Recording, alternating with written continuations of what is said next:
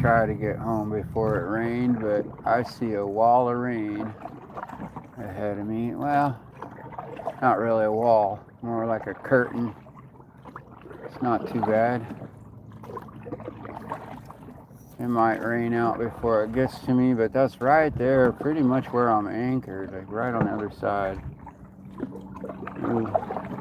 Oh, and there's a gator. Ooh! Y'all see that lightning?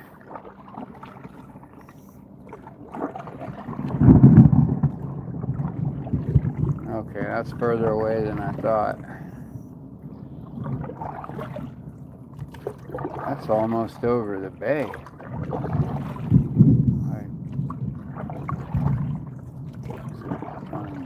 Cape Coral. That's out by the Cape. I gotta try to get back to my boat before it cuts loose. I wasn't gonna stream, I was just gonna paddle my ass off to get home, but whatever. Let's see. Frederick, are you new here? I don't recognize the name.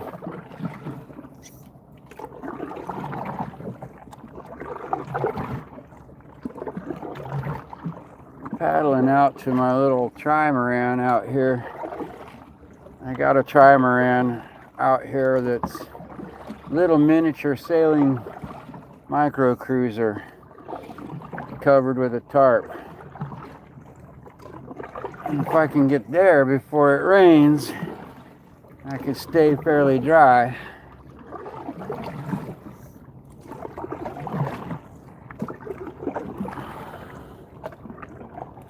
Hey, Susan. Welcome back. Well, okay. Sorry, I got a lot of people's names to come in, so I try to remember the regulars. It's still a fairly new channel too. I mean, all things considered.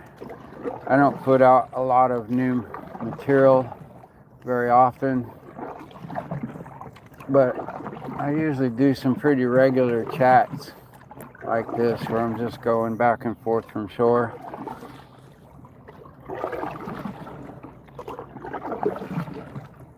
I like to stream the thunderstorms here this time of year.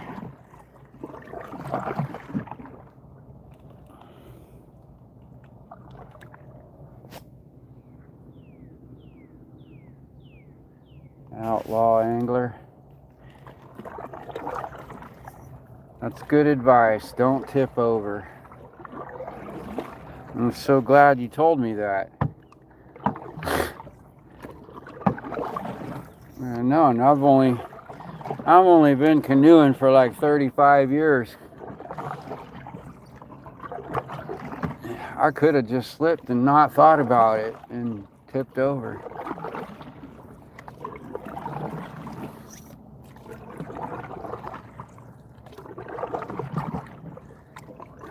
This canoe is actually pretty stable. I can tip quite a bit without it flipping over.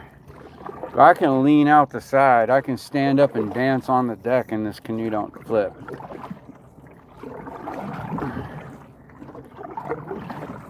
But that's probably because I got like 150 pounds of ballast in it right now.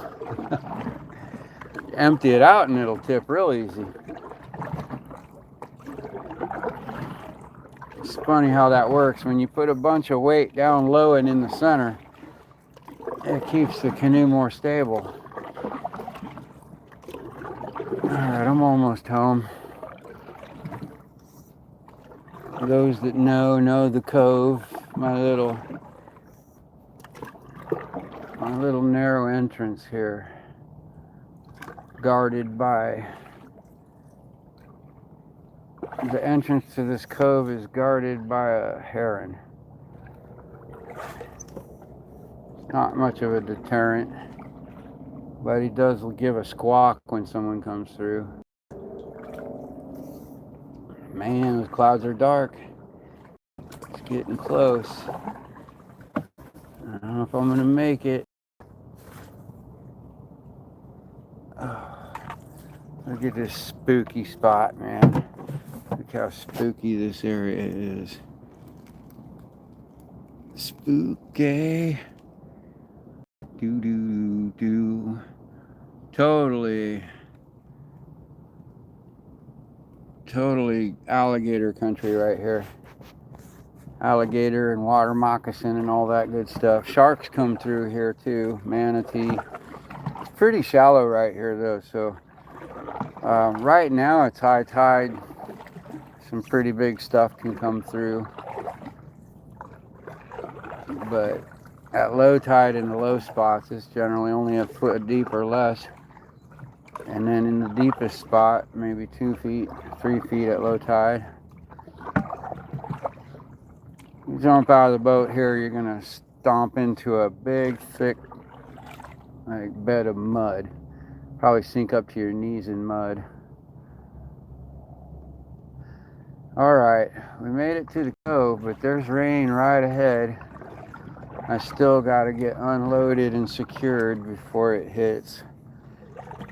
Hopefully. I came home from work early because I saw the forecast was creeping up. The dark clouds were creeping in.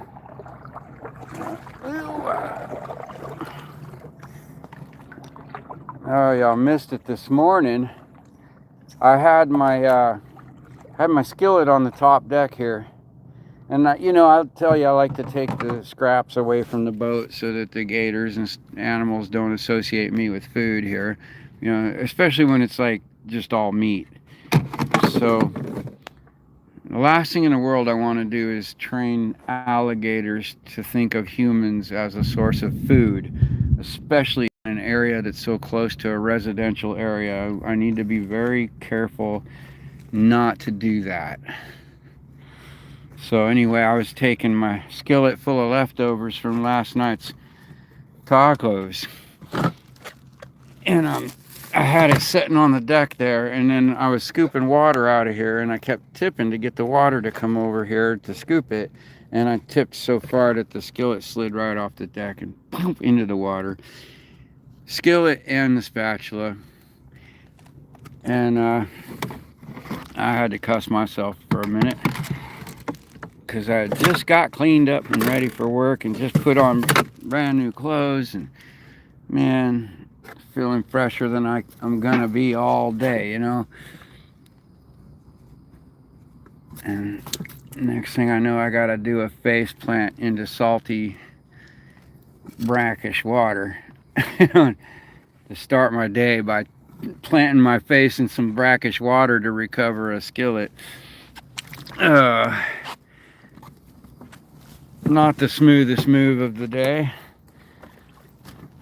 but I did recover the skillet and the spatula, so that's a good thing.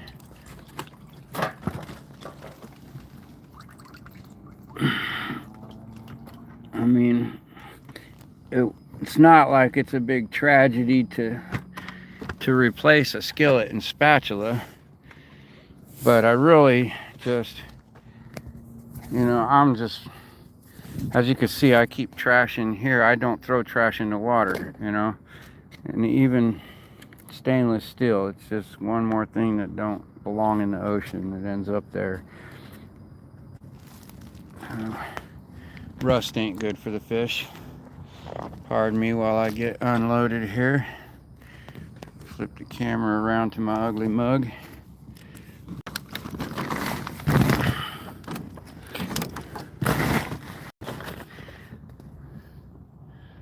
Whew.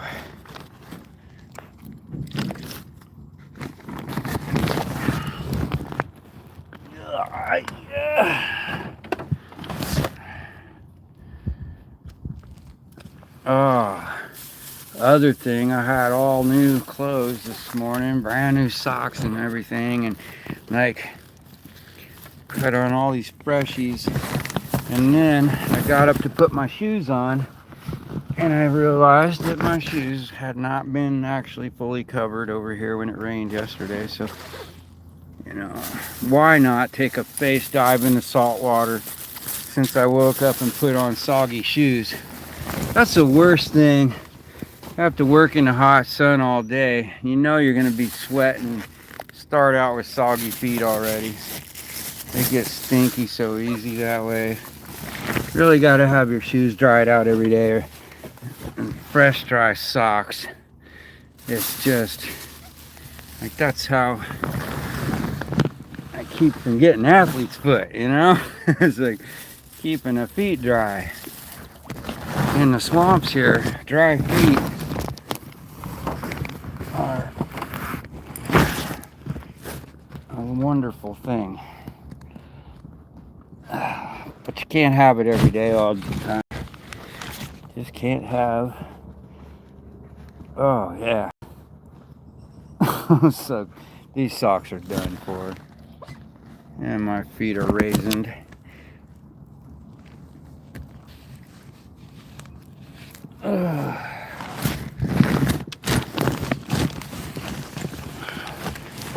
I'm under the dang tarp this time.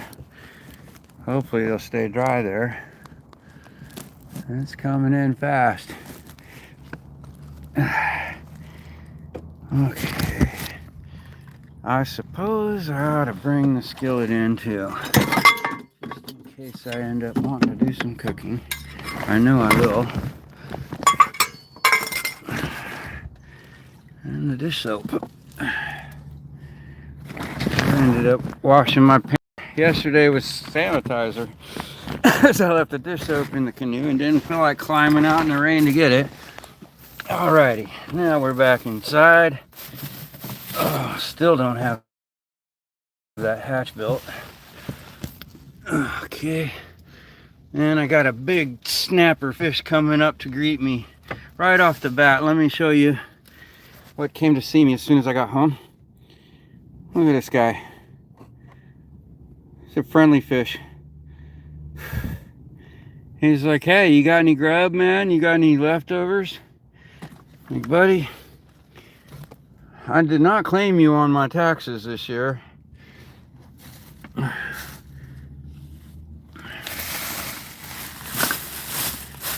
I don't feed him, but he's gotten used to me being here, and when I clean my skillet, he gets the scraps. I can't like pick and choose which fish get to eat the scraps, really. The best I can do is make sure there's no gators around when I toss my scraps. That is very important. I pretty much know they stick to that side of the cove now. Whew, man, it's hot in here. Get some breeze going. Hopefully get some air in here until it starts raining. That's a little better.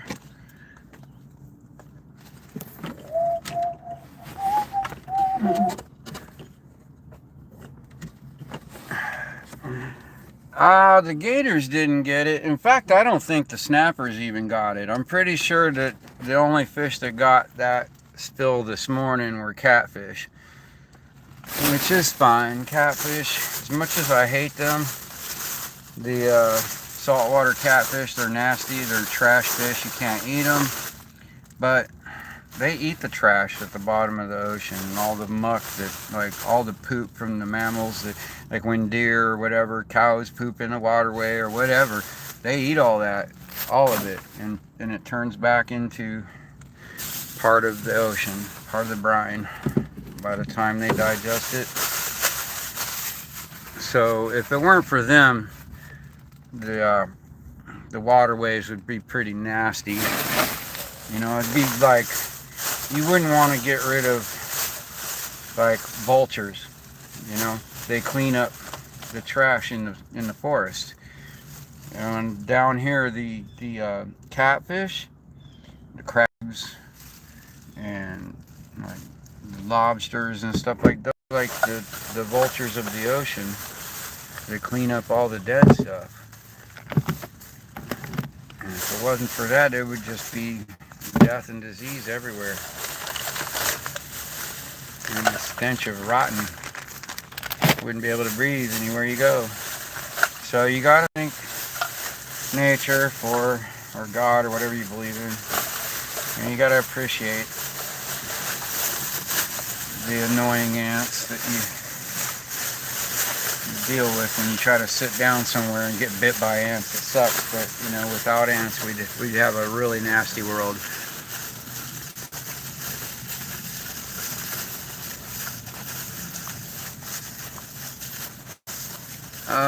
Yeah, vultures are getting pretty uncommon, but we still have a lot of buzzards. Like there's, you know, not necessarily condors, but there's all kinds of, oh, there's a lot of vultures around here actually. They're not like the bald-headed ones, but they are vultures. Buzzards, we call them turkey buzzards.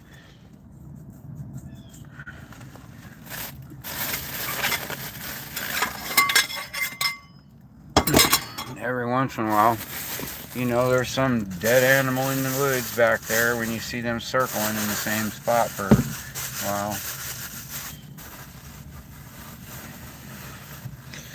while. Okay, got some more coffee for later. Vaccines given to farm animals are toxic to them. No, the canoe won't sink. I mean, it would take like at least 2 or 3 days of heavy rain to sink it. I've had it out there. I've had that canoe trailing behind my sailboat for years, and yeah, it rains, it fills up, but it doesn't sink. It just fills up, and I bail it back out.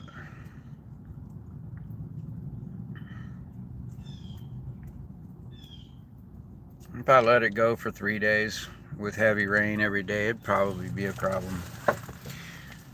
Oh man, it was good to have the dogs airing out.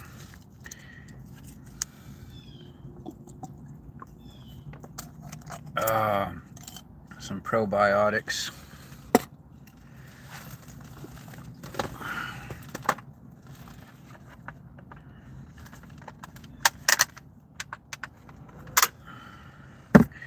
Get some air on my face.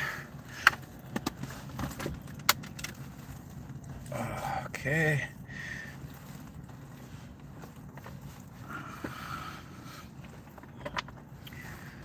Go ahead and use some of this solar power and charge some of this stuff up before it gets dark.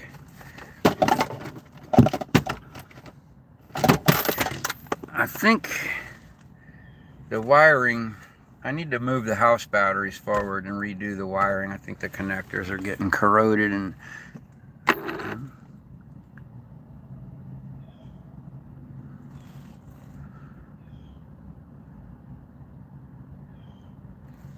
well, I just explained it clipping and dipping because it's just a pain in the butt. It gets more work to tarp that canoe up and waterproof it than it is to bail the water out.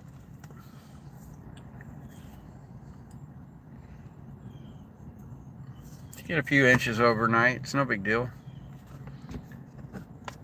But like getting in there and getting a tarp around the bow and then pulling it back to this side and getting it tight, you have to stuff stuff under it to make it arch. Because, okay, you just put a tarp over it, what's going to happen when it rains? The tarp sinks down in the middle and just makes a big puddle of water.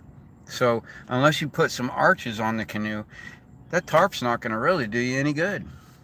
It's just going to make a pool of water that's all going to pour into the canoe when you try to pull the tarp off. So yeah, I could rain tight that tarp, and in fact I have some little ribs that I could put on it. I got those just for that, some graphite fiberglass. They're bendable, flexible poles, you know, so I can make like a canopy cover, like a raised wagon. But A couple of things wrong with that. It's a lot of work putting the tarp on and off. And also, the canoe just means it's going to catch more wind, create more drag. And if I'm in a windstorm and a heavy rain and some rain gets in the canoe, that keeps the canoe from flying around in the wind. Believe it or not, a light enough dinghy will end up flying like a kite behind you if the wind's strong enough. And I've seen people's inflatables with the motor and all on the back. They're in a sailboat with the inflatable dinghy behind it with a 15 horse motor, and they go into a storm, or they're anchored up in a safe cove. When a storm hits them, they're at anchor, and that freaking they look out back, and there's the dinghies flying above them from the lead, hanging from their cleat, and they can't pull it in. Like, there's nothing they can do but wait for the storm to stop and hope that it holds. And a lot of times they wake up the next day and the dinghy's upside down with the motor falling into the water off the bracket or whatever, just full of salt water. Yeah, if you know that it has enough positive flotation to fill with water and not sink, and there's a storm coming, a lot of times it's good to go ahead and put some water in it before the storm even hits. Just let it take some water, take the motor off the back, take the fuel and battery, anything like that out of it that might be toxic to the environment, and just put some water in it. Several times I've had where a hurricane was coming, and I would take my canoe up to near something really sturdy and chain it to that, like several different things, like maybe 3 different trees, chain them to them, and then fill it full of water right there on the shore. Tide, the storm surge comes in, it might be 20 feet higher than where that canoe is when that storm surge comes in, but as long as the storm surge going out doesn't pull the canoe away, it's fine. It's just sitting on the bottom, and when that storm tide goes away, I just come back and bail it out. Not in this boat. I wouldn't stay in this thing if there was a hurricane coming. It's just not sturdy enough for that. Give me a couple years to work on it, and I'll have it where it's sturdy enough to go through a hurricane. A couple years and a few more grand. Generator, grinder, bunch of fiberglass. Right now it's just barely, good enough to cruise.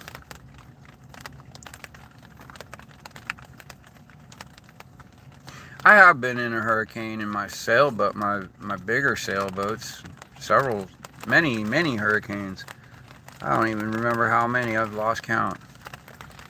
But, living year after year, how many hurricanes hit Florida in a year? I went through all of them. It's very seldom I've actually bugged out of the sailboat, but then I got to consider most times I was on a really sturdy sailboat during those storms. So it really depends on what the boat can handle and how big of a storm you got coming and where exactly you are and what your surroundings are. There's a lot to take into consideration before you decide whether you're going to stick it out or bug it out.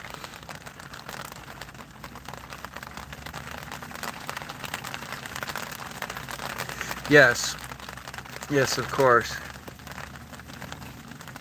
I mean, every city around Florida has emergency storm shelters for people that don't have a place they can stay in.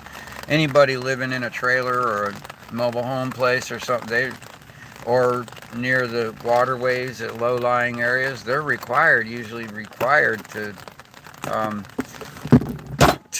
evacuate.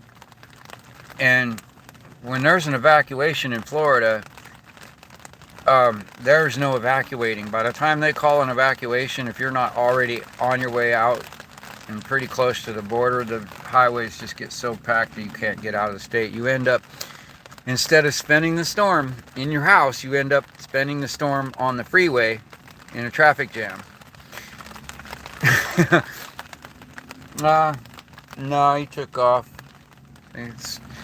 He comes around if I don't throw him something. He knows, it's like, well, I think he's getting used to like the sound of my pots and pans when I bang the skillet to the spatula, you know, because I'm scraping it.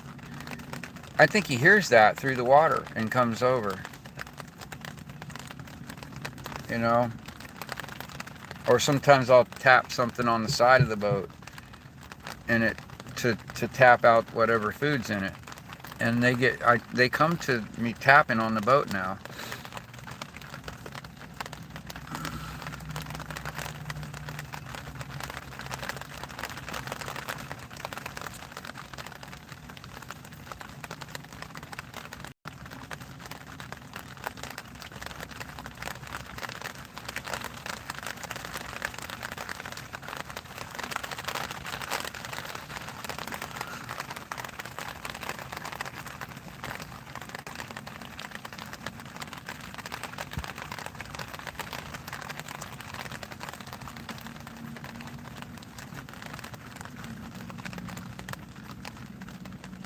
When I see a broke, I don't even understand your question. 48 bolt. Yeah, he's talking some nonsense, man.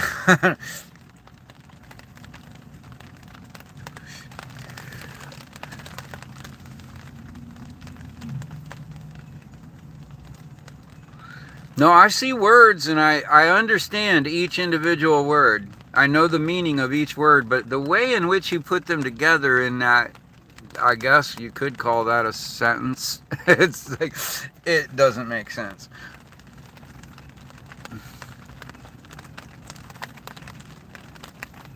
Oh, are you smoking meth or crack?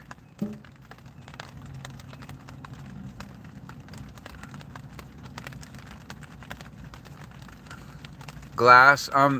When you say you're smoking glass, I'm assuming that you're talking about shards, which is a reference to meth.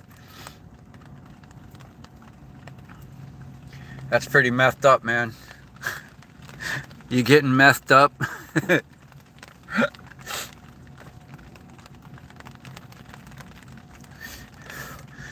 Freaking meth heads, man. I got some friends that were pretty hooked on meth, but you know, like, they're hard to cope with, man. Never saw somebody work so hard, so long, so much, and not get anything done. Like,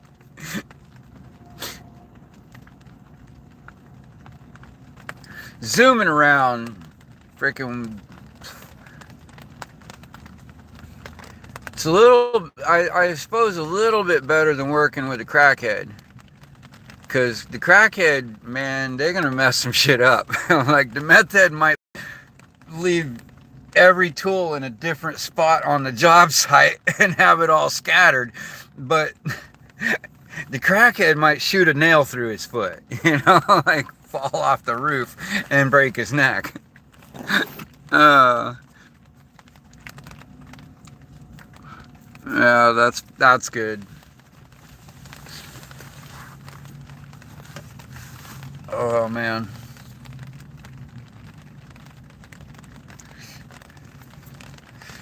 That's the problem with working with people that are high on meth is they think they're getting a lot done, but they're pretty much just running around like a chicken with their head cut off with no proper direction. Getting, yeah, I should do a hotline. Call me up if you want somebody to talk you into not doing the shit. But if you're already doing it, it's too late. I can't help you. You're already fucked up. uh,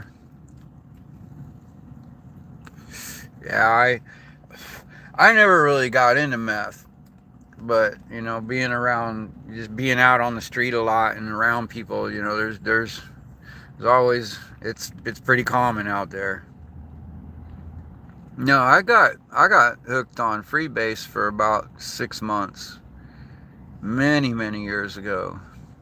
I was like fucking in my late 20s.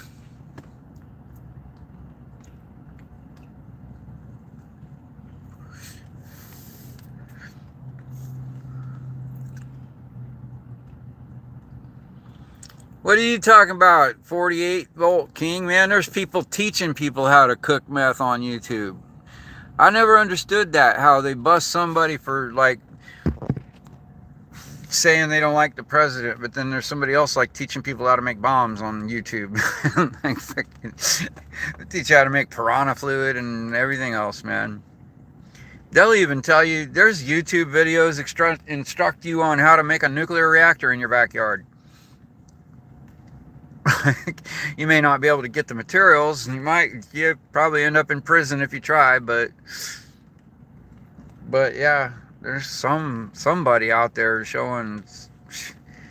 Goddamn, I never got interested. I learned to do a little bit of backwoods chemistry, but nothing involved with drugs. It was, I knew myself. I know if I learned how to cook meth, I'd be in prison. Like,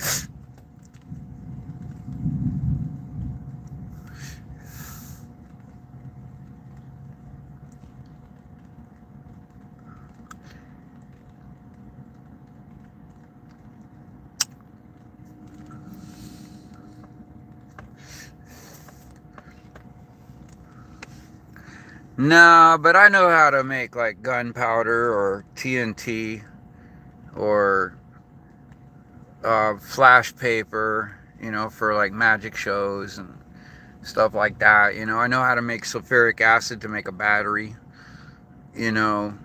um, just practical stuff, like if the system collapsed and you needed to,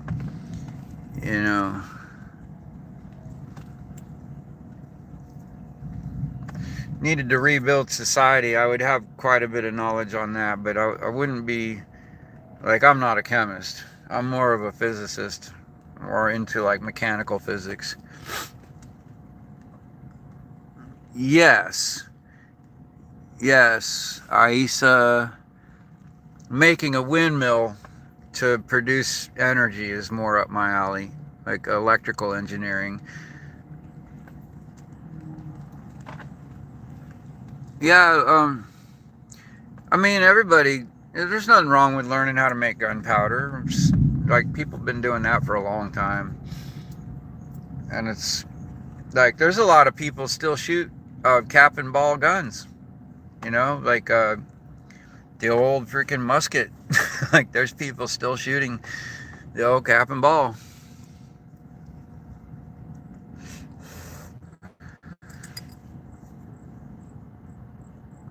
Not here. Yeah, well, exactly. Gunpowder, it's not only cheap to buy it, but you're going to get a better quality, I mean, it's a lot of work to make gunpowder at a high quality that's going to actually work for you to shoot a rifle. And like, it's very involved if you want anything that's any kind of quality for shooting, so it's way easier just to go buy it, for sure. But like, I like learning things that you can do if the system collapses and there is nowhere to go buy it, What are you going to do with an AR if there's no ammo? I'm of the opinion, if you want a good survival, like for a weapon for a full system collapse, total collapse, the ideal weapon would be a 22 long rifle with a silencer or a suppressor. A good maybe 14-inch barrel with the full-length suppressor, because subsonic rounds, you can carry pocketfuls of them, super quiet, super lightweight, and it's really easy to find more ammo. Very super cheap, lightweight. And look, if you're out there and it's a full system collapse, you're not trying to engage people. You're not trying to go to war. You're just trying to hunt at close range, Where is my mouth? Don't worry about my mouth is on your mama's booty. And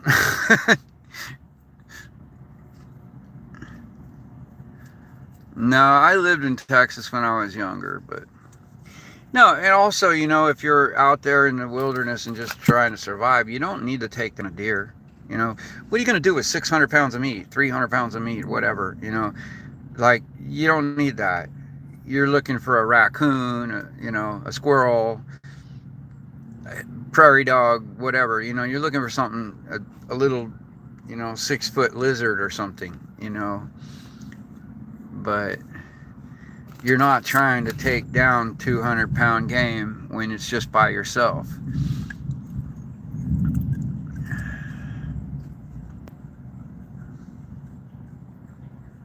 I wouldn't say that, Clippin. I'm not going to say that because this dude's name's Mike. I ain't putting my mouth on any dude. I don't swing that way.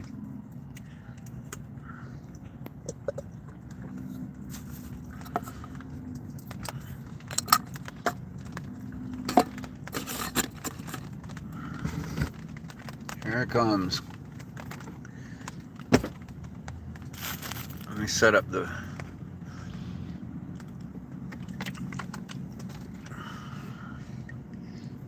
my little phone stand here.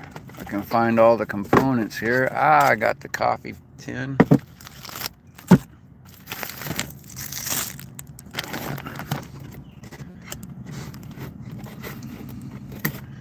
We're getting close to that time. Funniest thing I did in school. Wow, I'd have to think about that for... Oh!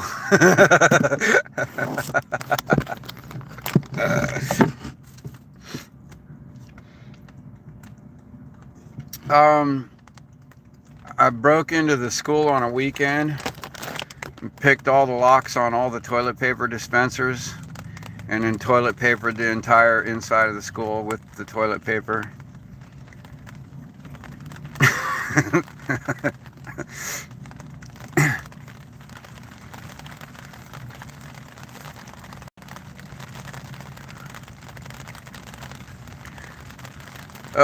Mike, you need to get over your ego and stop telling me what to do with my face and my beard. It doesn't matter. Like, it's not your business. I'm not here to please you aesthetically. And if you don't like it, get the fuck over it. Like, quit telling me about my face and my beard. It's none of your fucking business. I don't kiss you. So leave it the fuck alone. Like,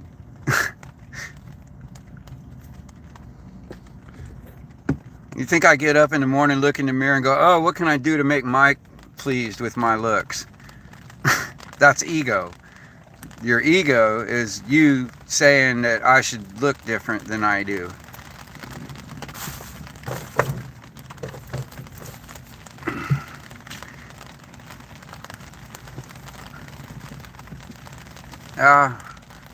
Makes you think I'm getting mad. I ain't got mad. I'm just letting him know that if he can't freaking get over that and move on to a new subject, that I'll just block him. I don't have to get mad to tell you you're getting annoying. Yeah, so I do that. I raise my voice. That's how I express myself. That's how I express that you're being a shithead. Okay, Aisa from the Philippines, welcome here. Got a ways away from home. Yeah.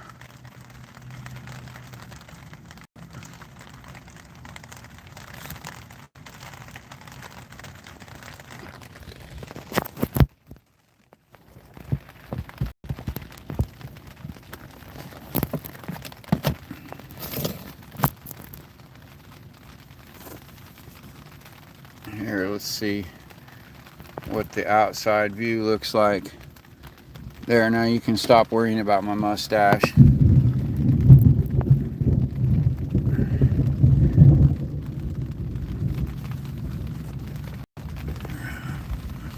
That is rain and thunder and lightning. It's bound to get a little bit rough here before too long.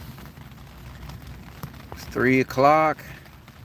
I have not visited the Philippines. That would be cool. I would like to. One of these days would be cool to visit the Philippines.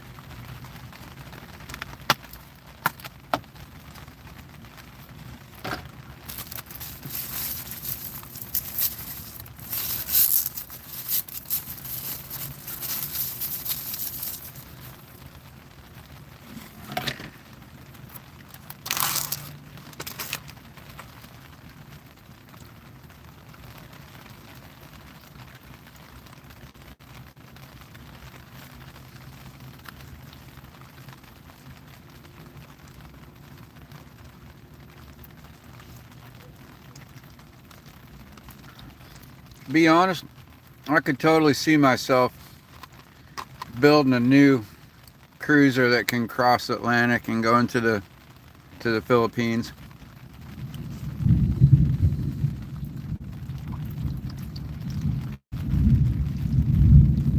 I've just sailed around Florida, and I've gone like from Biscayne to the Bahamas.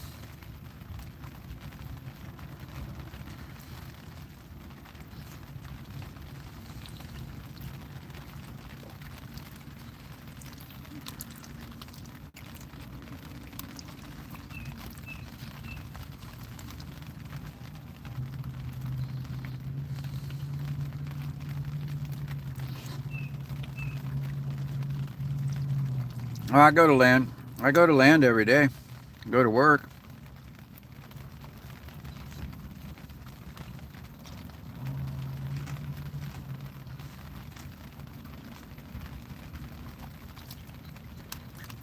Sid drawing doodles. You better learn how to stop making assumptions and stop being a dickhead, or I'm gonna boot you.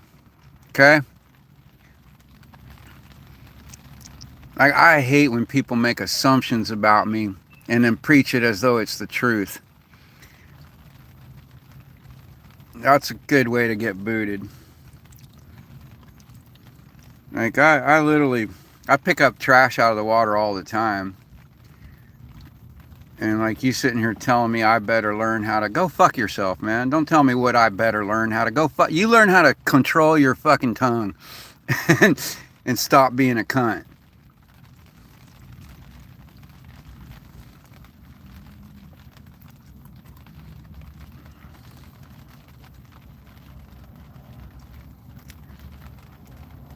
Okay, well, you can leave then. I guess Sid doesn't know how to freaking be civil. I only posted one rule in this chat. Be kind. That's it. One fucking rule, and you couldn't figure that one out. Goodbye.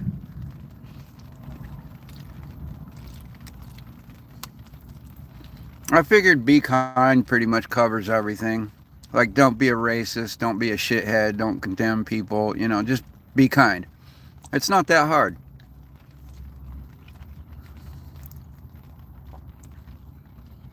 Yeah, I find I get along better with a lot of times with people from other countries because Americans tend to have their heads up their ass and just be so fucking brainwashed.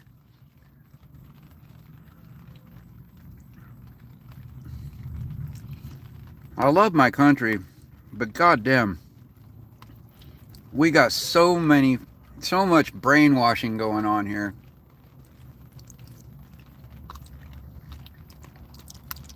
Everybody here's caught up in this, like, fucking ego kick.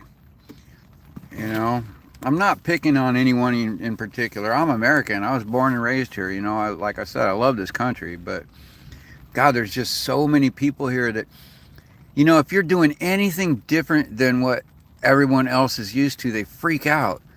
Like everybody talks about, you know, they talk about freedom and dream of freedom, and they see somebody living free and they freak the fuck out. It scares the shit out of them. You know, it's like, I don't know what it is, but like there's so many people take one look at my life and without even freaking looking at the backstory or anything, they just, oh, you homeless crackhead, you know? And that's their fucking American brainwashed ego. is that it just never occurred to them that somebody out there just might not want to live in a house like they do. You know? It's really sad. But when you meet, I see people from other countries see what I'm doing and are like, oh, that's cool. Like, just, I don't know, man. They might ask questions rather than making assumptions. It's like, I don't know, like that lady at the park that I tell you, like, likes to do a lot of gossiping, you know. She can't even give a compliment without it being a backhanded insult. You know, like the other day, she's like, you're a good looking man, man. Why don't you shave that beard? What are you hiding from? And like, man, I wanted to tell her to go fuck herself, you know? It's like, why can't you just say you're a good looking man and leave it the fuck at that? You know?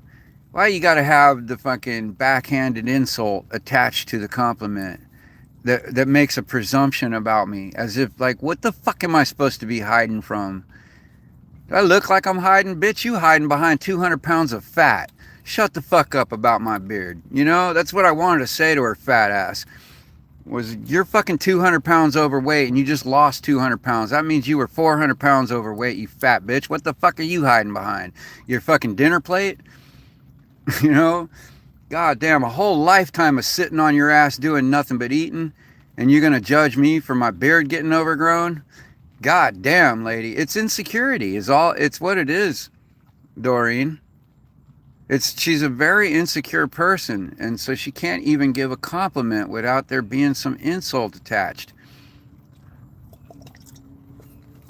Everything she says, every time she asks me a question, it has this built-in assumption built into the question that's not true. And I can't even answer the question because I'm sitting there brain glitching at the untrue statement in the question that I gotta explain to the fucking cunt the reality of the situation before I can even answer the question. It's like, God damn, I hate those kind of people. Like, they're so fucking fake with themselves that they can't see you for what you are. All they can do is, like, they see a facade of what they dream is what they're seeing. And the saddest part is that it all comes from her own insecurity of, she's just trying to divert people's attention from realizing what a fuck up she is.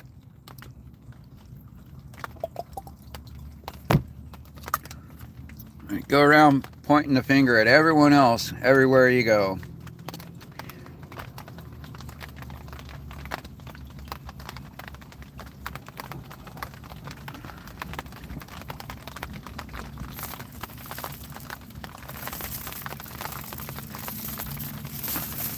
You know, it's always self-loathing at the heart of it all. If somebody has convinced that person that if people knew who she really was, she couldn't be loved. And so they put on this facade and pretend to be something they're not. And then they fight tooth and nail and attack anyone who sees through that facade because they see that as a threat to their existence. Right. Exactly, Shalimar. Exactly. Everyone... anytime someone shows you hate that doesn't even know you, it's always a reflection of how they see the world.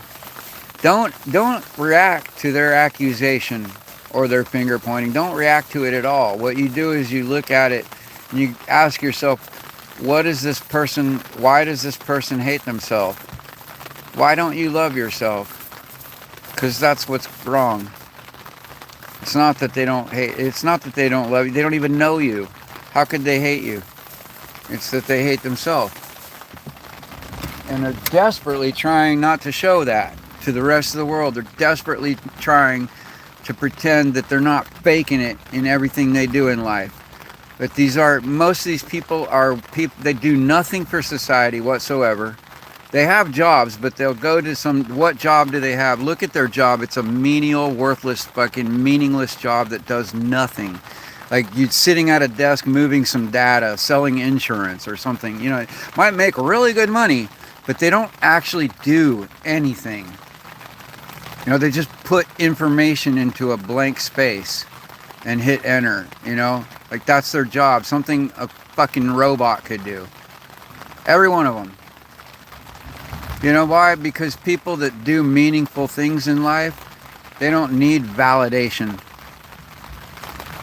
They get it all the time when people see the work they've done.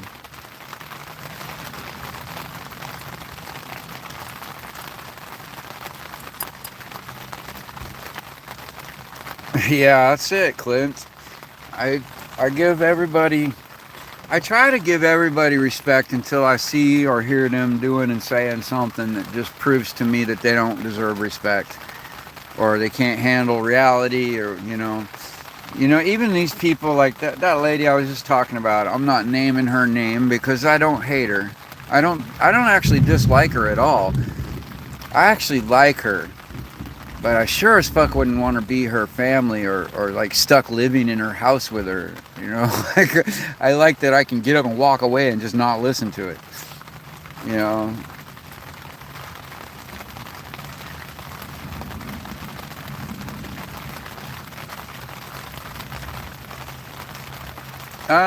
I have not seen any crocodiles in here, but I see alligators in here all the time.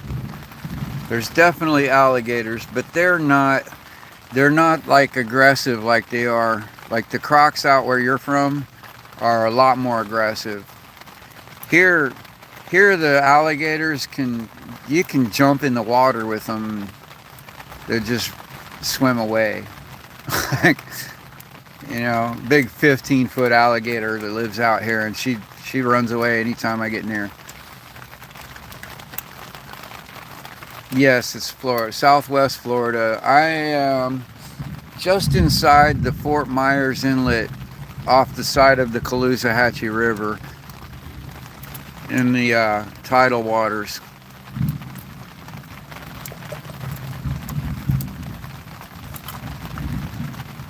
Now we have crocodiles further south. Like, the only time I saw crocodiles was down South Biscayne Bay and down around the Keys there, like the east side of Key Largo, and from there all the way to Marco Island up the Everglades. There's crocodiles in that area.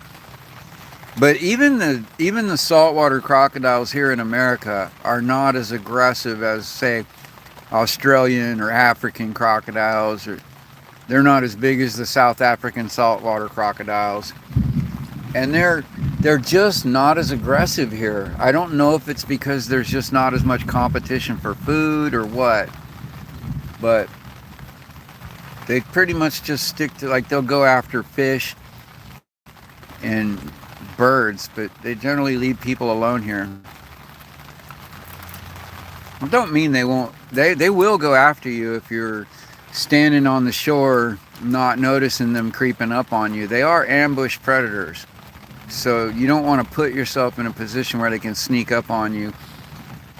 Like where I'm sitting now, I'm too low to the water for them to sneak up on me and get their teeth on me.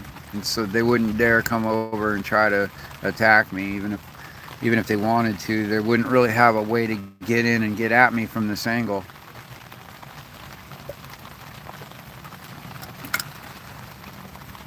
Like, the gunnels on this canoe are over 2 feet high. So, like, okay, the canoe next to me, the one I'm in, sits a good 4 inches lower in the water and another 6 inches higher on the rails. And so a gator would have to get up and over. When I'm laying down in here, I'm too low for them to even bite at. It's really all about understanding how they bite, how they attack, and how they come at you.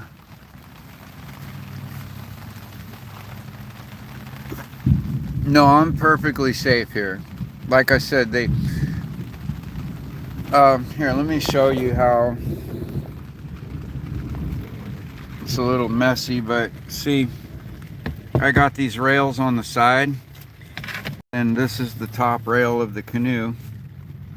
And I got my mosquito netting here. It's hard to see, but just so you can see how deep this canoe is from the water line. Like I'm way down here. That doesn't really see the angle. Let me, like when I lay down in my bed, I'll show you. Okay, my head's at rail level and I'm not even laying down. I'm sitting up like this is watching TV position. They can't bite me from this position. See, they'd have to come upward at an angle like this, which would put the bottom of his jaw exposed to me and my knife. And he would not put himself in a position of that much exposure in order to try to get at me, because he'd make himself vulnerable. So when I sleep, I'm even lower down here, like way down here. You know, just so you see, I'm perfectly safe in here. And the only access here, let me flip the camera. See the outer nacelles? He could climb up on that and then get up onto the deck up front there, but he still can't get through there across this gap to where I'm at here. So I mean, it wouldn't get him anywhere. Like, okay, see how I'm dangling my hand over the water? I would not do this at night if I couldn't see the water, what's in it. Like, just be like dangling your feet in the water. That's a good way to get snatched over.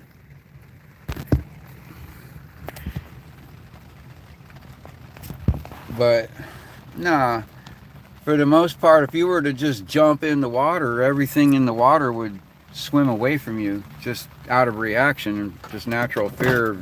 They don't know what's happening until they check it out, so they just swim away right away.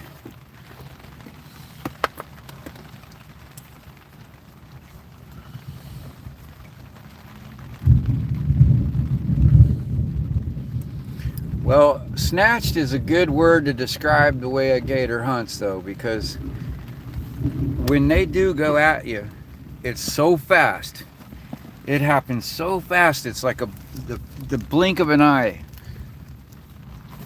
You're sitting there, and I've seen it. I've seen this bird in a nest just above the water, kind of struggling, and fell out of the nest. And before it hit the water, a gator jumped up, and there was just a splash. You didn't actually see the gator. You saw the bird. I saw it fall from the branch, but it never hit the water. I saw the water splash upward, and then a few puffs of feathers and a swirl of water, and it was that fast. It was just splash, gone. Just a puff of feathers, and didn't even see the alligator.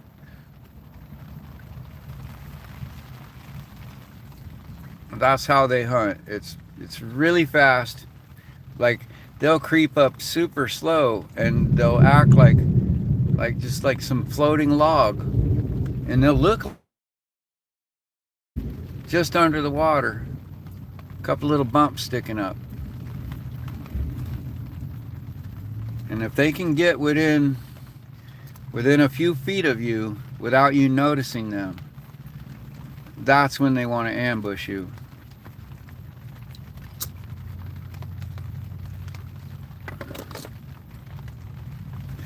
And it is so fast when they strike. It's so fast that there's really no other word for it. Like, I don't know a better word for it than snatched. Because that's what they, yeah.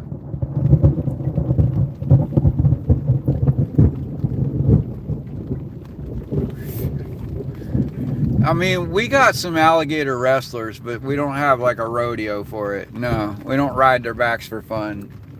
There's some people that jump out of an airboat onto a gator's back and wrap them up real quick, but I ain't that guy. You want to see that shit? What's his name? What is the gator? Dang, I can't think of his name now. The YouTube channel. There's a guy that lives down in the Everglades that freaking. I used to watch his channel a little bit. He's got some Everglades alligator. I can't think of his name now. Every time I go to send you to it, give you a reference, I forget the name of the channel. It's that freaking short-term memory loss problem.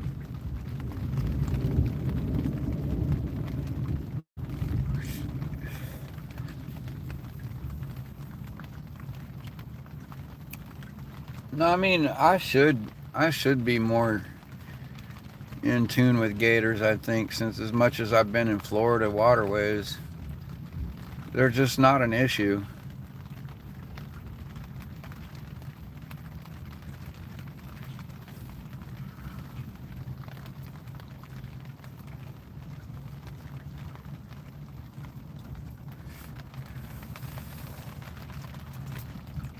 As long as nobody in the area is feeding them.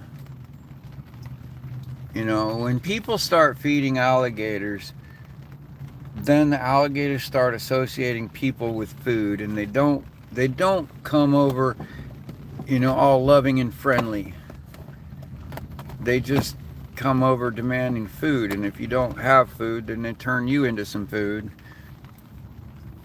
And it's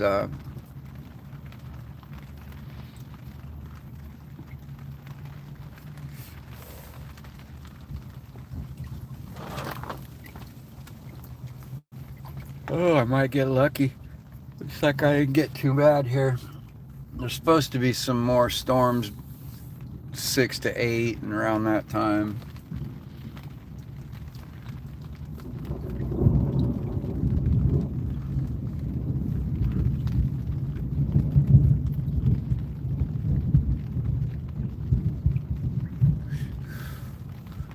I have not been bothered by a snake since I've been in this boat. I have one that lives next door to me here. There's a big black snake in the woods just to the right of me. And I'm pretty much right up against the bushes where he lives. And it creeped me out for a while because I kept hearing something rustling around in the bush every day. And I couldn't figure out what it was. I'm like, nah, it doesn't sound like an alligator. I mean, it's not an alligator, not big enough to be an alligator. And it's not on the ground and it's too high up in the branches. Thinking, well, it's not chittering like a raccoon would.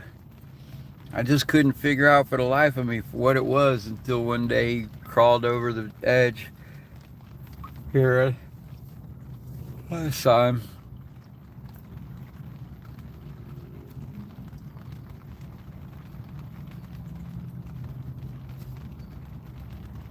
Lieutenant Dan.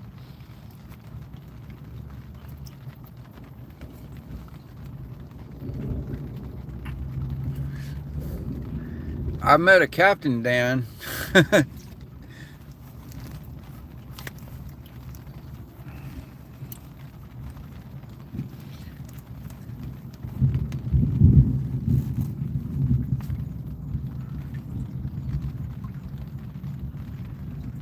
Ooh.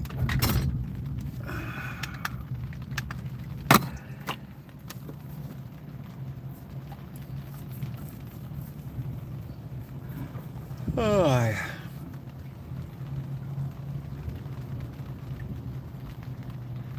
no, no, I'm not scared of snakes. Clipping and dipping. I've never been afraid of snakes.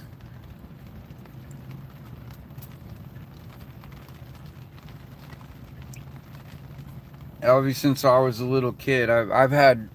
When I was little, I was like 8 years old, sitting in a baseball field by myself, just chilling, and a freaking copperhead crawled up in my lap, and I picked it up and I carried it around. I played with it, showed it to my friends, and I kept it overnight in a shoebox and never got bit.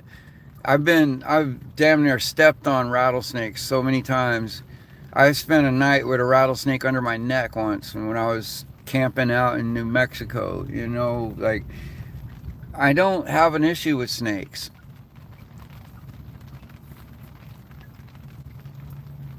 I think I don't know. I have a better understanding of snakes than most people. People really, snakes are really misunderstood. They're actually one of the most gentle creatures out there.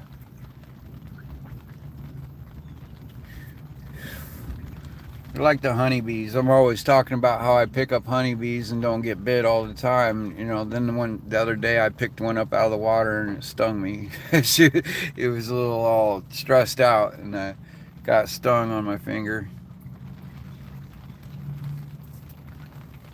Uh, but yeah, for the most part, they don't want to sting you as long as you're being gentle with them.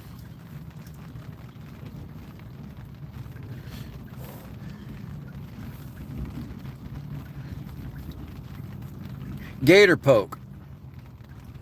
You guys check out a channel on YouTube called Gator Poke and tell them I sent you. He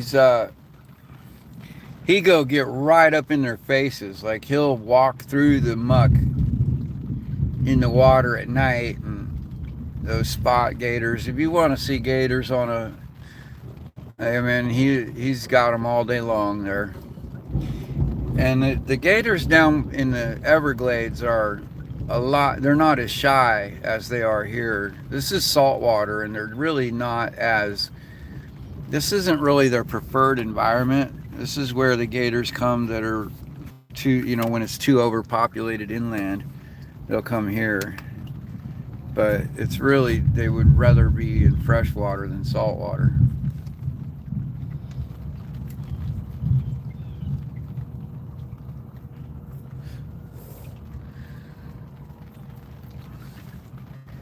He's a Christian dude, though. I mean, if you can put up with the preaching, he doesn't do a lot of preaching, though. Like he does, like kind of like Josh Fowler. Well, he'll like say a prayer before his meal, you know, and he'll say, you know, I thank God for this and that or whatever. But I don't, you know, he's teaching people about nature and the stuff he's teaching you about gators. It's real good. It's good knowledge, man. He's got a lot of experience with them.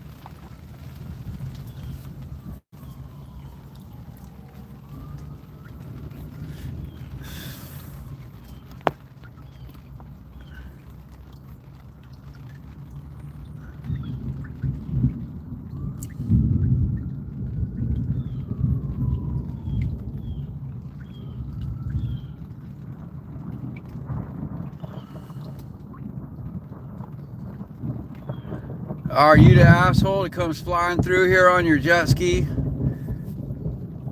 Yeah, you come and sink my craft and I'll feed you to the alligators, buddy.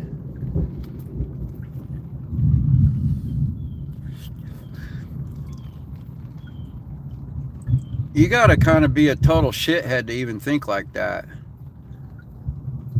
I'll put a hole in your head, motherfucker, while you're talking shit. You can sink my boat, I'll build another one, but you ain't gonna build another hole in your, you're gonna fill the hole in your head. Our water? Fuck you. Come take me off the water, you shithead. Go sip some bleach.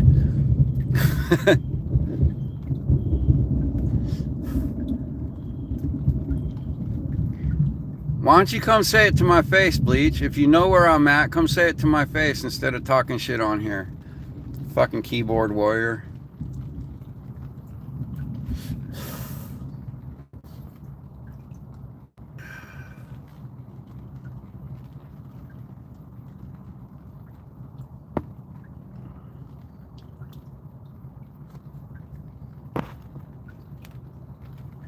Well, I'm going to call the sheriff on you because you just threatened an act of piracy, dickhead. You know piracy is an international crime?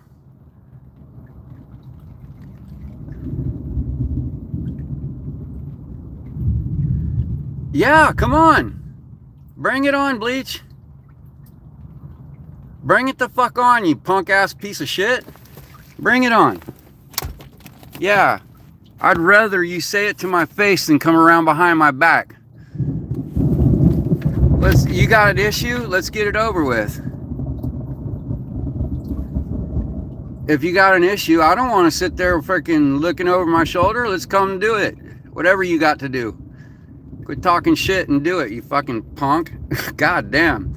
What a piece of shit. Get a life, man.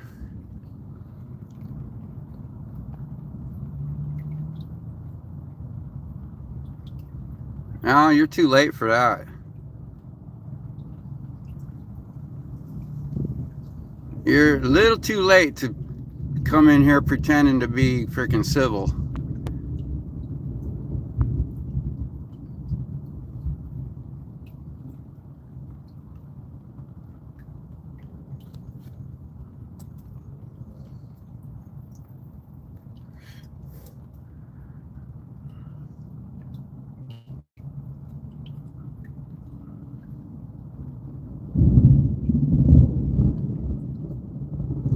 Oh, so you're scared to come here by yourself?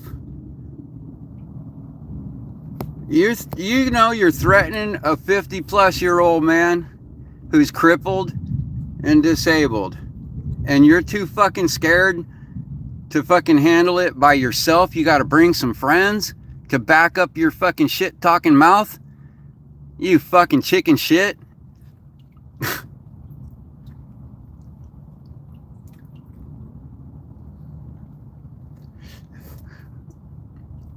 Oh, the only reason you're still here is because I'm still reporting you.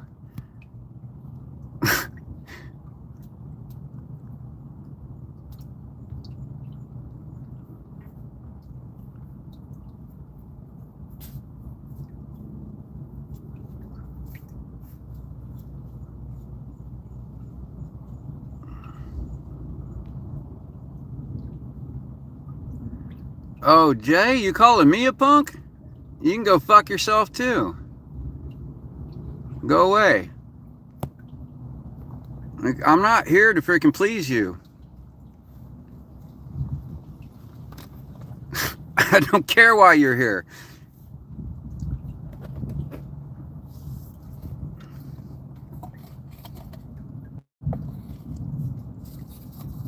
No, you're just here to threaten me and talk shit.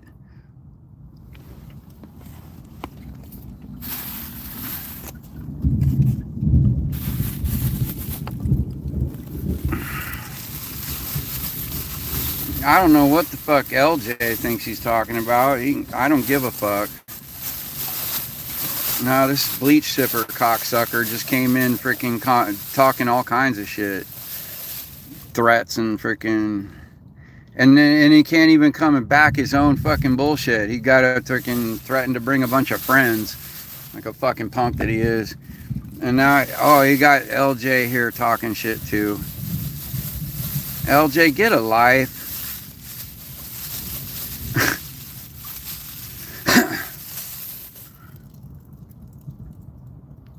Here, you know what? You can go away.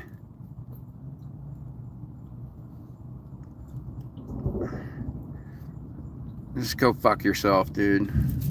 You can go away too. I'm done talking to you. You know, fucking dick sucker. No offense to any homos out there that actually do like to suck dick. I'm not hating on you. I don't judge you. I'm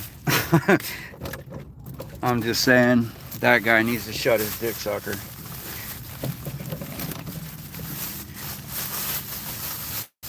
Hey Sawyer, welcome here. Nah, I didn't get, man, there is nobody coming into this chat that's important enough for me to get mad. Like, I'm just expressing how I feel about their stupid comments, you know? Yeah. It's just a fucking another troll. If I was gonna actually really get my... Just because I raise my voice don't mean my blood pressure's going up. You know? Now, the fucker shows up out here talking, like, actually trying to sink my boat like he's talking, then you'd probably see my blood pressure go up because I know I'm going to go to jail. You know, I don't like going to jail. But I catch somebody fucking with my boat, I will go to jail because they're gonna go to the hospital, and I'm not gonna run away. And it would get ugly. It would get really ugly.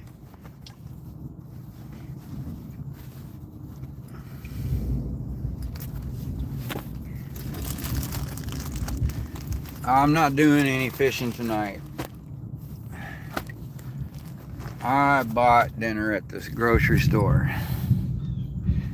I'm just here spotting gators. Trying to catch alligators on film without feeding them. Just kind of blending into the environment. You know how if you want to go spotting some monkeys or something, or some wild animal, you want to go and get them on film.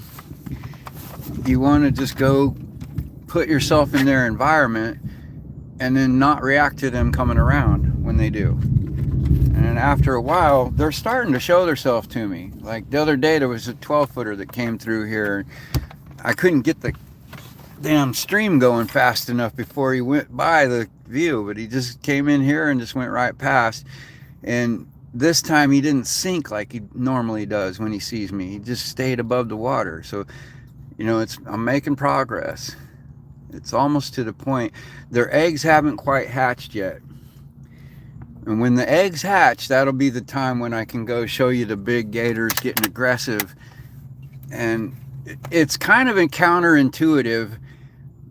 Okay, it's going to sound crazy, but the reason that it's safer for me to catch them on camera when they have their little nursery is because they're more aggressive. And they're very vocal when they have their babies to protect in their little nursery area, and you approach that area, they'll hear you before you see them. They'll know you're there, and they'll give you a warning that lets you know they're there. And boy, let me tell you what, the warning they give is a blood-curdling roar. It's something to behold.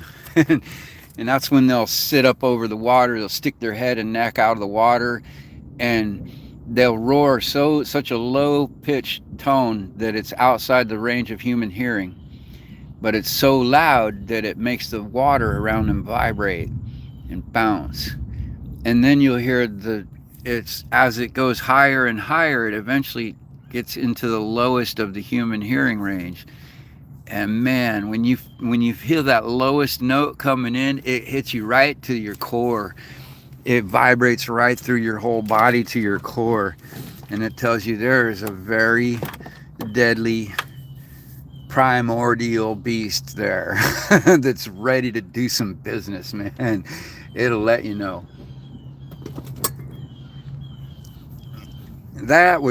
That's something you don't see on camera a lot, so I think it would be cool to catch that. And I'm very close to the time of year, and I'm also the cove in the back. It's about a quarter mile, maybe half a mile back to the north of me.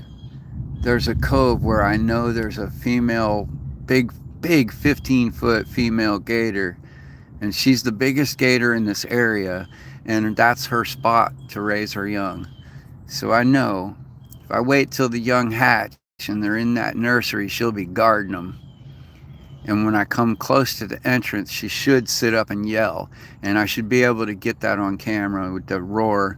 And it'd be cool to catch that. I'm not promising, but that's kind of one of my goals in this cove, in this little area before I leave this area. And Ceylon, I'd like to catch that, the little nursery cove roar. You know, defending their babies roar. Like I said, it's something to behold.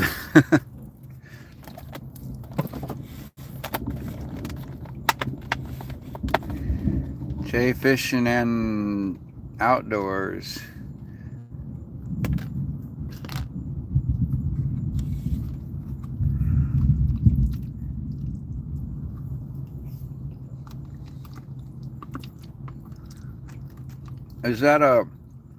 You've been here before? Fishing and outdoors? That looks like a familiar ID. And welcome back, Dorcas. Susan, Salty Nana. I don't know if I said hi, Salty.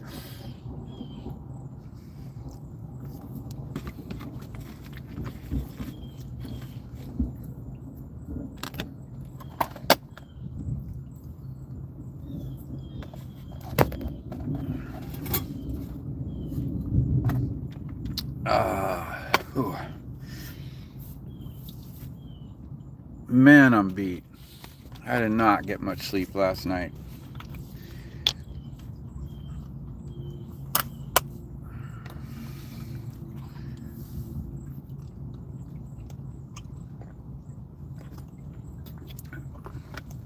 And I got up early this morning.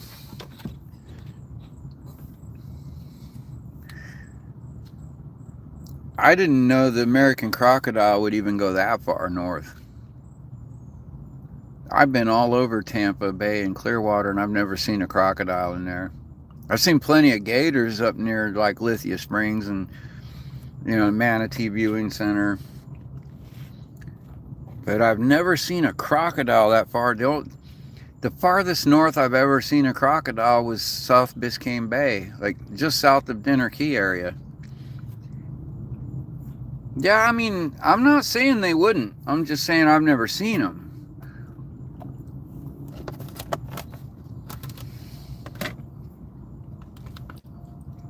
But then, I've been told by the experts that an alligator never goes out into the ocean. And that's absolutely not true.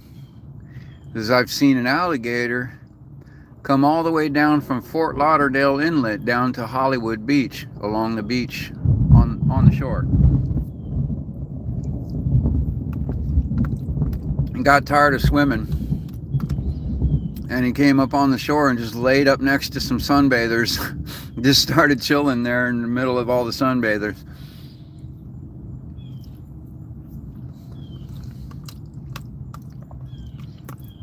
Cooling system's doing good, but my batteries, my wire connections are... I realized the other day when I went to charge my phone wasn't charging. That was on the main house batteries, and I hadn't been using the cooling system all day. So it tells me that it's not taking a charge, and it's a new battery. So I'm pretty sure it's just the wires, or I gotta clean the wire ends off and get a good connection, and it'll come back up.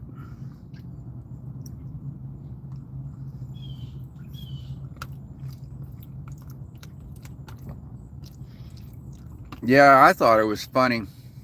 So I thought it was funny because of the people, the way they reacted, man. You'd think these people had never seen an alligator before. They just freaked out. The whole beach cleared. And then the Hollywood police came and were chasing that alligator for like 4 hours. It was funny as shit. They kept trying to chase it down like they were gonna lasso it, and the thing just kept running back into the water to get away and then come back up on shore like 100 yards down. And they were chasing it all the way from Hollywood to Hollandale Beach. All right, just leave them alone. Get some FWC guys over here. Get some, I went over there and I told the cop, I was like, dude, you guys get me a rope and a string with some raw chicken and a roll of tape, and I'll have that alligator in 10 minutes.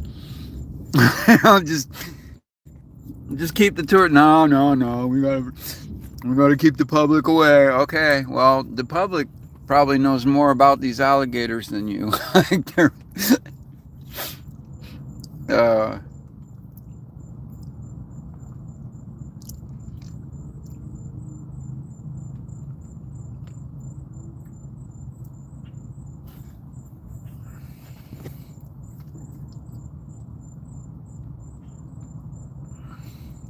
Yeah, I didn't put any dielectric grease on these wire connections, and they've been there for 2 years, and they've been salted a few times, rained on. Yeah, it's not exactly the driest spot.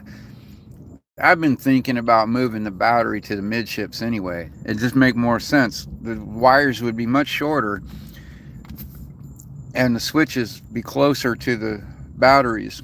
You know, all the control panel and everything would be closer to the batteries, less wire length. Um, yeah, it just would give me a lot of advantages. Balancing the weight too, just give me an excuse to move the battery. I'll clean it. I'll clean the connections when I move it forward. Oh, I saw a lot of. The last time I was in Tampa, there was a lot of bull sharks attacking people.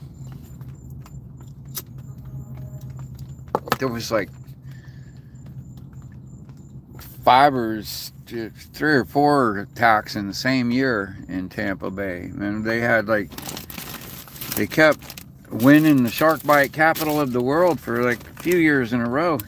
Kept going back and forth between Tampa Bay and Sydney, Australia.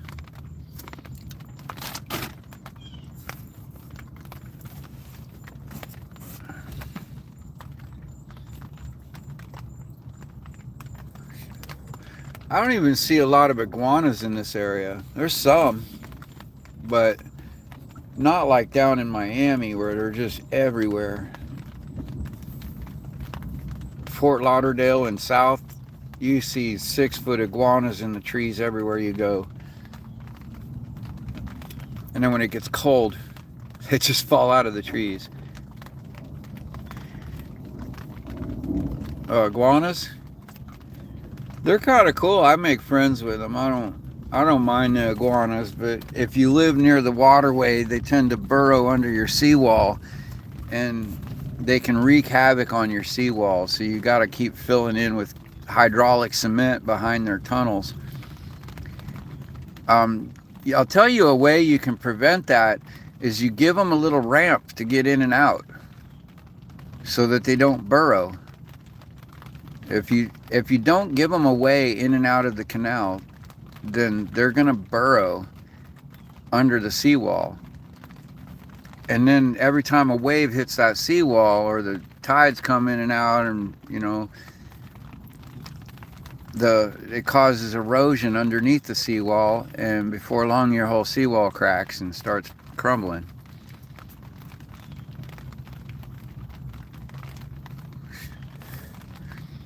Yeah, just use some of that lightweight hydraulic cement, or any hydraulic cement. You pour it in and it sets up underwater, so it doesn't hurt the environment. If a little bit of it gets in the waterway, it's no biggie. It just turns hard underwater, and it'll seal. You know, you can fill in those holes and keep them from digging them back out so easy. But what did I miss?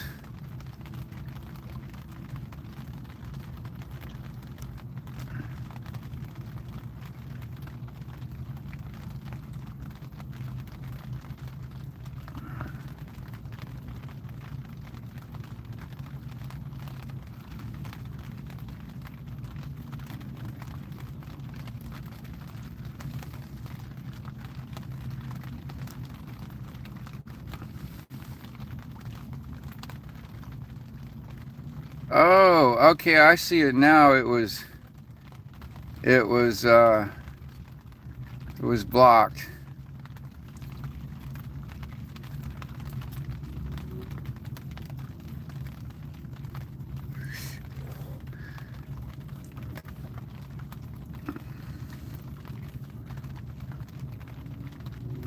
Some more keyboard warriors.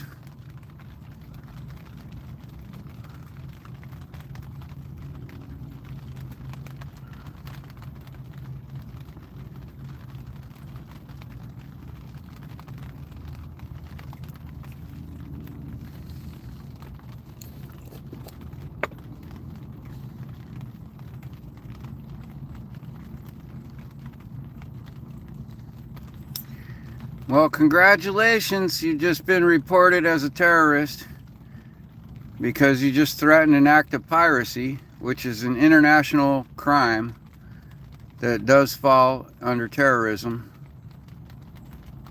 So enjoy the investigation you put yourself into. There, you just got you can have freaking NSA and FBI checking up everything about you.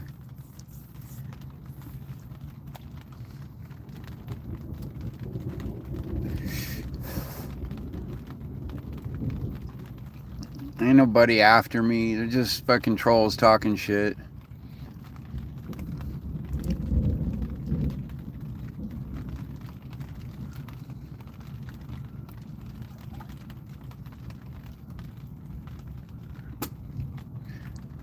But yeah, I got no problem. If somebody wants to put a hole in my boat, I'll put a hole in their head and fucking talk to the judge. I don't even care. Like, it wouldn't be the first time I've been to jail.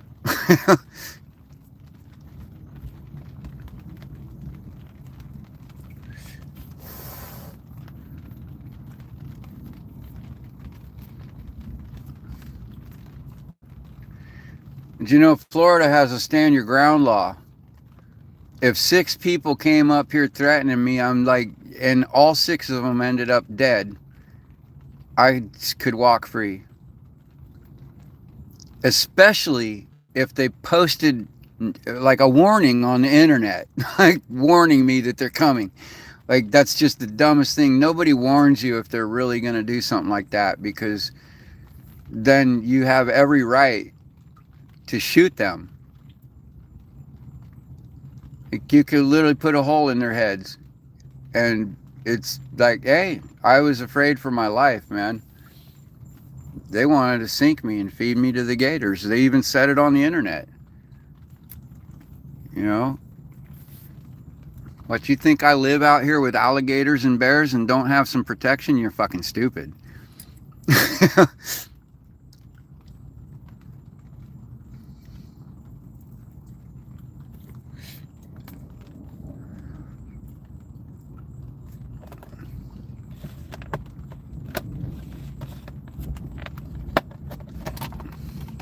You know, as a matter of fact, I was just listening to the Florida sheriff talking about how you're allowed to shoot somebody here in Florida.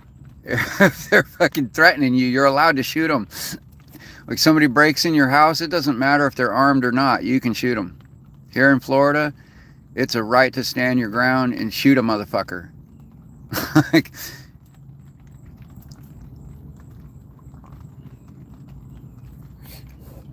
and if you come with 6 motherfuckers, that just gives me more right to shoot a motherfucker.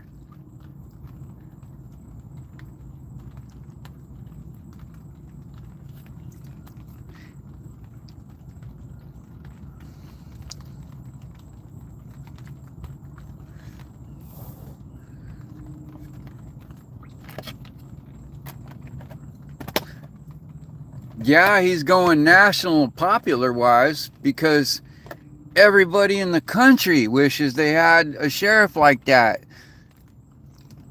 You know, as much as I freaking can't stand Ron DeSantis, I gotta admit he's got a few things right, and I'm you know,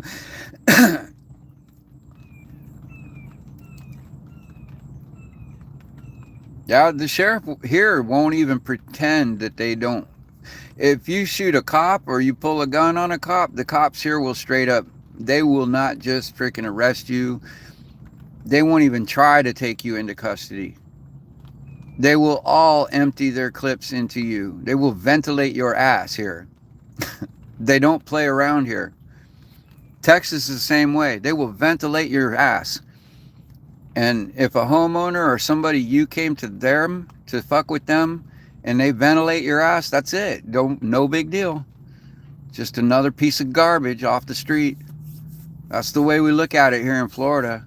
You want to bring your fucking shit to my fucking boat and I'll just freaking, that's easy to freaking clean up. You know, it's way easier to clean up when the gators pick off the, you know, the crabs pick the meat and and nobody here cares about your perceived rights when you come starting shit with people. Yeah, that's what he's. Well, no, he said we don't need more bullets. We got plenty of bullets. He invites people. He said, "Come on, if you want to come to Florida and try that stupid shit, you're gonna find out."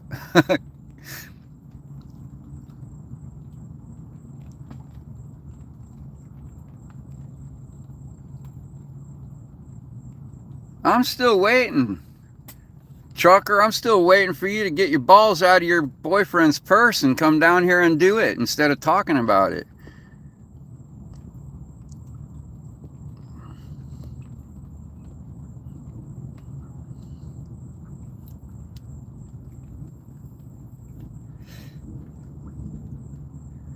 A boat, 9mm, absolutely. A boat has actually more rights than a home.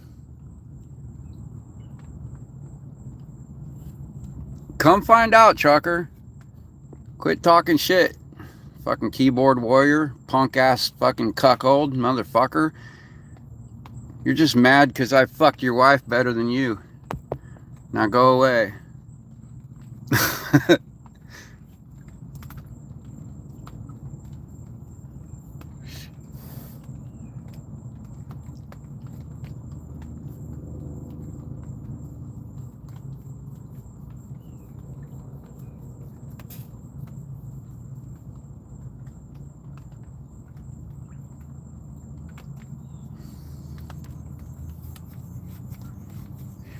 Yeah, actually, maritime law allows me a lot more leeway than a homeowner. And also, there's no witnesses out here. There ain't even cameras out here except mine, so you better bring a camera.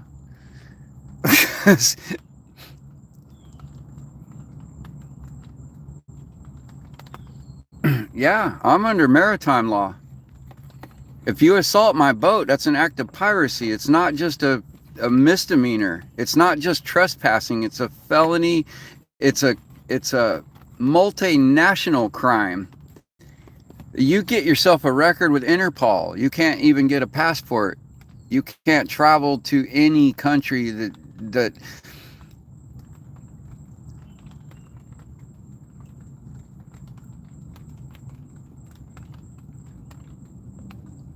I don't care if you disagree, 9.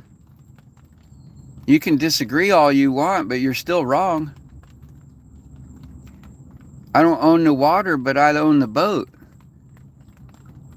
And yeah, it's public. Therefore, you can't kick me off of the water. It's public. It means it's my water too. And yeah, I'm not out here breaking any laws. This boat's totally legal. And yeah, it is my home. And so I'm also covered by Fourth Amendment rights. And I don't care what you think, 9. You have the right to defend yourself, no matter whether you're in your home or not. But when you're in your boat, it is your home.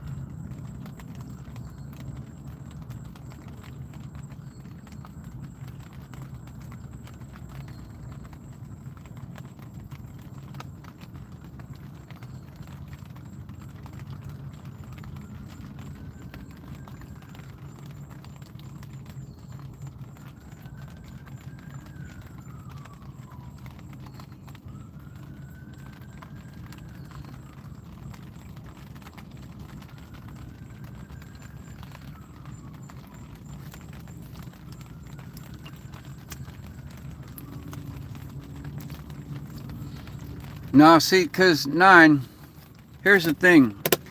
If somebody assaults my boat, and it's happened before. I have had somebody come assaulting my boat.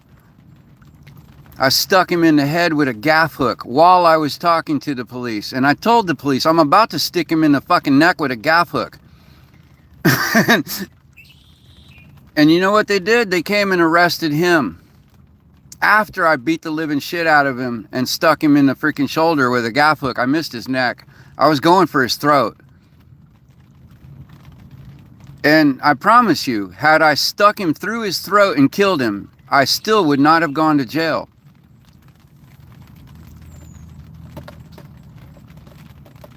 Because this is Florida. And Sheriff Grady Judd, don't, I'm getting tongue-tied. Sheriff Grady Judd does not play. You can disagree all you want, but come out here and assault my boat and let me gaff you in the throat or put a hole in your head and watch what happens. I'll still walk free. And if I don't care. It's better to be judged by 12 than carried by 6, motherfucker.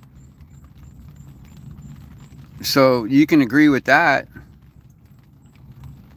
Like, I really don't care. If you're trying to sink my home and everything I own, you think I care about going to jail for putting a hole in a motherfucker's head?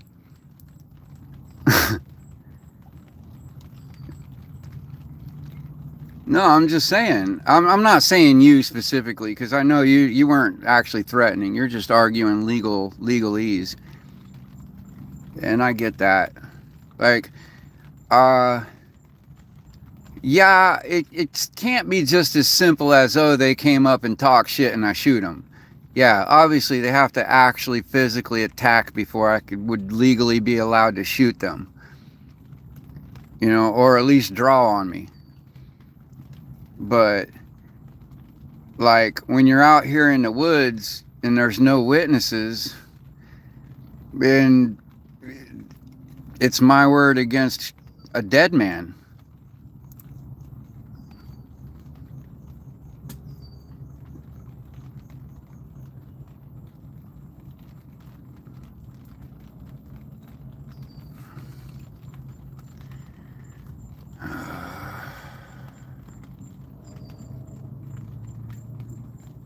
Why can't these people get a life?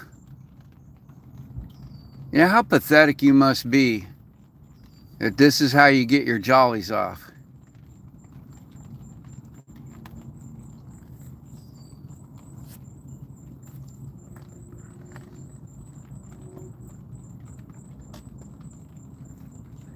Yeah, Russell, I wouldn't debate it. Like, it's already a given. I've already made that choice before the frickin' situation presents itself.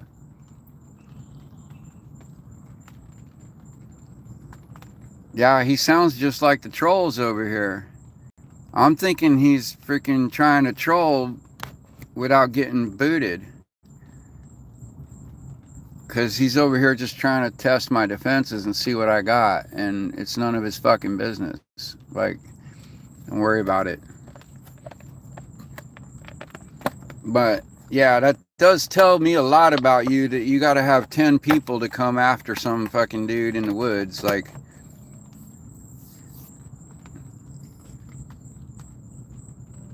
yeah, there's nobody lurking in these woods. There's a lot of snakes and alligators lurking in these woods. And so, like, they're going to get bit before they ever get to me. Like,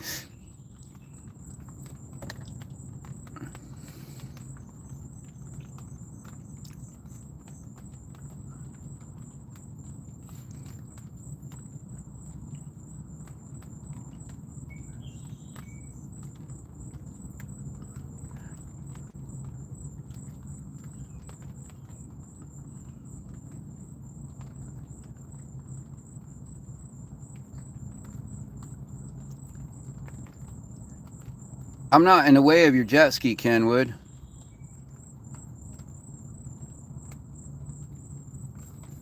You can't even take a jet ski in here, you fucking retard.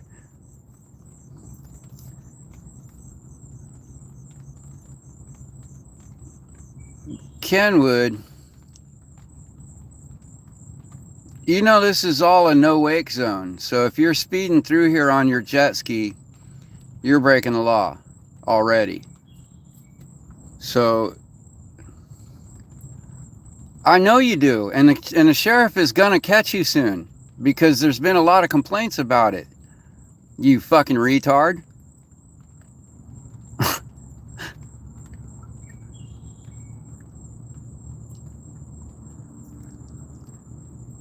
I don't need to. The sheriff's already after you, dude. They came out right after that jet ski came through here speeding last weekend and got several complaints from the neighbors. And in your 1785 homeless, this, oh, okay. You don't even know who you're talking about, retard. This boat is literally 2 years old.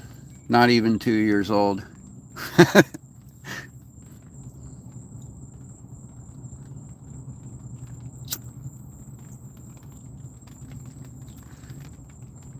Yeah, I thought about stringing a clothesline across the waterway and catching him in the throat, but that would be a crime.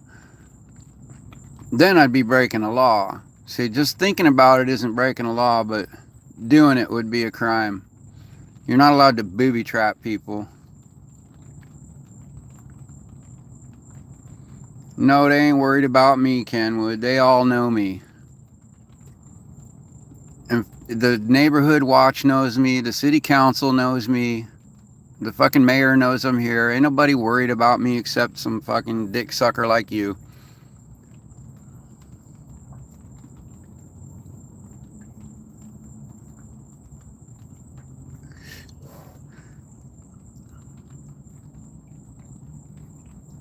Well, ain't nobody come and talk to me.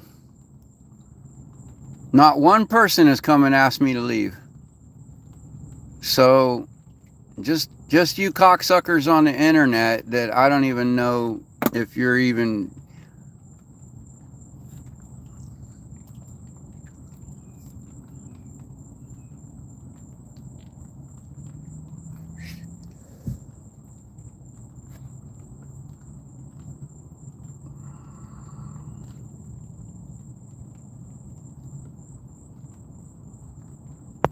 I'll tell you what, Kenwood.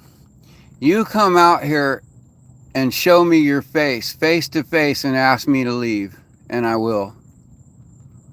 Deal?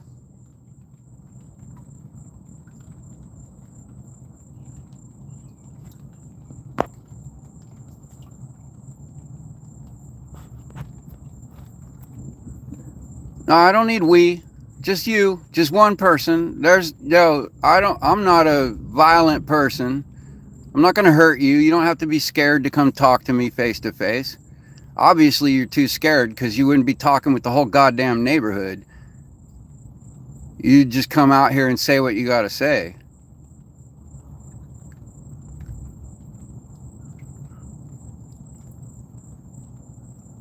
Right. Yeah, I'll have you live too. I can live stream the whole thing. You know, I'm not going to get violent because somebody comes out here and says what they think. Just keep your hands off my boat and you'll live.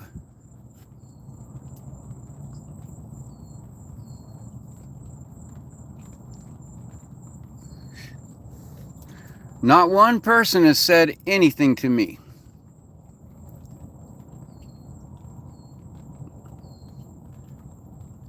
In fact, tell me the name of the creek I'm on.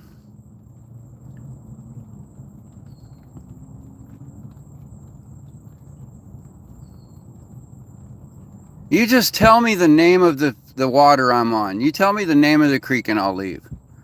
How about that? You don't even have to come out here and ask me. Just tell me the name of the creek I'm on. Because I think you're full of shit.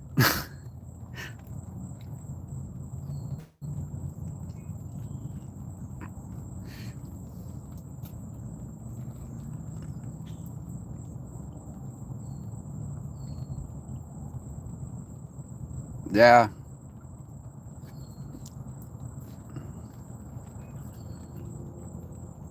Nope, wrong answer. Wrong answer, not Black Creek. Go away, troll.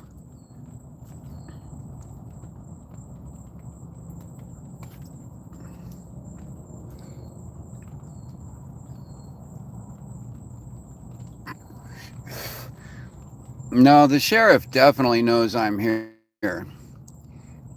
I've talked to him several times. I've talked to the FWC here too. They know I'm here. They know what I'm doing. Some of them watch my channel. And there's nobody here in this neighborhood. There might be somebody talking shit. It probably is, but nobody that really matters.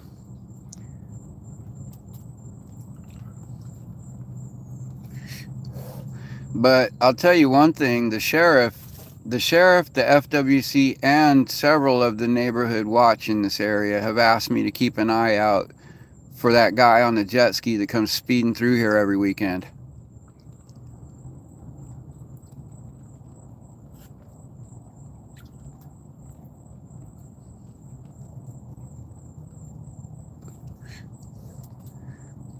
See, because they know I'm not hunting, I'm not poaching, I'm not littering, I'm not causing any harm in this environment.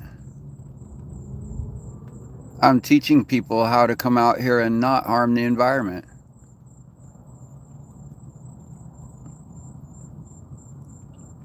Yeah, I'm in the ferns though, where I'm at. And yeah, there's mangroves around on the other side.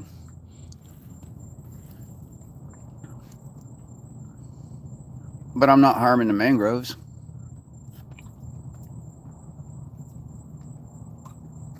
I might eat some sea grapes when they ripen. I'm gonna try one of those crab apples. I've never tried them.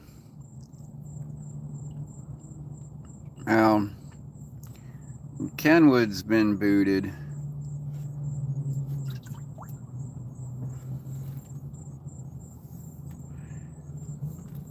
No, I thought for a minute that it might have been true, but Black Creek is way off base. Well, name it, 9. Name the creek if you know where I am. Name it. I wasn't even talking about you anyway. I was talking about Kenwood, the one that was threatening and talking shit.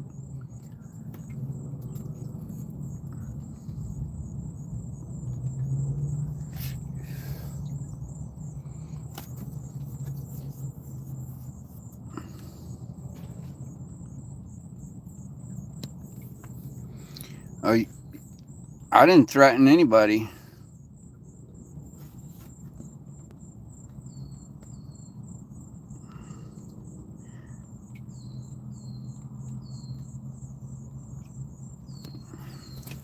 Mike, you need to teach your kid a little better, because your kid just threatened me.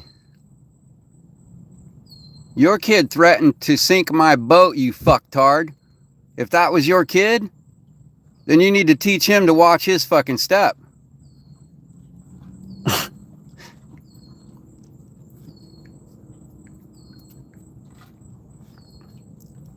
Well, then I wasn't talking to him. If he wasn't the one threatening me, I wasn't talking to him. So don't worry about it, Mike. If your kids ain't threatening my boat, they're not in the conversation. I don't know. I don't know why you think I'm talking to your kid then, because I don't know what kid. But if you got your 16-year-old kid threatening to sink my boat, you better tell him to step in line, not me.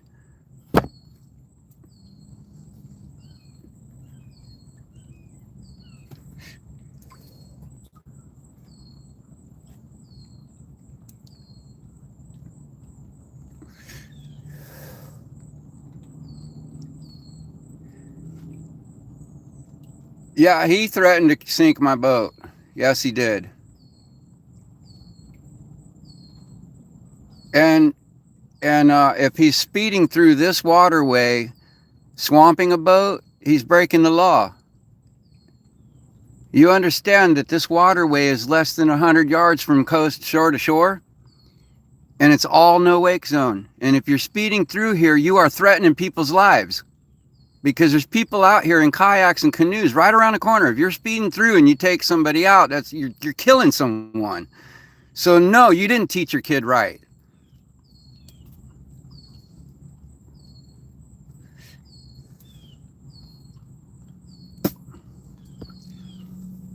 Well, if he's speeding through the no wake zone, then he's causing harm. You understand that's a threat. And jet skiers need to keep their freaking shit in line. You know, believe me, the Marine Patrol is sick of these jet skiers breaking the law out here, and they just love to pull them over. So if that's your kid that's coming through here speeding on the weekend, then you need to tell them to stay out where the speeding is legal. Well, I don't think you're even talking about the same waterway, probably. I'm pretty sure that it's just a bunch of trolls talking shit.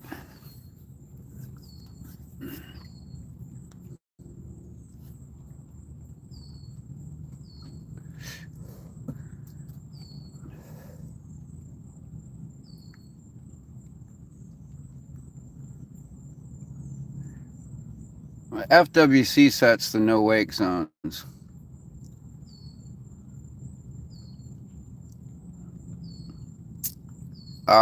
Congress makes the rules. FWC decides where the no wake zones go, I believe. Or that might be some, like, I don't know, it might depend on the city.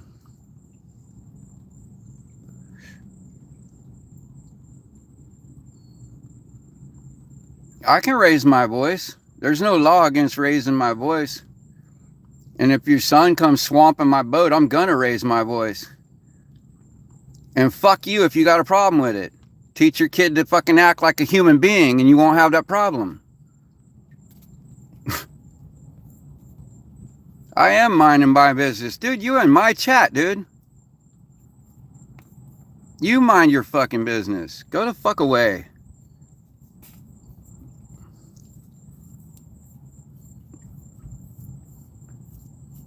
Yeah, your son won't be harassing people if you raised him right, Mike.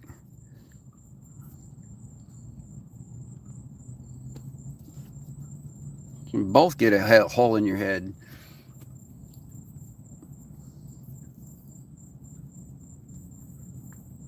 You know, I'm done arguing with his father. I'm done arguing with him and his father. You can both just go fuck off.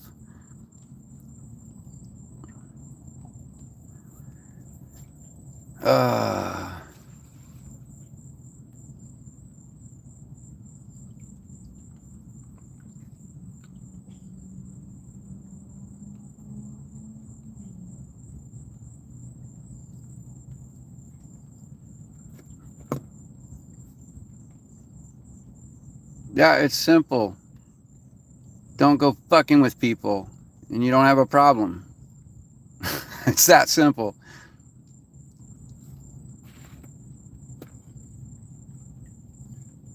Are you talking to me? Don't respect who? These people came in here disrespecting me, Anthony. You got a problem with it? Then you can fuck off too. I don't need you here.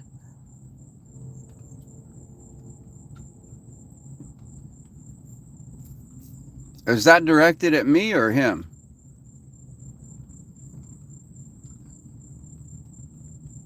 Did you just tell me not to disrespect that man? Who was that directed to? You better clarify yourself, because I'm about to freaking boot you out of here too. No, I didn't, Anthony. And now you can go fuck off too. Goodbye. Thanks for clarifying, dickhead.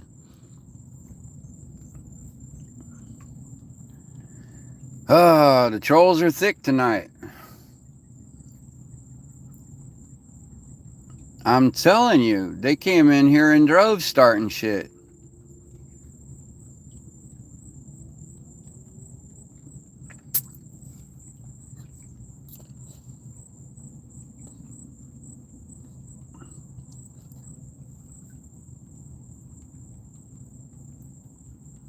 Fuck you and your dad, you cocksucker. Fuck off. Do it.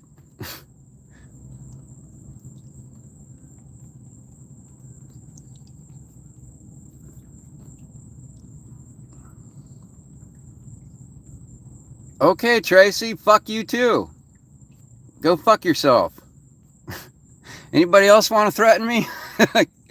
Go fuck yourself.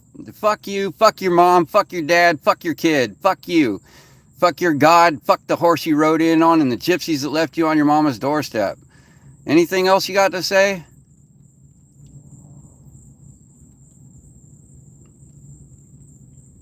I didn't delete it. YouTube automatically deleted it. Oh, no, I just blocked them from the room.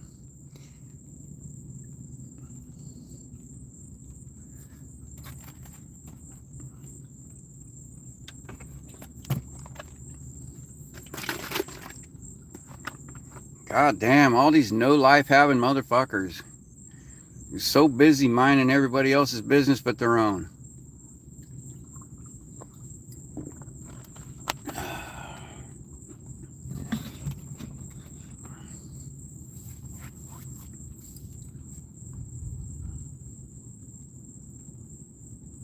I wish somebody would find them. I wish there was a button I could click when somebody threatens me that would just go, needs to stop. There will be issues if you keep threatening my family.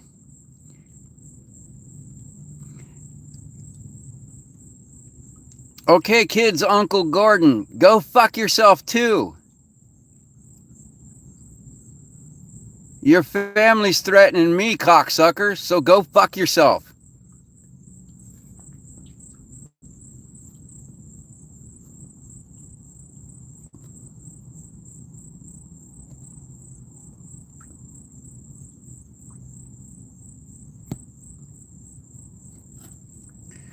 We got a grandma and grandpa, cousins.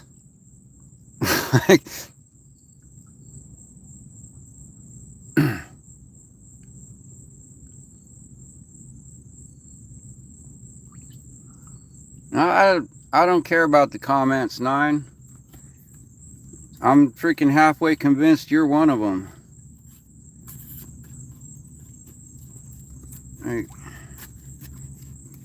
They upset themselves, man.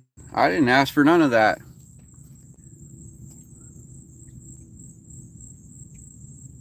Out here minding my fucking business.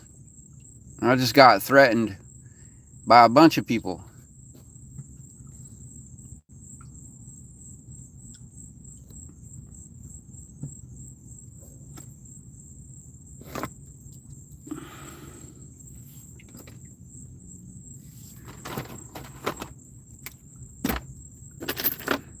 I ain't biting my tongue.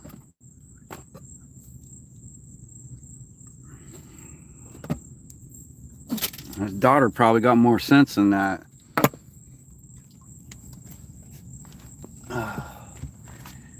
No, the fact is, if there was any grounds for anyone to call the sheriff on me, the sheriff would have already been here. Is this another cocksucker? Oh, look at this freaking child molester looking motherfucker, the Predator 15 year with the freaking child molester mustache here threatening me. You look like a child molester, dude. You freaking shit eating mustache. Fucking child molester. He wants his butt blown. Yeah, he's a freak.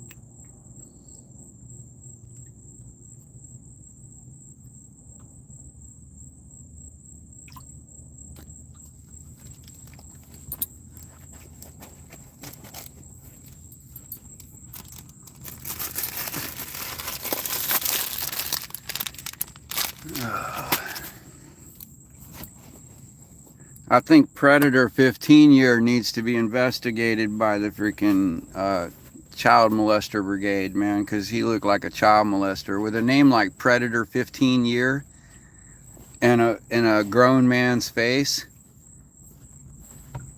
And the first thing he does when I said he looks like a child molester is he calls me a child molester. Like that's not even like can't even come up with an original insult. I'm like, man, I was just fishing in the dark, but I think I hit it. I think I hit the truth right there. I think that dude was a child molester.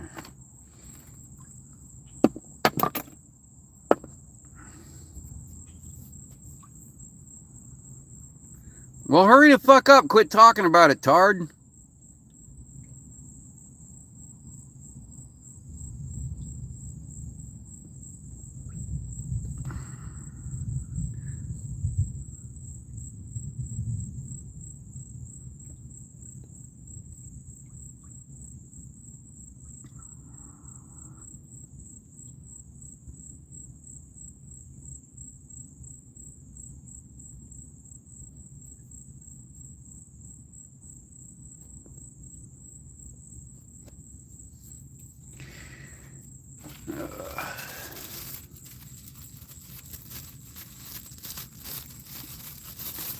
Oh, I just had macaroni salad.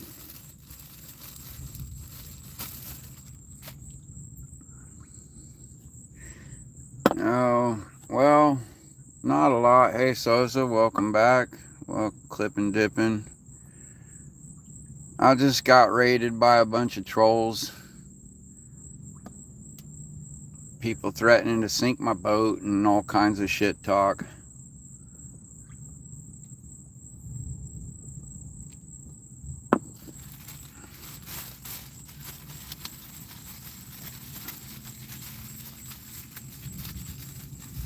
Yeah, you missed it. I had like fucking 10 people in a row, or probably the same person that just pretending to be 10 different people.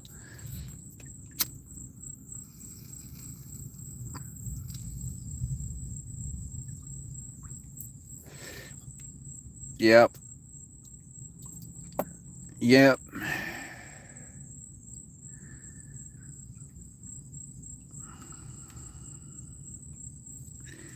You know, a guy like myself, I'm about as far away from everything as I can get and still freaking manage to make some money every day and live.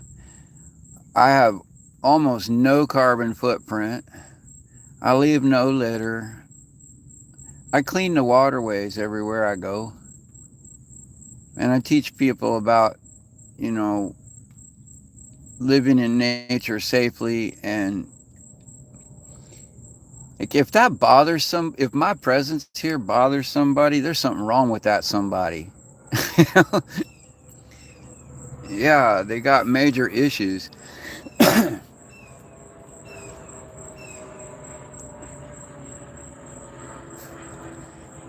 So like I say, you know, you could go into the most remote place on earth that's still habitable, dig a hole in the ground, and stock it with a bunch of like everything you need to live for years and never come out of that hole.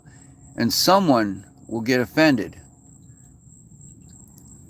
Like even though you never even come out of that hole, someone will find out you live in a hole and they'll get mad at the fact that you're living in a hole.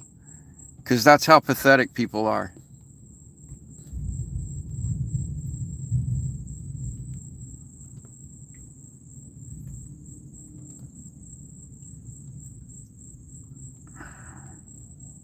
I'm ready, Billy. Quit talking about it and do it.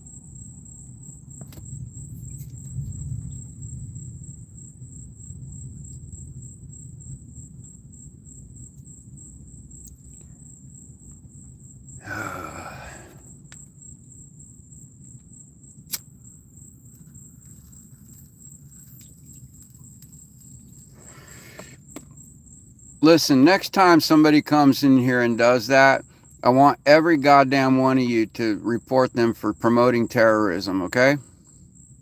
Can y'all do that for me? Next time somebody threatens me or my boat, everyone here report them for terrorism, for promoting terrorism. Because what that's going to do is that's going to get several three-letter agencies investigating them for terrorism. And they are threatening terrorism. Because what they're doing is literally an act of terrorism. They're trying, it's not working, but they're trying to strike terror in me. So that's their goal, is literally terrorism is their goal. So I want everybody to report the terrorist next time someone comes in trying to terrorize somebody.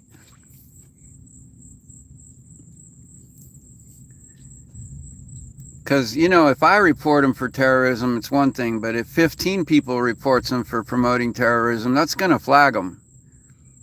And they can create a new account just because I blocked that account. They go create a new account. It's going to get them. What it's going to do is it's going to get enough law agencies to look into what they're doing and what they're typing and all the different accounts they've made. And they'll arrest them. They can actually, that is a crime, what they're doing. Yeah, exactly. And what they're doing is a crime, and it is terrorism. And what they're threatening is piracy.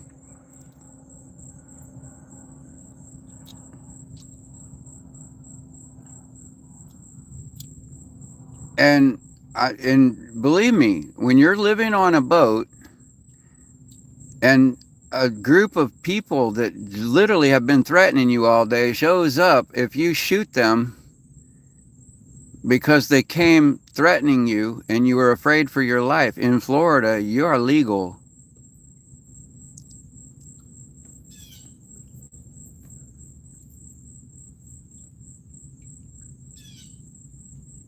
They don't even have to be armed because if you're out here, you're vulnerable. You can't get away. There's no other way out of here. And you're surrounded by violent, threatening people. Man, you can't afford to take chances and not put a hole in someone's head. Right. That's what I'm saying. And they think that shit don't get monitored, but it does. And believe me, man, when 15 people report you for terrorism, you're gonna get the NSA, the FBI, or, you know, at least a few different three-letter agencies are gonna be freaking monitoring everything you type from then on out. And don't think your little your VPN is gonna save you. That VPN, all those VPNs you people are you think makes you private are, yeah, they're chill. Those three-letter agencies are looking for an excuse to exist, though. Like, all they need is somebody to play terrorist for them to come bust. You know, there's a lot of newly created agencies right now just looking to freaking prove the need for themselves. There's way more terrorist hunters right now in America than there are terrorists.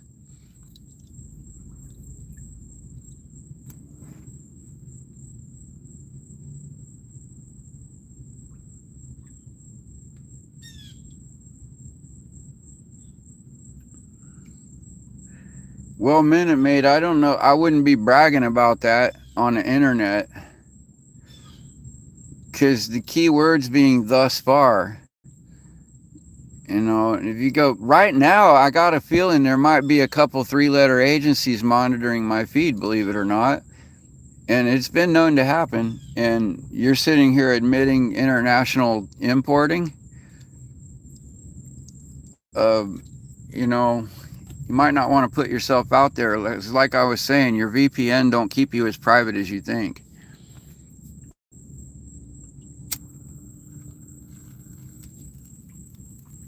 Oh, don't get me wrong. I know our government's as corrupt as they get. Our government, yeah, I've personally seen the Coast Guard importing drugs. Like, you know, I know our government's engaged in all kinds of crime. But the thing is, think about this. I want a gang from a different gang stepping on his turf. Okay? And our government is a crime organization. And same reason they don't want vigilantes going out putting out vigilante justice. The cops need to do that. That's their job. They don't want you doing it. You know, like same way with drugs, man. If you're running drugs and you're not part of their ring and they're not getting their cut, they want to bust you. Your competition. Just because they're crooked don't mean they won't bust you.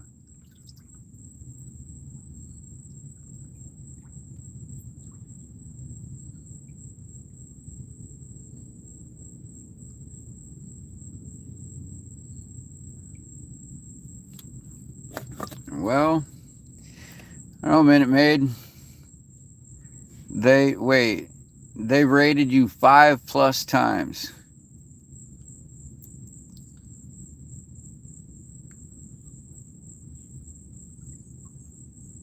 And you think that you can just keep on keeping on and you're never going to get.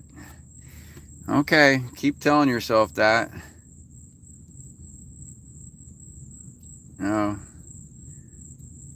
I used to sling a little dope myself. I didn't import it, but I've slung some bags myself, I'll tell you. And yeah, I stayed up on the laws and I was real careful to keep, you know. Oh, well, that's different.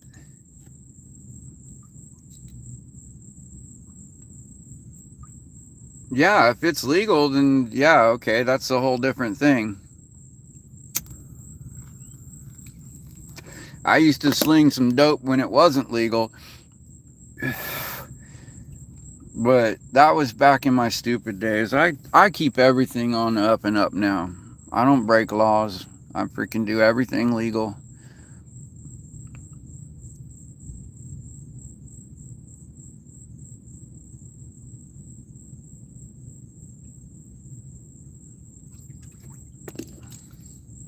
I'm guessing commie exiles, you're asking Minute Maid. I think commie's directing that question at you.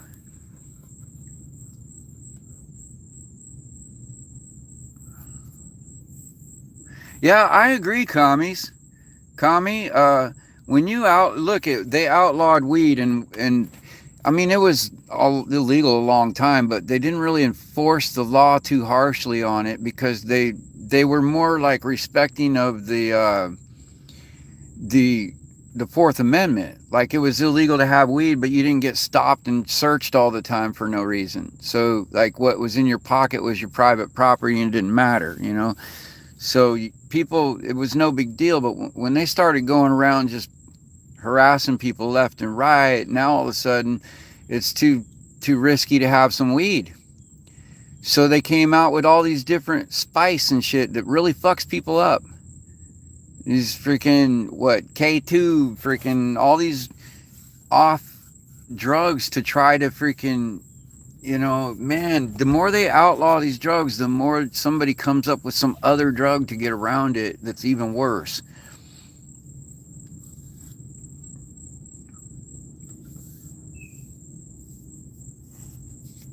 And you know what gets me though? If you think about this, anybody tell me what is the argument to legalize abortion? The argument is that it's her body and it's her choice. Then if her body makes it her choice to terminate the life of an unborn baby, then shouldn't it be our body, our choice to decide what toxins to put in our body? When did the government have gained the right to tell us whether or not we could poison ourselves?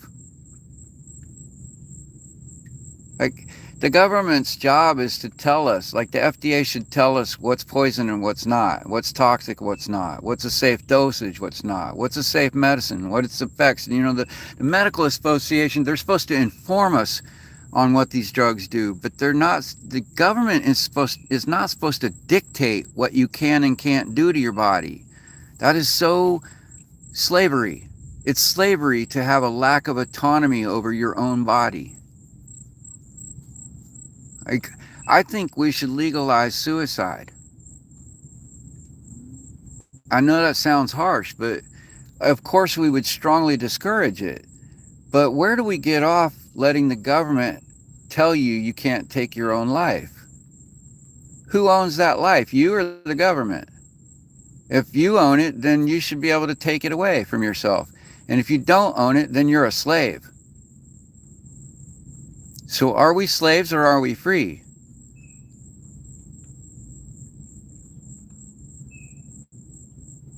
Yeah, I know, Nana, but that's not the point. The point I'm getting at is I thought we were a free country. Like, when did the government get the right to extort you for money because you weren't safe enough by putting on a seatbelt? Shouldn't you have the right to risk your own life with not a seatbelt? Like, have you ever thought of how ridiculous it is that a cop on a motorcycle can pull you over and write you a fine for not wearing a seatbelt when he's on a motorcycle? And we just go with it. We pay the extortion fee because some big brother decided we weren't being safe enough.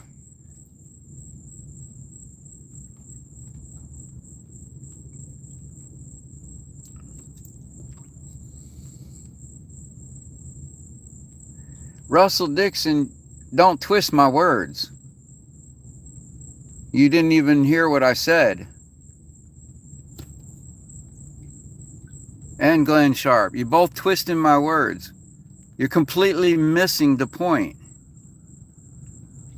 I'm not encouraging it. I just said you would strongly discourage it. Do I gotta say it again? I'm not encouraging it. I'm saying, why is it illegal?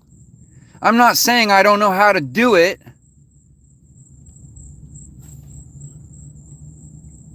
Glenn Sharp? Yeah, I know you can't. But why does the government claim the right to dictate whether or not you can take your own life?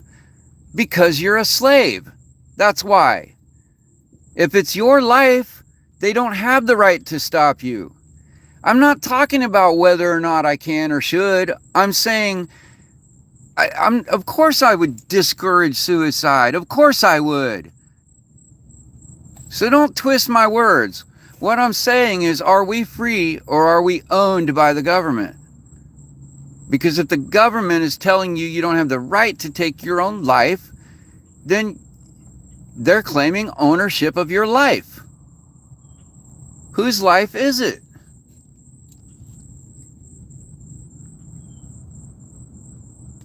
Oh God, Glenn. No, suicide is the perfect example. The problem is you don't understand what I'm talking about. You're missing the point, Glenn. That's the problem. Suicide is the only example for this, because it's the most extreme of self-harm. And that's the whole point of the argument. My argument is that if we are free, if we're free people, not slaves, then our life is ours to poison or toxify or shorten or risk or take away.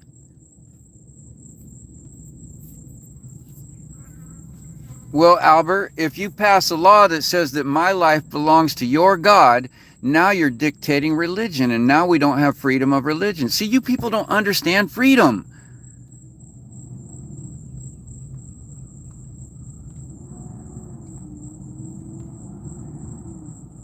Yeah, no, Russell, that's not at all what I'm getting at here.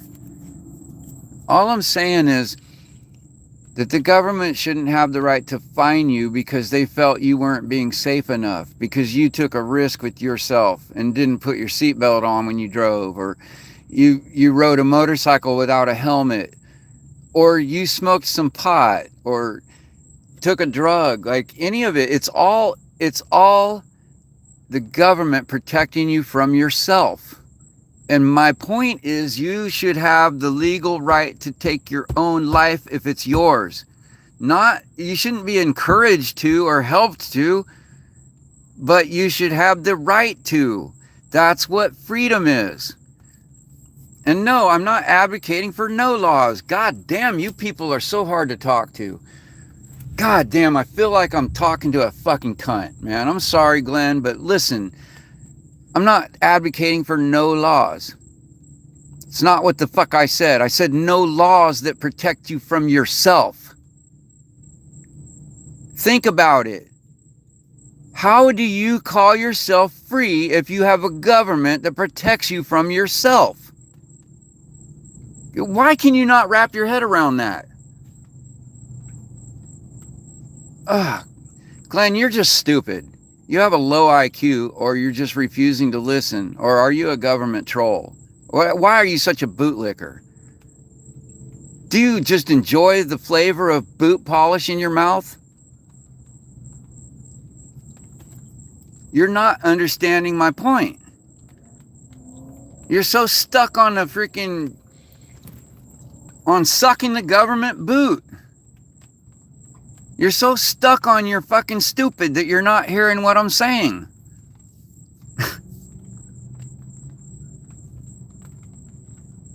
You're saying suicide is a poor example. No, it's not a stupid point. It's everything this country was founded on. It's the very reason that the Sons of Liberty fought against the British. It's the very reason for the American Revolution, you fucking retard. It's government overreach into people's personal lives, into their pockets, reaching into their freaking everything. Maybe you're an idiot. In fact, not even maybe. I know you are. I'm 100% sure you're an idiot.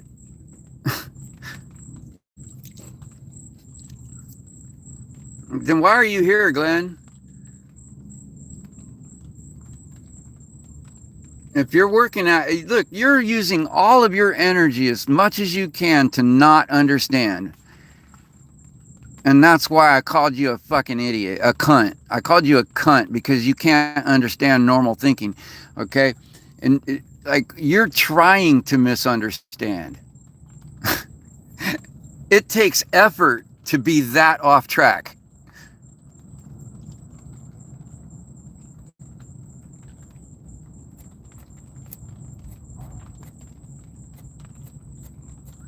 Well, Albert, I'm glad you chose life. Because if you take your life, man, we don't really know for sure. Okay, look, we know that life can get shitty at times, but it also has its good points, and it's worth being here. And man, you don't know what you're putting yourself in when you take your life. We all gotta die someday. Like, that's the only guaranteed thing. But make sure you do some living before you die. Because otherwise you just wasted all this time here, and who knows where you end up. You know? Like, we got all these theories and beliefs, but in reality, we don't know. It could be 1 billion years before you're ever reborn into another body. You may just drift through space and time and never be reborn, and you never know. Like, what is out there? I believe we are eternal beings. But, you know, if you gave your life to a God, then no, you can't take your own life because it's not yours. But then neither is it the government's.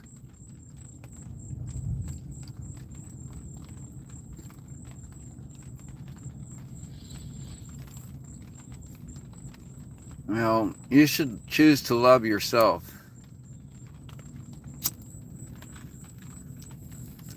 Because you can't really love other people if you don't love yourself.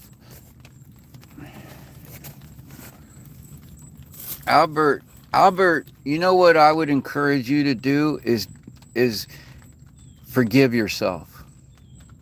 for whatever it is that caused you to hate yourself or feel whatever makes you feel like you're not worthy of living.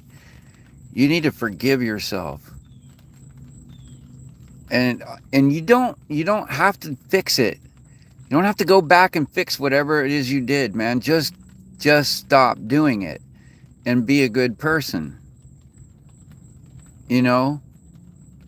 Because whatever happened, there's no reason that you can't be someone that people can love now.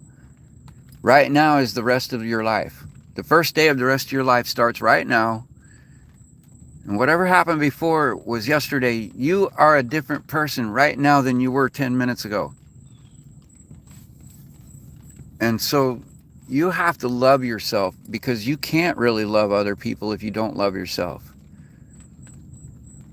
You'll think what you're doing is love, and you'll be going around harming and offending people everywhere you go, and you'll be thinking you're being loving to them because you're treating them the way you want to be treated, but you don't really know how you want to be treated because you don't love yourself. So you have to love yourself.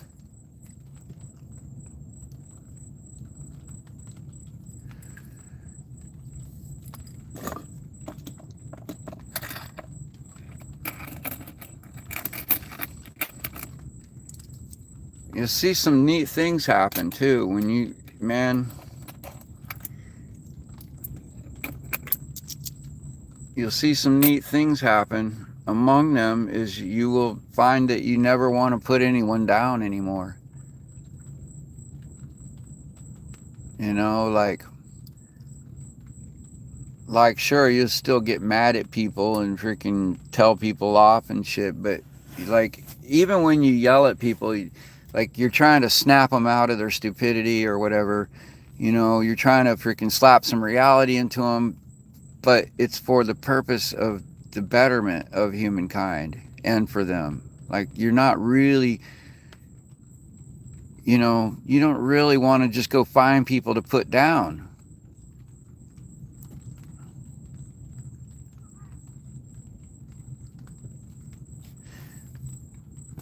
What do you mean you don't like yourself? What is it about you that you don't? In fact, no, don't tell me what it is about you that you don't like. Just take that feeling of yourself and get rid of it, because it doesn't serve you. And change who you are until you do like it. Like, whatever it is that you don't like about yourself, change that about yourself until you like yourself. And don't do anything, don't worry about anything else in this world until you get there.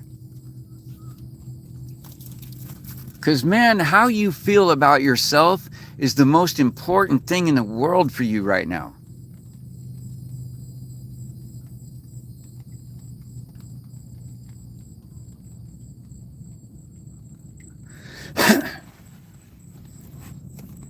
Well,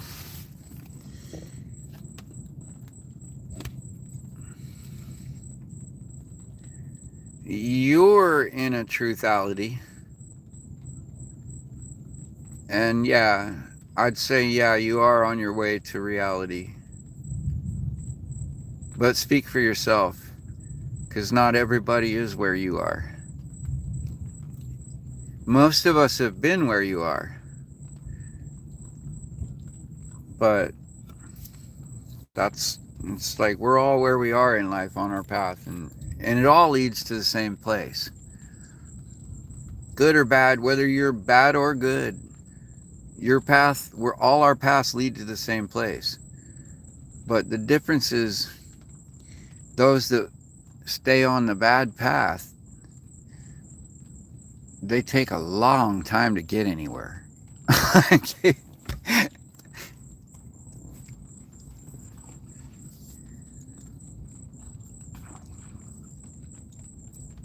Yeah, Paul said a lot of stuff I don't agree with, but I don't believe in the Christ. The Christ is the notion that someone had to die to save me from my sins. And if you believe that story, that's your problem. That's probably the biggest problem right there, is that you were told a lie from a young age that you were born guilty and unacceptable before God.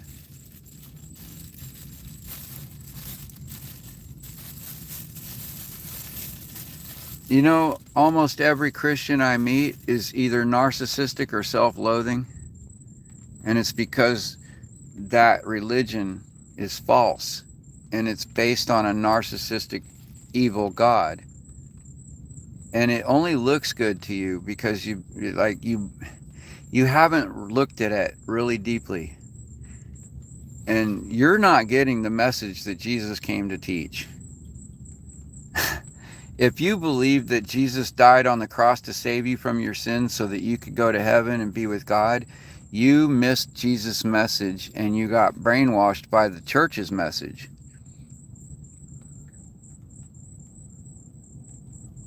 Jesus didn't say that, Shirley.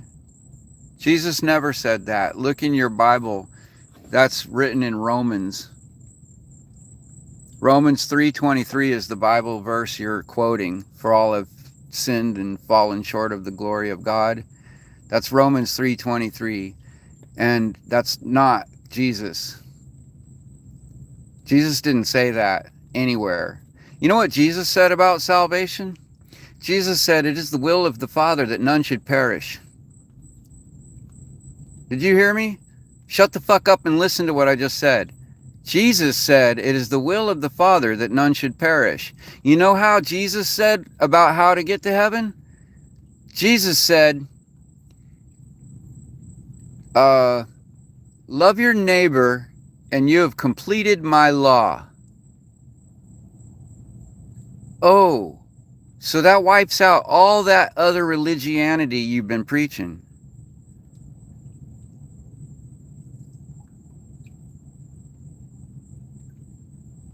Yeah, Jesus did not like religion. In fact, that's why they wanted to crucify him. Because he was teaching people that you don't need all these priests between you and God. There is no separation between you and God. That's a lie. And the only separation is the one you create by believing in it.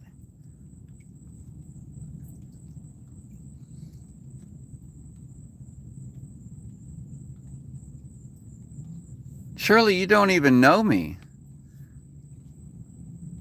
And who are you to judge? Who are you to judge me? You don't even know me. And you're telling me you're telling me I'm not Christ, like you didn't even know Christ. You never knew Jesus. Can you tell me one quote from Jesus?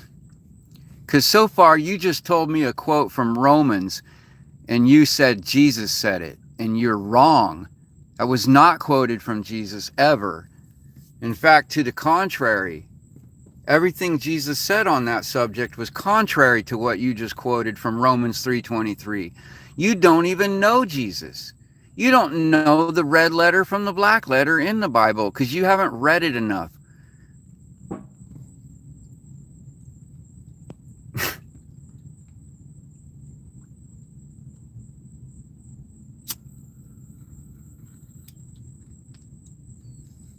No, I don't smoke meth. I don't smoke crack. I don't do drugs. I don't even drink alcohol, bro. Hey, Papa Smurf. Welcome here.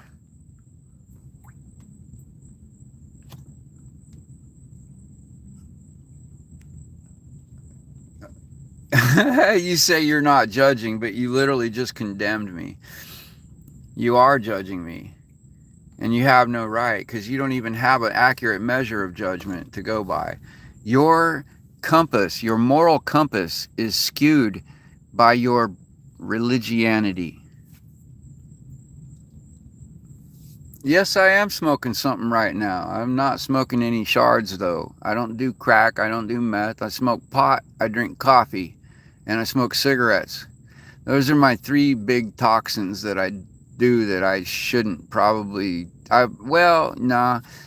Because weed I can't say I shouldn't do. Because I would have a hard time walking and eating if I didn't. But nah, I don't do drugs. I don't do recreational drugs. I don't drink because it's a toxin that fucks you up. It makes you retarded. And like my biggest asset, my greatest asset is my brain. You know, it always has been my most powerful tool and my most powerful weapon. It's always been my greatest asset is my brain. So I choose not to soak it in alcohol because it makes you stupid. And I choose not to take drugs that have me out of control of myself. You know, well, I don't know about big, but I mean, I did skip good. You know, my first day in school, they sent me home because the other kids needed to catch up.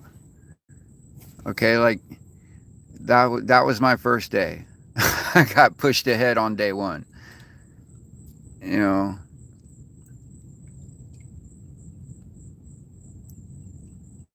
um, $2.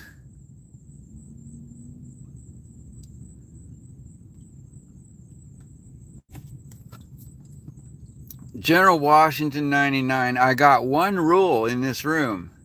I got one rule. It's in the description. Go read it.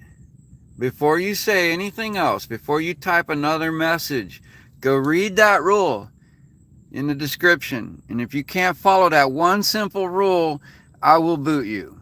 I don't need your participation here.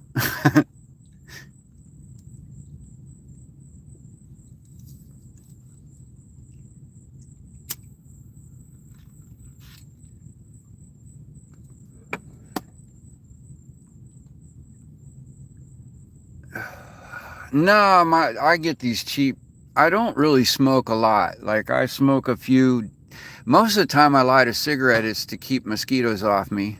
And I'm just puffing the smoke out. You know, I'm not really inhaling it. But every once in a while I'll inhale it sometimes. You know, I do have a nicotine addiction, so I inhale. But like I'm buying these cheap $2 a pack cigarettes. They're like $1.50 a pack because they're cigars, man. Here, I'll show you. They look like they're little cigars, man. They're like $1.50 a pack. Can you see that? It's brown paper. And then people always think I'm smoking a blunt when I light one up.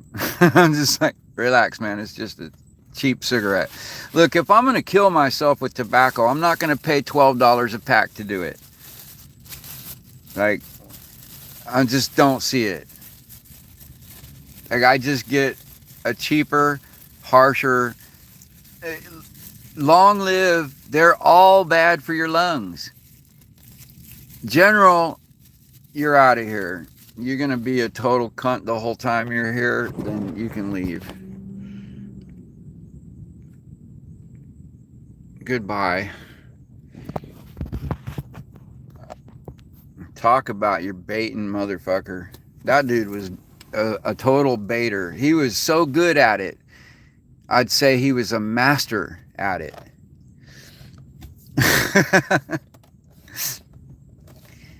One might say he was a master baiter. Yeah. I know, I've been smoking and tobacco, but it's not good for me. I'm not fooling myself. But I get the cheapest, harshest kind, and I smoke a lot less of them. Because I'm not smoking them to be in style with people. I'm smoking them to get off cigarettes because I'm trying to wean myself off tobacco. And the harsher the cigarette, each time I light one, I go, why do I smoke these things? They're so bad. But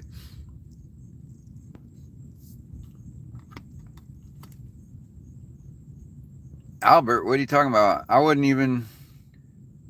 wasn't talking about you when I went off on somebody. What did I miss? And then the beloved decided I wanted to adore the angel, and the angel said, don't do it, adore God. Huh?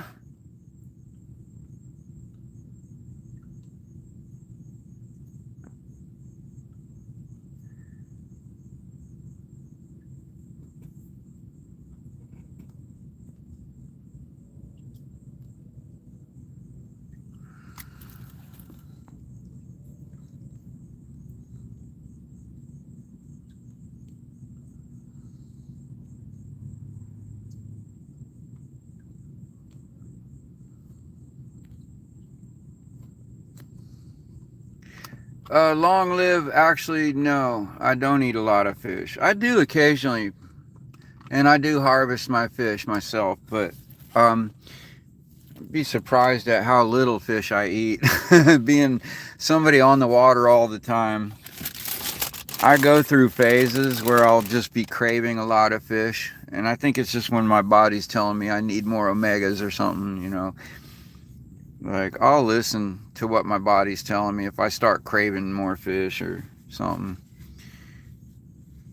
If you're not them which kill the body that are not able to kill the soul, but rather fear him which is able to destroy both soul and body in hell. That's again, listen, Shirley, normally I put no preaching in my chat because it just gets so, it gets so tiresome trying to have a conversation with one of you. You people just don't reason through. You don't listen to anyone else's side of the conversation. And all you want to do is spout verses, and you know, it's the same shit that we've all been hearing our whole lives.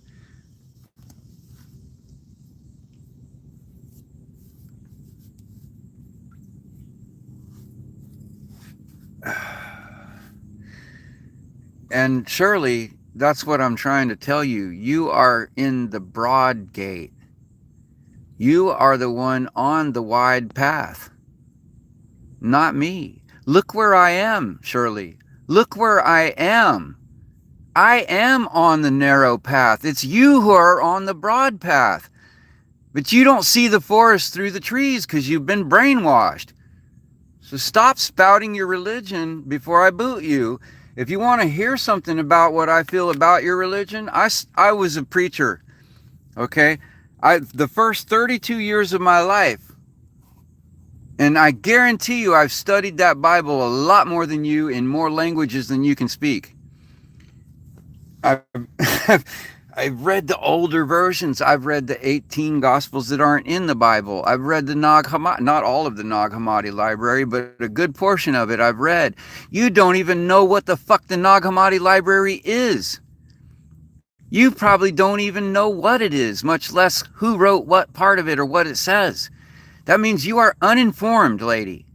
Please stop preaching to me. You are sadly uninformed. You're 20 years behind in my research.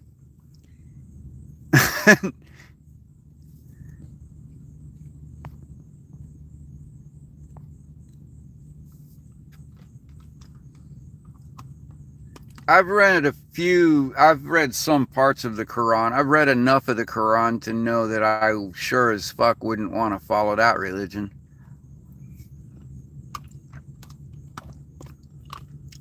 I know. That general just fucking he's gonna spend all his day creating more profiles to freaking barge in on my chat because apparently he can't get me out of his mind.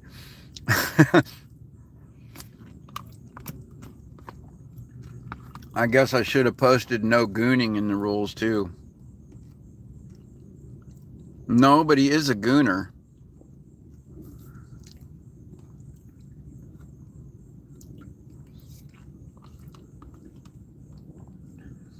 All right, Shirley. I guess you can't stay here. Goodbye.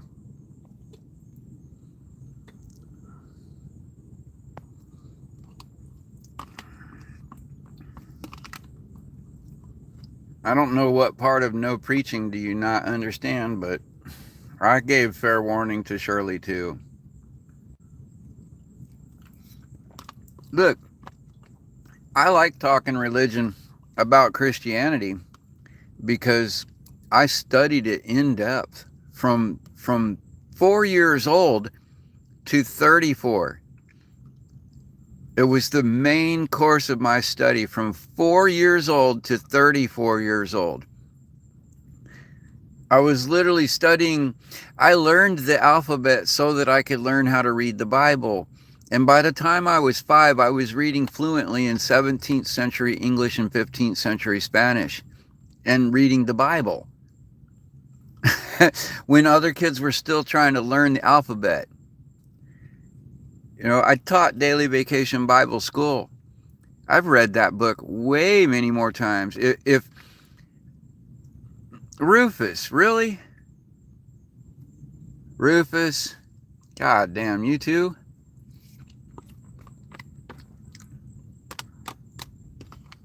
Go back off in your own backyard, fuckwad. Go away. I try to be nice to you.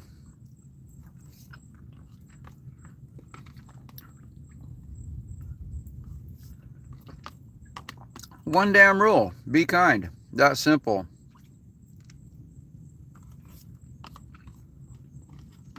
Couldn't do it. Rufus has been in here trolling for a long time. But he's, I don't know, it's like he kept that one ID where he never talked too much shit with that ID. He'd use the other ones.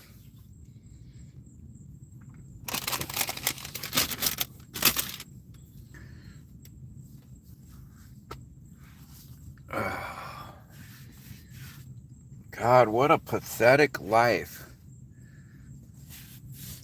God, they look at me living in a freaking canoe and they look down at me like I'm pathetic. But goddamn, like, how pathetic do you have to be to go find somebody living like this and tell them how pathetic they are? That's like me proving what a brainiac I am by going and finding a retarded person and going, you're a retard. You know, like, yo, when I call people fucking retard on here, I wouldn't say that to someone who I truly believed was retarded. I'd say it to someone who has a normal brain who's not using it. Like,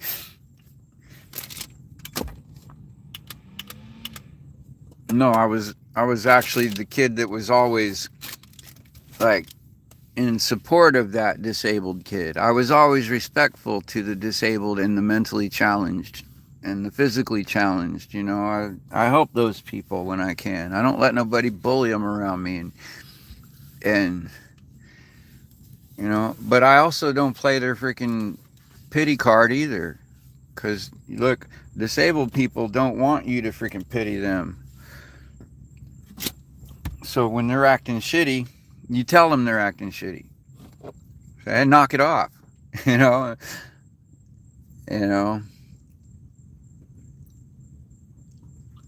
yeah.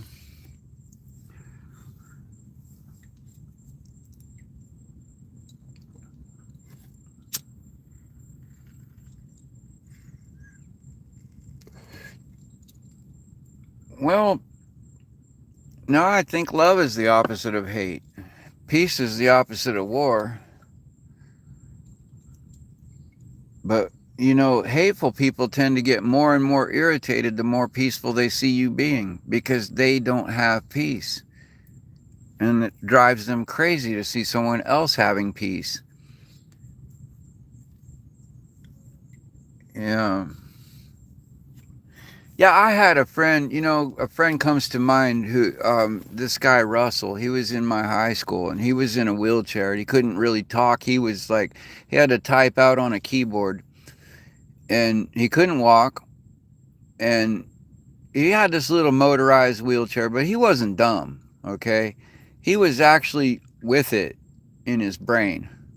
But he was like, when he, you know, he couldn't talk. He could say less than Timmy, you know. But I would sit and talk with him because, you know, nobody wanted to talk to him because it took him forever to type out a sentence. And no one had the patience to sit there and have a conversation with him. So I made it a point to have a conversation with him once in a while, you know. And I found out, hey, this guy's actually got a pretty decent brain on him. Like, he's not stupid. He's actually smarter than some of the people around this school I know that are considered normal, you know. Like, and everybody around thought he was retarded, you know, but no. And then one day I see him blocking the hallway and the class is about to start and he's about to make like 50 people late for class by blocking the doorway with his wheelchair. And I come up and I say, get the fuck out of the way. Quit being an asshole. And he grabbed his little freaking knob and moved his chair out of the way and to me. And I'm like, hey, what's going on? How you doing? You know, everybody there was so freaking out. They were all, oh my God, I can't believe you talked to that guy like that. Everybody flipped out on me. And you know what? None of them understood, man. Russell, I was his best friend because I talked to him like a normal person. I was the only one around that talked to him like a normal person. Everybody else was like, oh, how are you talking to him like with that baby voice? Like, dude, you think he's going to understand you better if you talk like you're retarded too? He's not retarded. He just has an issue. He can't control his vocal cords, but he's not retarded.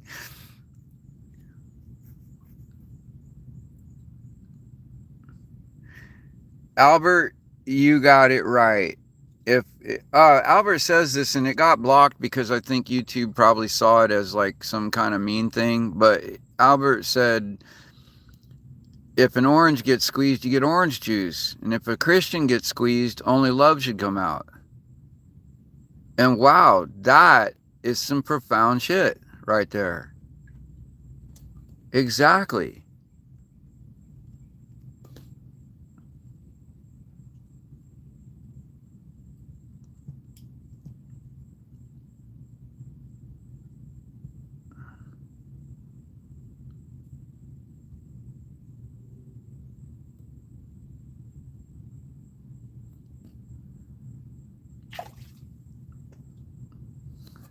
Yeah, I can read it, Eric. I was just reading it. It's just not going to show to everyone. Don't play the haters game. Yeah, they get even more mad. But sometimes you can ask yourself, what is this person trying to, like, look, they're trying to virtue signal when somebody's getting narcissistic, they're putting you down or whatever, they're talking shit and being hateful, and they don't even know. Like, they don't even know what they're talking about. Like, they're just throwing shit at you, you know? Once in a while they get something right, you know, but like most of the time they're just guessing, you know? Like, they just look at what they see and try to guess at what might hurt you the most, and that's what they say. All right? At that point, you know, most of the time when someone says something negative about you, your first instinct is to ask yourself if that's true and if there's something you need to fix about yourself. Because everybody's always self-critical, you know, especially the people, those of us who care. You know, we want to be the best person we can be. So when someone's putting us down, we really take it to heart. And you can't do that because you got to remind yourself that's someone else's perspective and it's somebody else pointing out their point of view. And there's a reason it bothers them, and it's because there's something wrong with them. You know?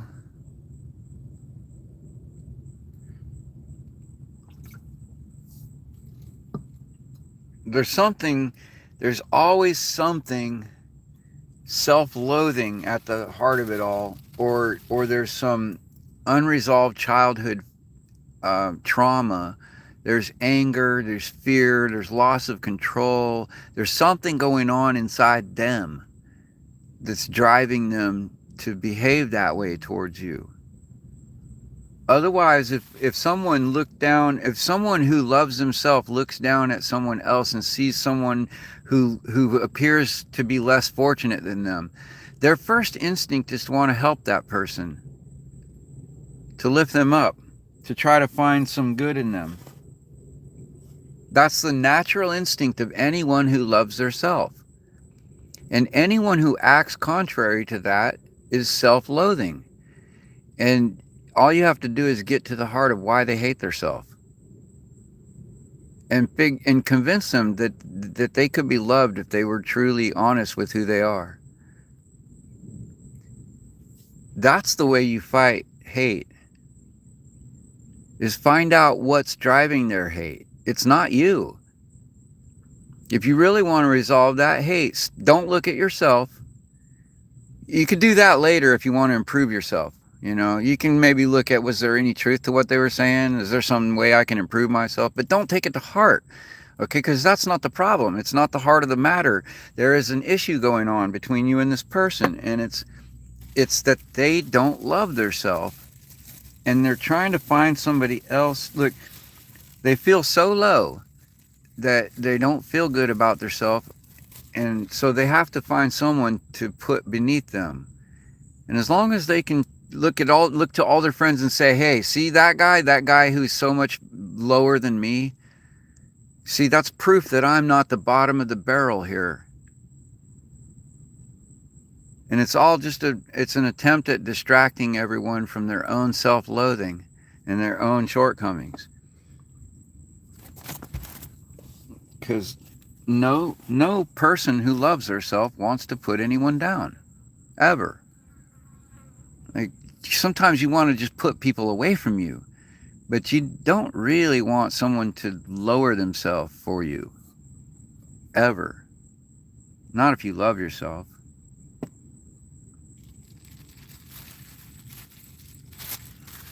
It's afternoon time over here. What time is it over there, Ziga? Where you at, Ziga? X Ziga? Germany? Oh, Guten Tag. From Germany.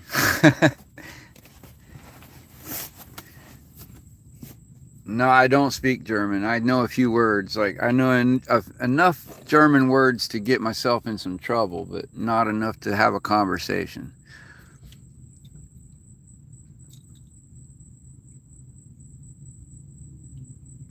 Oh, man.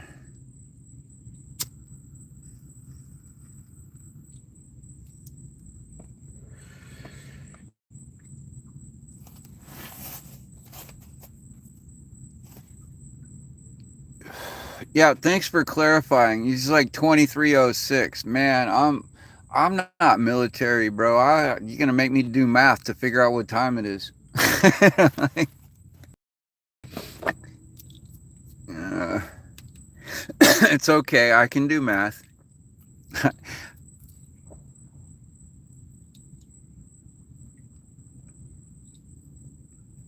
I can do math even while smoking pot. It's just minus 12.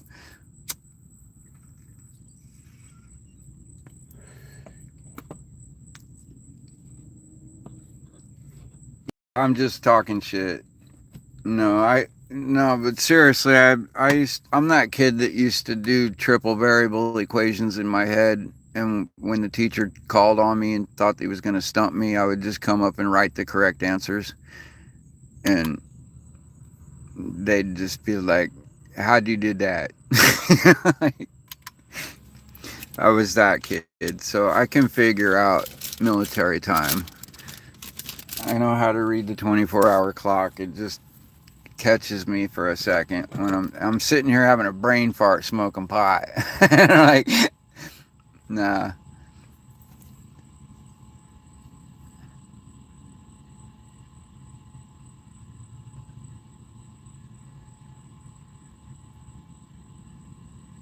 Lenny Kravitz. Yeah, I could dig that.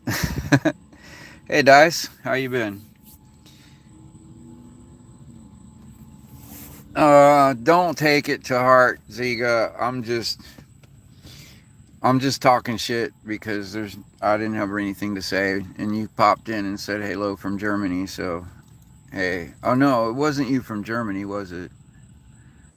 Yeah.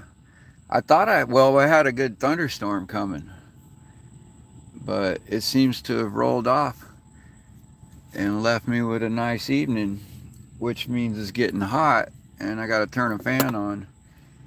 And I'll probably have some thick mosquitoes tonight, so I'm glad I got mosquito netting, because this is where I'm going to be tonight.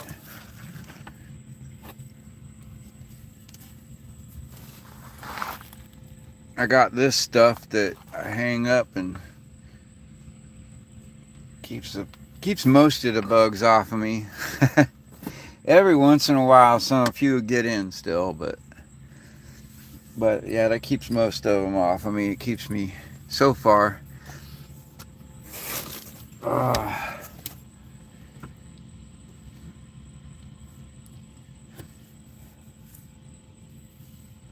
Well, shit. It was pouring earlier.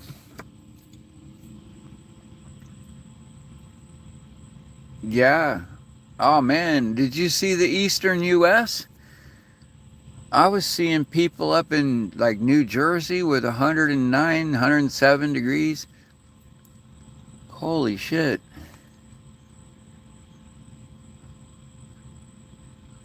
Man, if nothing else around here, at least, even it might be salty water, but at least I can dip myself in the water if it got too bad. But man, 104, if you have a temperature of 104 in your body's core, you're starting to suffer brain damage. So if it's 104 plus outside, you really need to be cooling yourself some kind of way. Yeah, 107 is not, you can't live in that kind of conditions. You have to find some way to cool yourself. That's just like if it's going to be 30 below at night and you're in the snow. Like you will die if you don't find some freaking protection from that freaking extreme. You out wearing black pants and black boots, hitchhiking on a black asphalt highway in 107-degree temperature, you're going to suffer some injury if you survive it.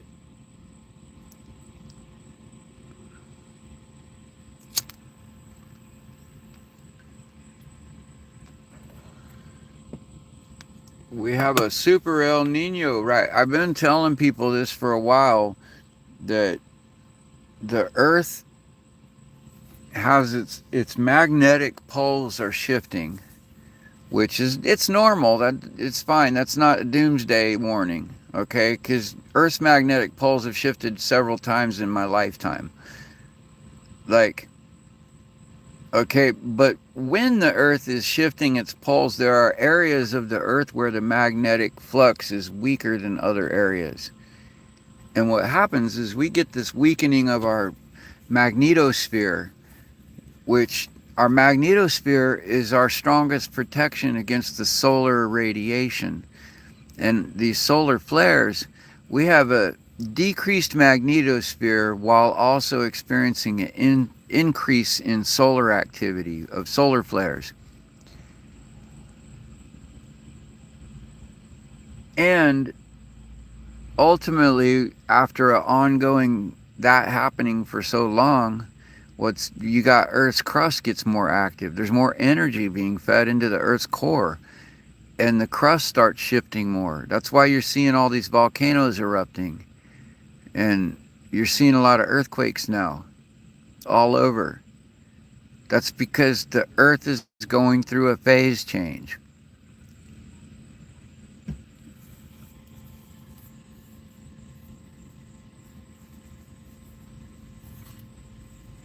You don't drink alcohol. Oh, you're talking to clip and dipping. You ever had cold beers? Me? I ever Clip and I really don't drink very often at all. I mean, every once in a while, I've had, where a friend come out here and shooting the shit, and it's a hot day, and they got some cold beers in the cooler. They offer me one, and I'll toss back a beer with them just to be social, and because it tastes good. I ain't gonna lie. Like a cold beer on a hot day, especially after you've been sweating in the sun all day, man, it could be, it could feel really refreshing.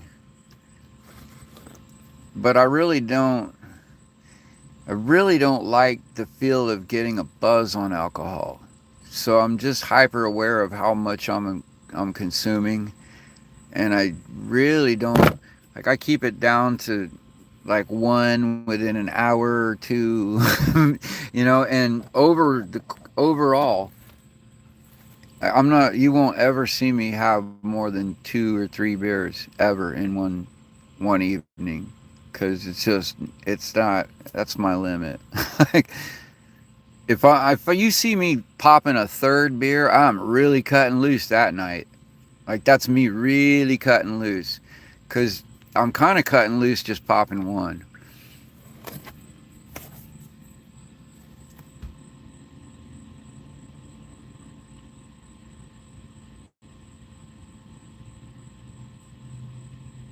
Yeah. Cold water. Sometimes you need the right salts to stay hydrated too. But when it gets to, look, even when it's 107 in the shade, the ambient temperature of the air around you is 107 degrees. You are beyond brain damage temperature. Your brain is being cooked, and you absolutely have to get. If nothing else, man, dig a hole 3 feet deep. Get in a low spot somewhere in the shade that there's wind that can still come through. Like if you got a prevailing wind in one direction and you can create a low spot it's going to be about 20 degrees cooler 3 feet below ground. So if there's any patch of soft sand somewhere, like I hiked across the deserts by myself with a backpack. I hiked across this country several times on foot. And when I was hiking through Death Valley and such places like that, man, you don't want to hike in the middle of the day. Between 10 and 2, you're not doing any hiking. You need to be underground by then. In the summer, if it's summer and you're in the desert, by the time 10 o'clock rolls around, you need to have a trench dug that you can lay down in and get cool and stay there until like 3.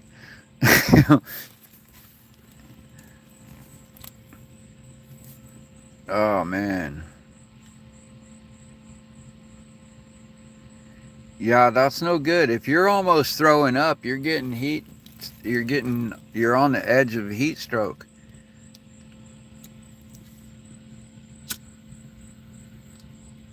It's no joke, man. Don't risk that shit. Get in somewhere, get in some AC, no matter what you got to do.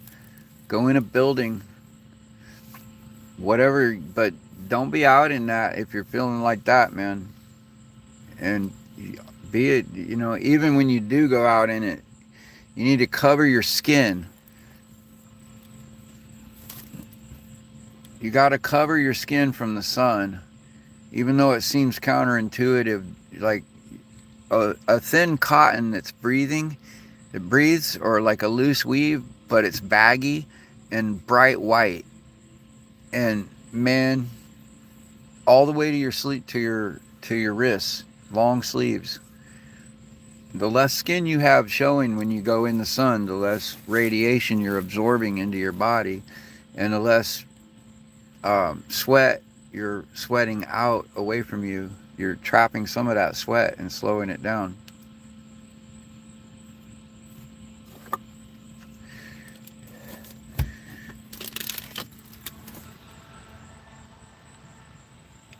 Oh man, here we're only going in the mid 90s around here. Like the other day it was 97, but um yeah, what Susan said.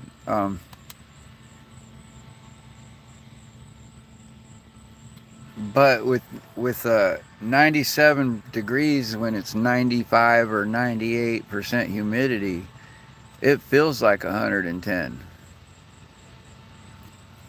And it has the same effect. It's just as deadly. It's just not as likely to fry your brain cells. Oh, but it can definitely give you heat stroke and heat exhaustion. Absolutely. Is here, Florida, it's like a sauna here. There's so much moisture in the air that you're breathing in liquid.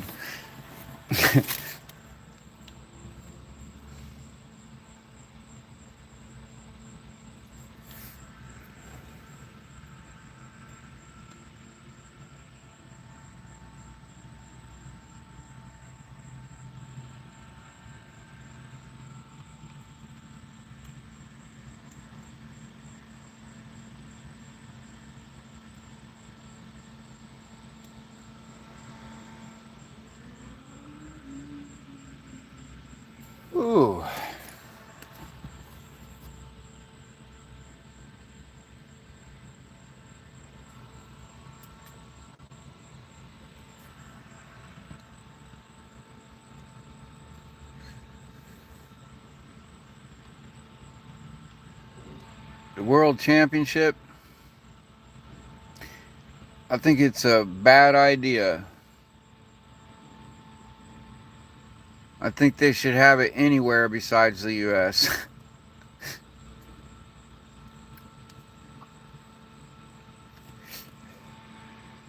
Because, look, the U.S., we invented football, which is basically just like a twisted version of rugby. you know, and we called it football just to throw the rest of the world off.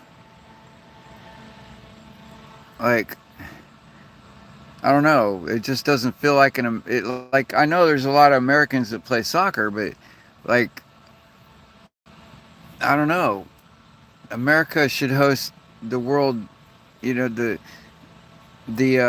baseball tournaments and the football tournaments, you know, and maybe the Olympics once in a while. But like the soccer, man, that's like Spain, Portugal, Mexico.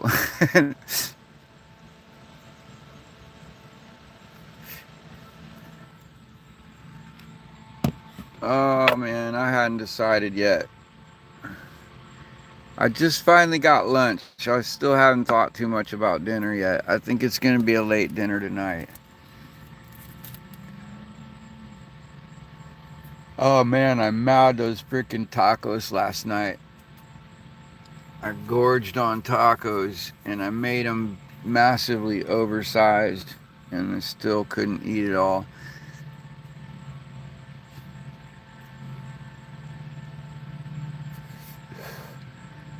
One of these days I probably will go get another, I don't know, yeah, football's not really that global.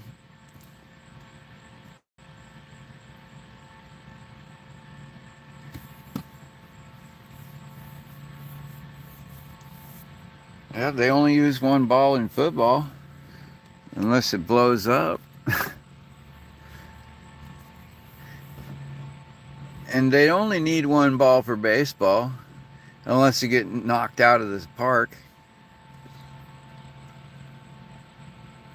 Now, the only reason they use more than one ball for baseball is when it goes up into the stadiums, then the fan gets to catch it, and it's worth tons of money. And so the fans ain't throwing it back on the field. They keep it.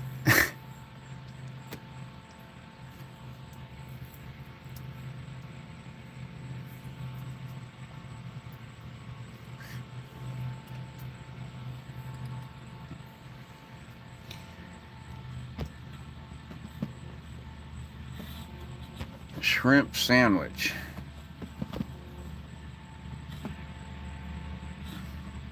Shrimp gumbo, boiled shrimp, butterfly shrimp, shrimp kebab. Shrimp.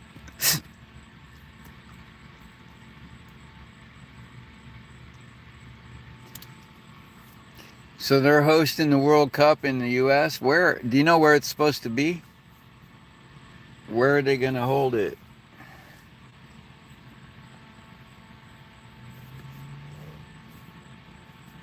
Chicago?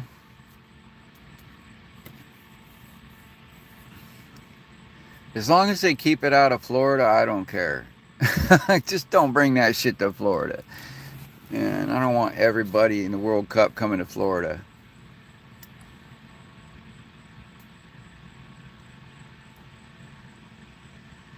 The football set would. What do you mean all of them everywhere? They don't have a.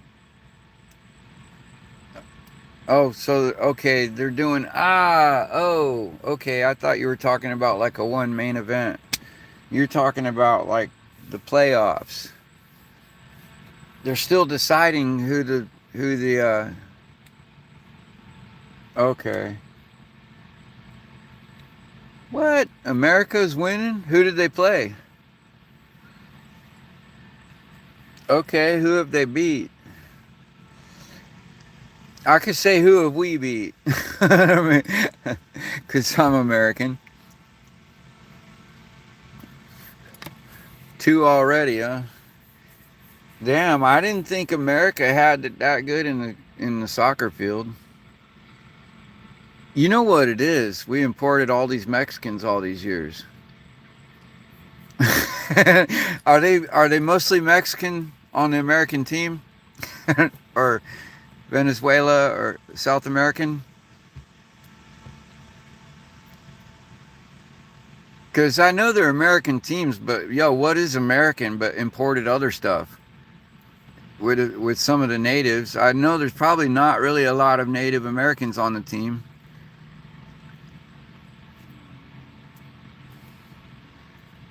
Yo, we got a team called the Indians in baseball, and there's no Indians in the team.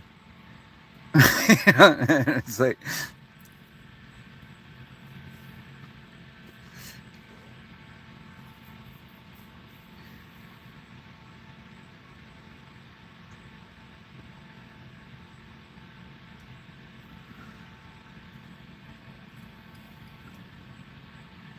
oh man, getting sleepy.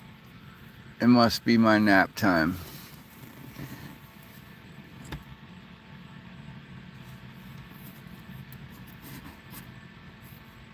Gonna have the final. Is Mom Dami still the mayor in New York?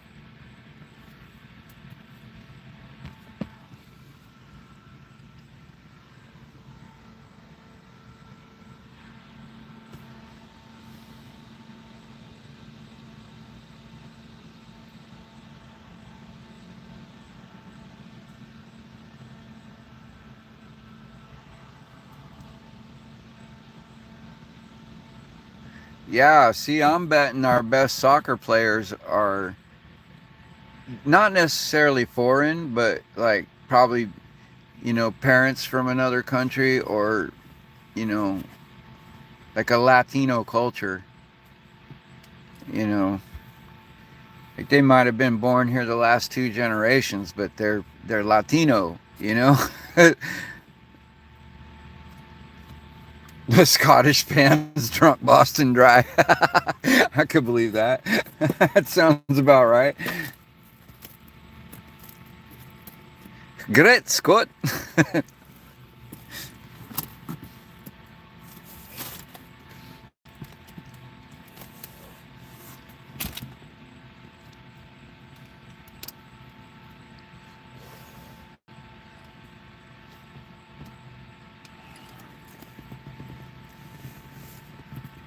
Oh. All right, well, I think I'm done for the afternoon, y'all. And let me know how that game goes. I don't really follow sports much. I never really got much into watching other people play a game. Back when I could run and jump and shit, I played games. But I wasn't really into watching other people play, even if they were better at it than me.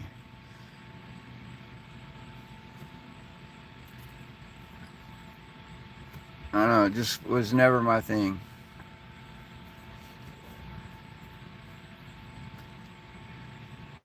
It's kind of funny to me to watch other people watch football and how they yell at the screen and cheer and yell out what they should be doing for the next play and all that.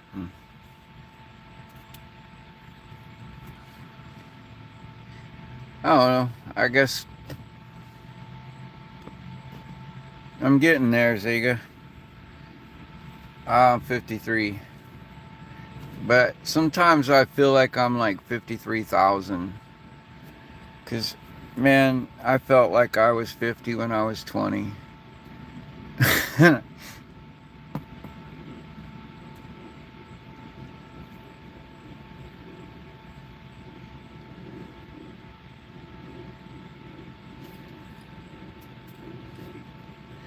I don't know. I used to go play soccer at the fields. Like, if I was at school playing soccer, it'd be a mix. But if I went to the city park and saw a game of soccer going, it was almost 100% Latino.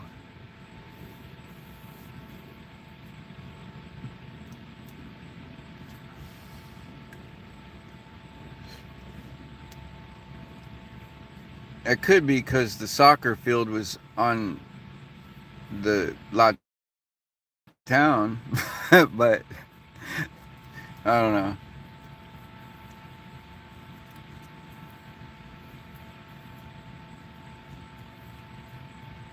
Oh,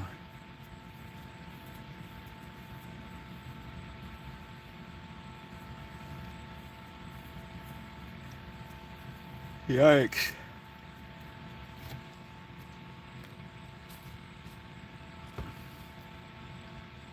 You know, if you're out of work, you can think of it like you can let that get you down, or you can think of it like an opportunity.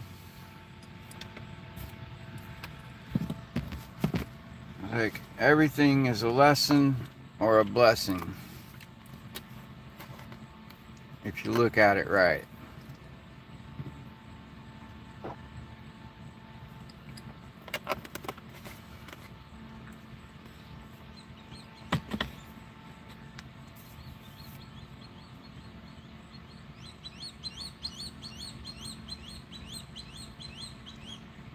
No, that's all right. What is this bird flying over me? Oh, is that the kite? It is. That bird you just heard calling is a Florida kite, a swallowtail kite.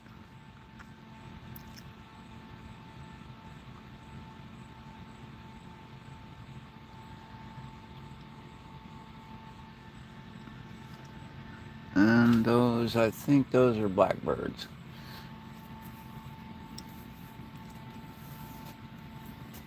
Oh, it's not a real uncommon bird. They're pretty common in North America, but it's kind of cool to see. They got like this V-shaped tail, and it's just a cool looking little raptor. I didn't know they were a raptor until just this month. I've seen them all over. I've seen them in books, and I just never really read about them and realized, hey, that's a predator bird, man.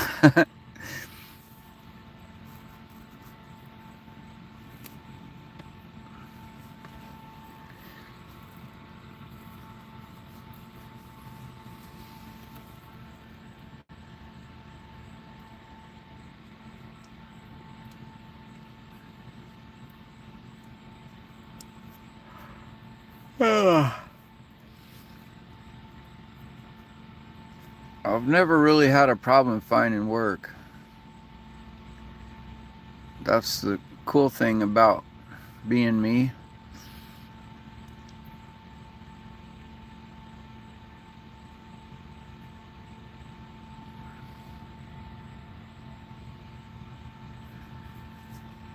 Yeah, I don't know about that, Albert. I don't know if about the whole, like you're talking about like an axis flip. You know, having the poles shift is different. Like the magnetic poles flip, and it's not necessarily like some massive destruction. It's just a some, but yeah, the Earth's poles also the the polar axis sometimes flips, and yeah, that's like I don't know, man. We could be overdue for one of those too. One of those massive, like younger Dryas event type things. But I mean, I don't see the point in spending your life like living in fear of living because something might or might not happen while you're still around. I mean, you got to look at it like what could you do about it if it happened, you know? If the answer is nothing, then stop worrying about it and just live your life. You know, if there's something you can do to prepare for a possibility event, then do it. But if you can't afford to, you know, build Noah's Ark, then what are you going to do? Just you what you do is you live as though it's not going to happen because it might not happen in your lifetime and probably won't. You know, cuz think about it. Our entire life, how many times I've heard that the end of the world was next week? I cannot. I've lost count of how many times there were people saying that the world was going to end next week. You know, or yeah, yeah. I don't know. I don't sweat it too much. I got a pretty badass bug out boat. You know, and when oceans rise, it floats. I mean, something drastic like I don't think I could go 40 days and 40 nights without seeing land on this thing, you know. And if there was a massive, like, like a wave that went all the way, like, say the Earth just suddenly spun over or flipped on its axis or something, that would cause a wave that would wipe everything off the face of the Earth and recarve all the mountains and valleys.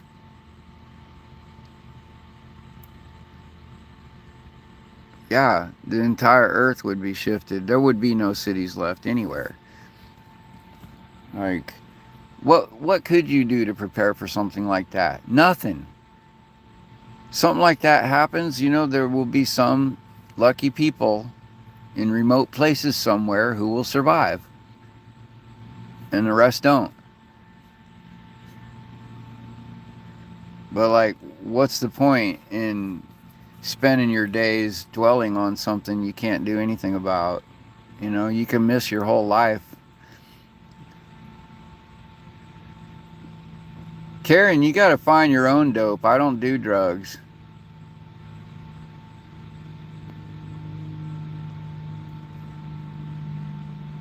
I'll smoke some pot with you. I smoke cigarettes. Or maybe you're just a presumptuous cunt.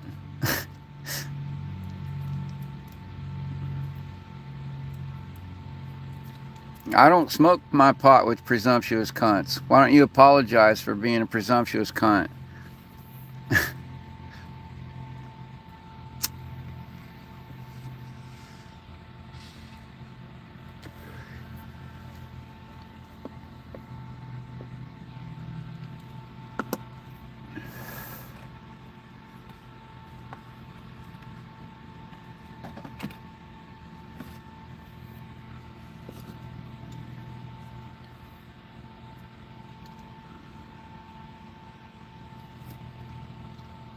Damn, weed's too expensive. I'll share it with nice people.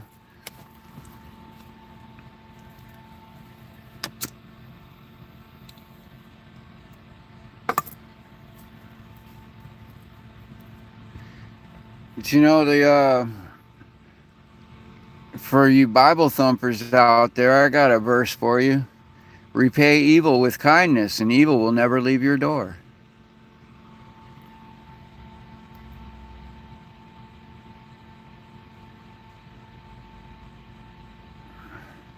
Michael Knight, you are not good enough to judge me. So I don't see as that's your business. You're here to decide how I treat you and whether or not you want to be in my circle of existence. But it is not up to you to decide the fate of my soul, nor is it any of your business to pass judgment on my soul. So don't question it. It's not your business. Let me deal with that. That's between me and whatever God there might or might not be. That's my business.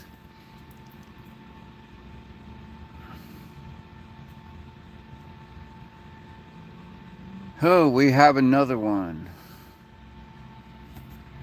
A knight in shining armor. Well, knight, speak for yourself. Because I didn't break God's laws.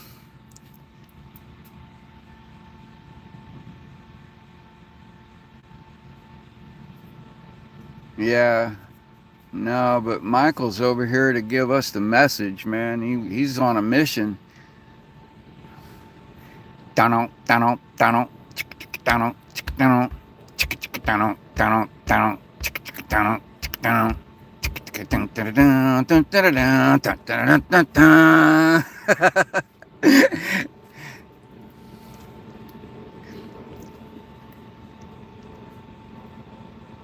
Oh boy.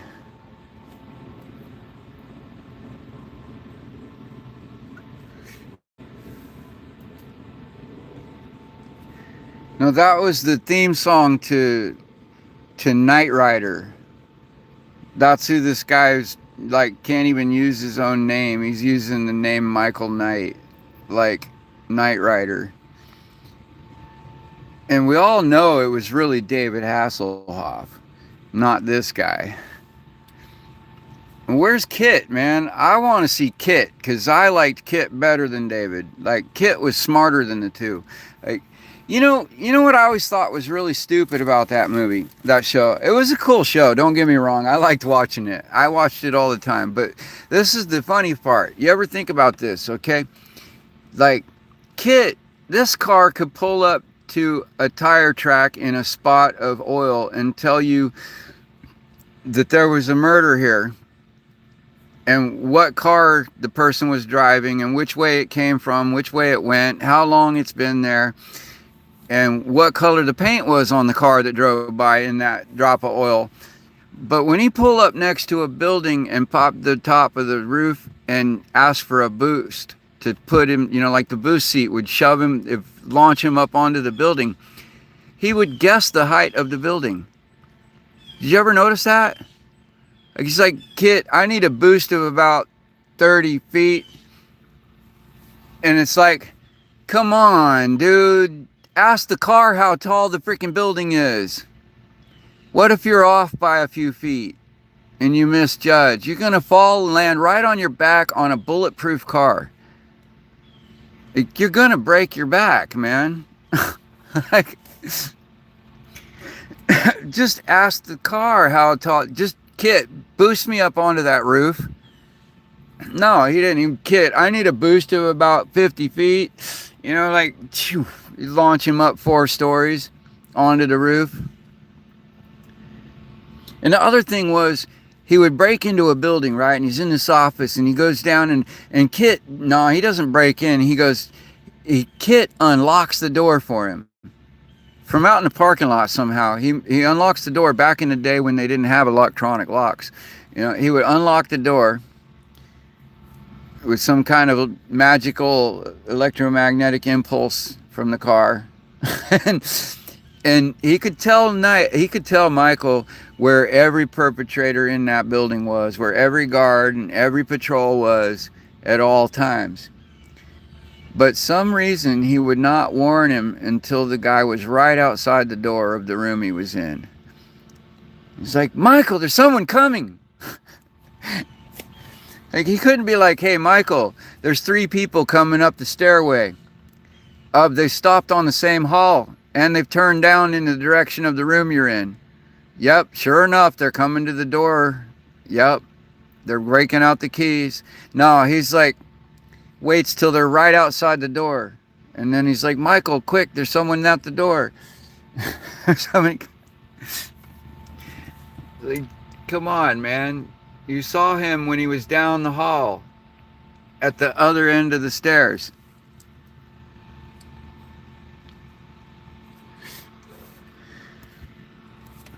Oh, no, but it was still a fun show to watch. Oh, the A-Team. What do you mean that made more sense? Are you kidding? The A-Team? Give me a break, dude. They were the baddest. The A-Team, you got to hand it to them. They were the...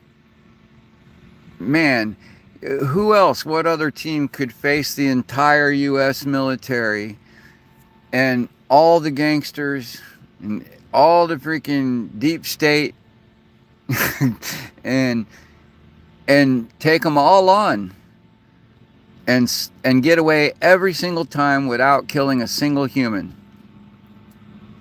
Man, they could be in a field of fire firing off a million rounds and not kill a single person and somehow still win.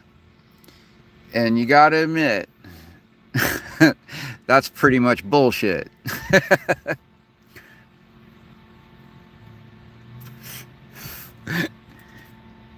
Oh, make it make sense. Oh, I totally misread that. Okay, yeah, that's okay. We still got off on a good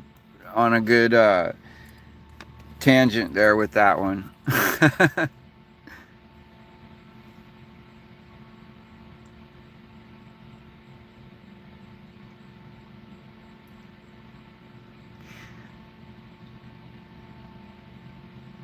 Oh, I'll tell you something funny.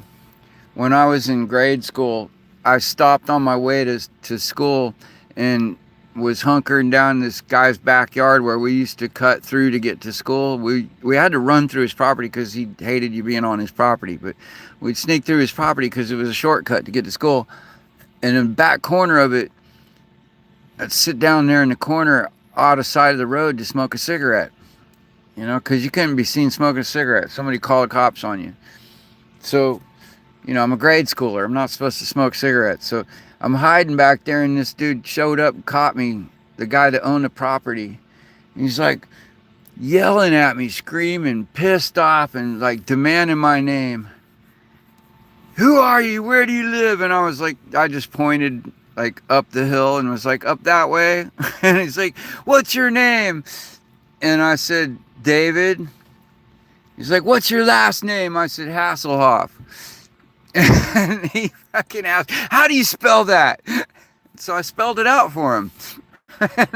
And he wrote it down. This motherfucker wrote down David Hasselhoff and went and reported David Hasselhoff for trespassing on his property. Bud Spencer and Terrence. Oh, yeah. Yeah, I know you're talking about, what is he, was it, oh, I want to say Mr. Nobody? Or that was just Terrence Hill. I don't know if Bud Spencer was in it. But like they played brothers in that Western. Oh man, I can't think of the name of them.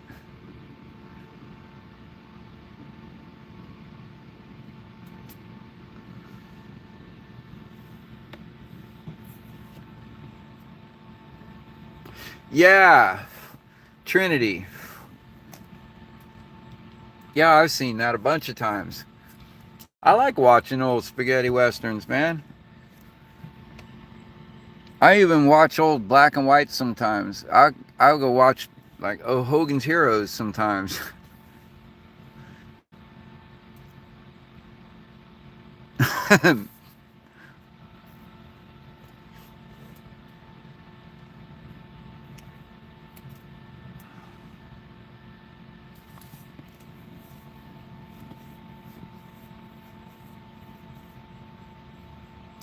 Fury.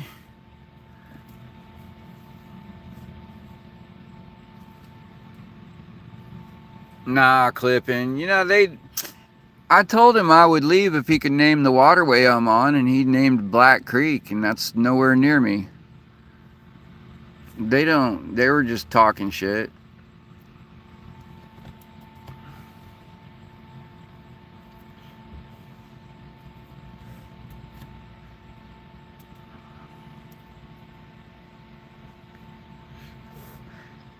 Yeah, plus, like I said, I know the sheriff knows I'm here.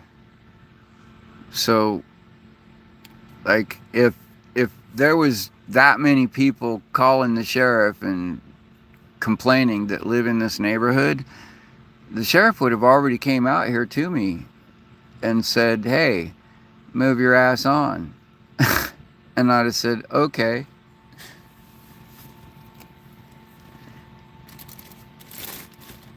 Oh, yeah. I don't know if I've seen the fourth one.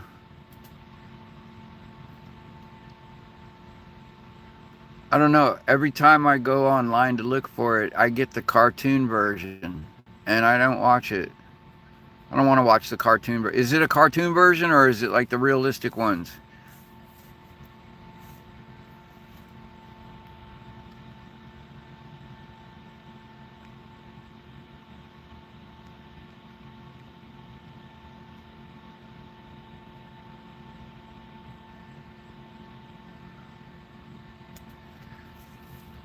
I liked the Riddick series. The first three I really liked.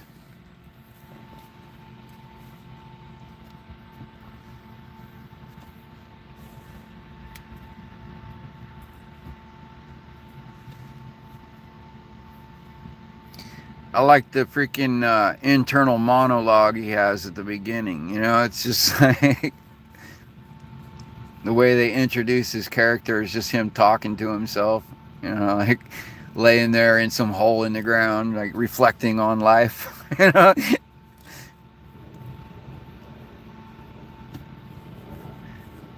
Oh, okay. Yeah, I don't know. Okay, no, we're talking about one guy's talking about Furia, which is like, but no, Fury is another movie entirely. I know what you're talking about. Isn't that the tank commander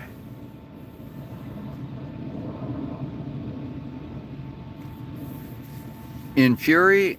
No, the old 1955 movie.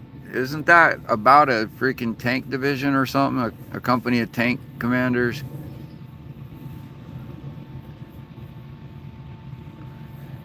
Yeah, well, they remade it with Brad Pitt, but there was an older one.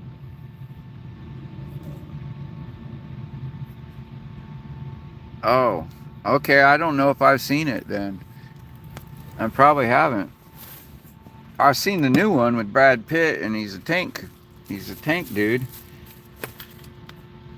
But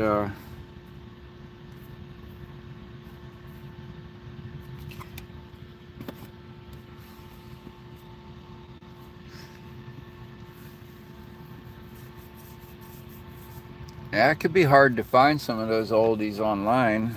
I don't really watch TV. Like I don't sit in front of a TV and scroll through the selection to see what's gonna be on and shit. I don't. The only time I watch TV is usually if somebody else turns it on and I'm there.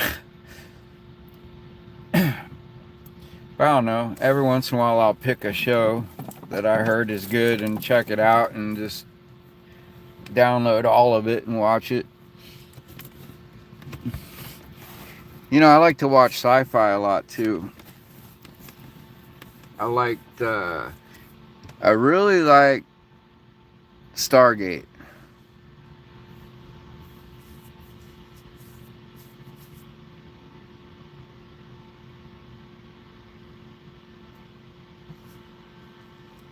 Wait, Vin Diesel was in Saving Private Ryan? I don't even remember that. I mean, I remember the movie, but I don't remember his part in it.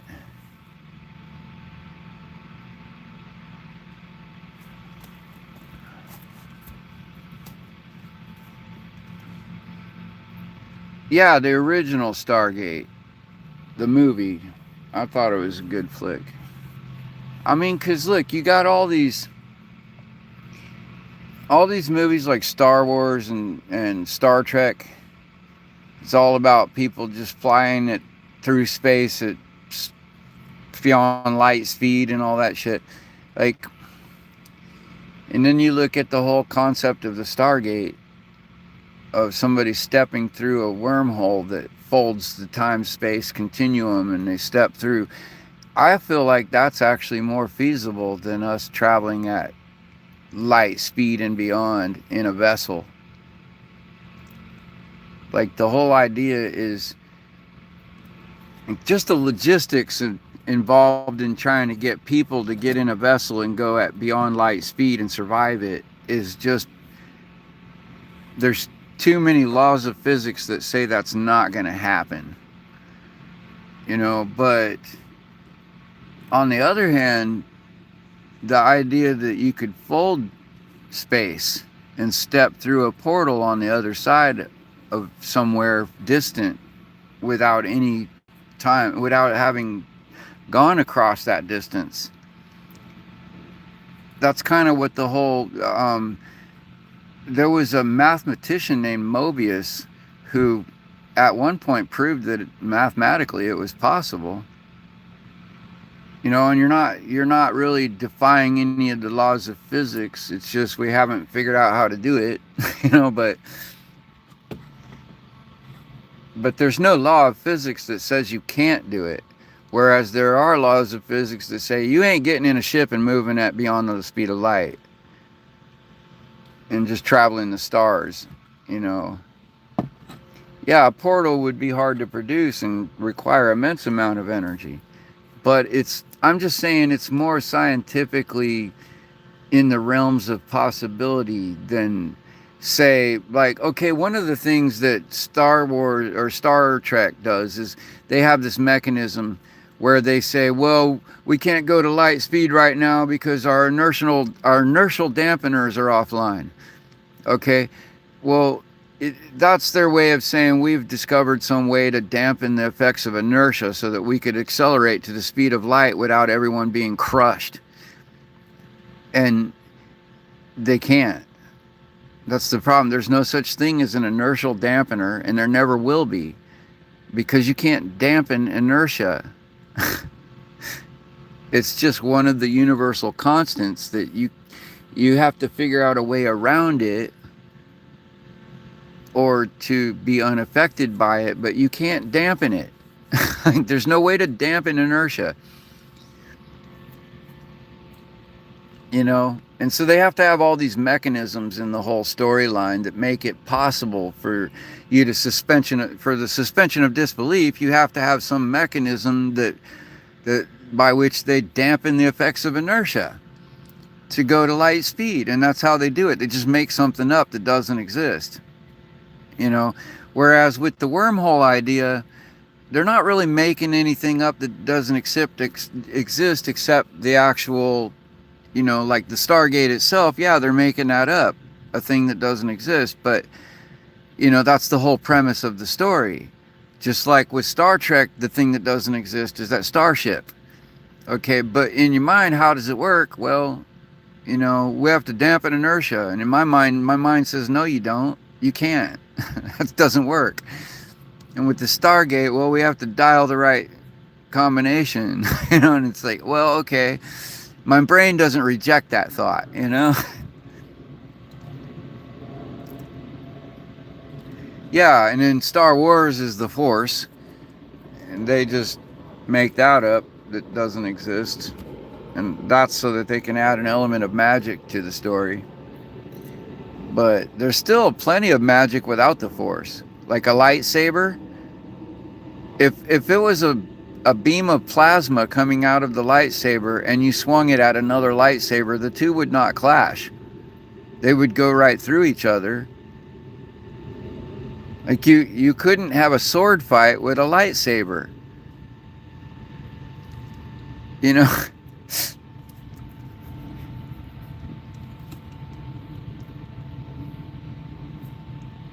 Let me see.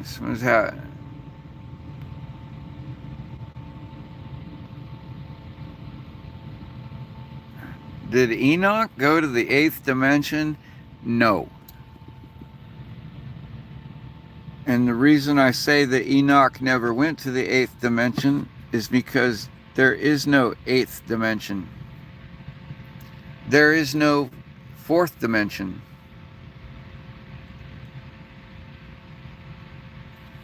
That's all just some construct that someone made up to try to explain a concept that isn't really quite right. All right, Ziga. Well, thanks for joining us. I appreciate you. I'm about out myself, honestly. No, we're in the 3rd dimension. This is a 3-dimensional world we live in. And the only thing you might call the 4th dimension would be time. This is the only other measurement that you can measure space by, you know, like there's only 3 dimensions.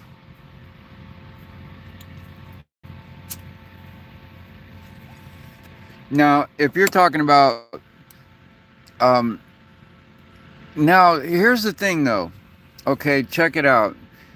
There is such a thing that might be considered another dimension, but it's more like not you're not going into another dimension, but there are beings that live in the same space with us that we don't detect or feel or see, that are out of phase with us. Like, in other words, they exist on a different frequency, at a different vibrational frequency than us, and we just don't see them. They just pass right through. Like, you might consider that another dimension, but it's not. We're still in the same dimension. We're still in the same space and time, in the same dimension. We just exist on a different wavelength. So it's really not even, no, because you might consider energy without matter as the state of being. It's not a dimension. It's not a different dimension. It's a different state of being.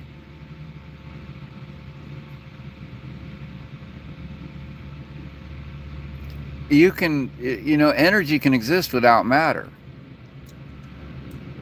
but matter can't exist without energy.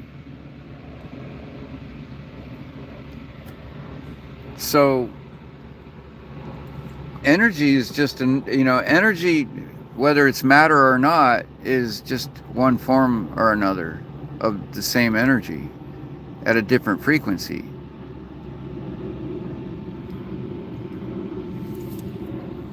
And it's all in the same dimensions. The thing is, I think energy without matter doesn't have a dimension, because there's no matter, there's nothing to measure.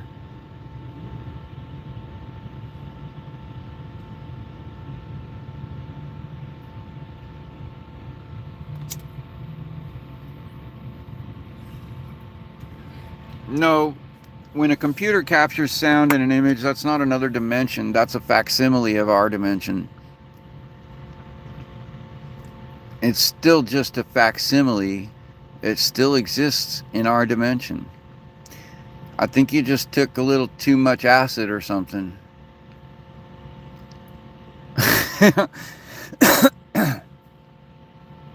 Yeah, there's a lot of stuff in the book of Enoch that I don't believe. There's a lot of stuff in the Bible I don't believe. There's, it is an interesting read. And so is the book of Thomas, and so is the Gospel of Mary of Magdalene, and there's a lot of interesting reads that I find worth reading, but that doesn't mean I adopt them as my reality. I know what Bible means. It actually means library. Like the Spanish word comes from Latin. Biblioteca is where we get the word Bible, is from the Latin biblia, which means library, collection of books. Yeah, I know.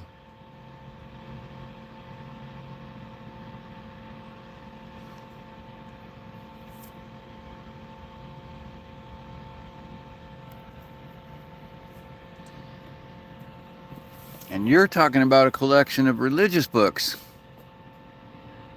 And what I'm telling you is I don't subscribe to any religion. I look at spirituality from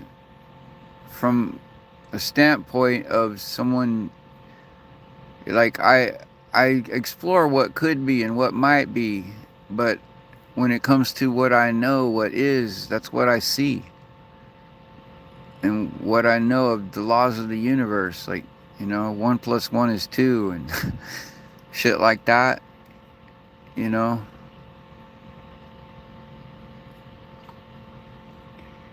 feel like if there's some supreme being that expects something of us, then it's incumbent on that being to make that clear what it expects of us. And I have not seen any evidence of an actual, I've seen a lot of writings of people that have a lot of strong feelings about God and a lot of, myths about their gods.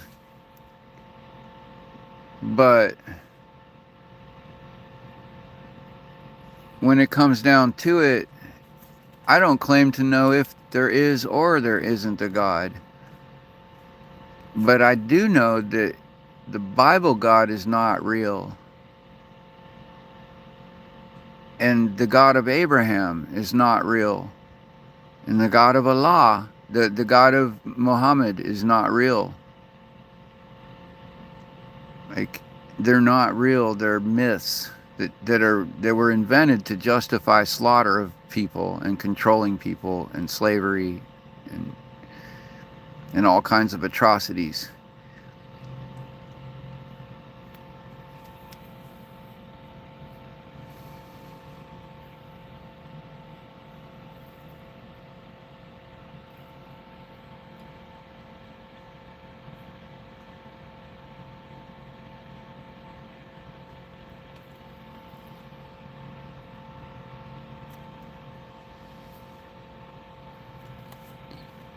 So I'm not gonna praise or worship anyone's God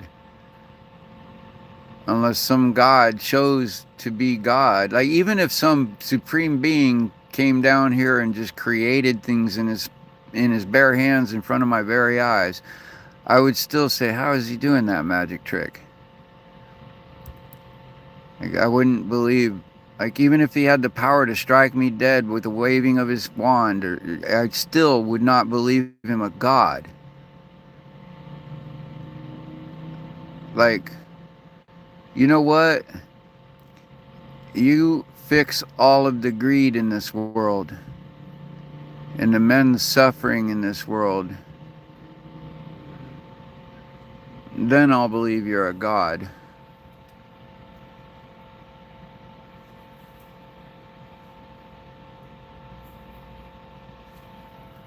Yeah, well, the reason you get a lot of confusion between, whether God was one God or multiple gods, like even in the Bible, God was speaking, and before anything was ever created, he said, let us make man in our own image.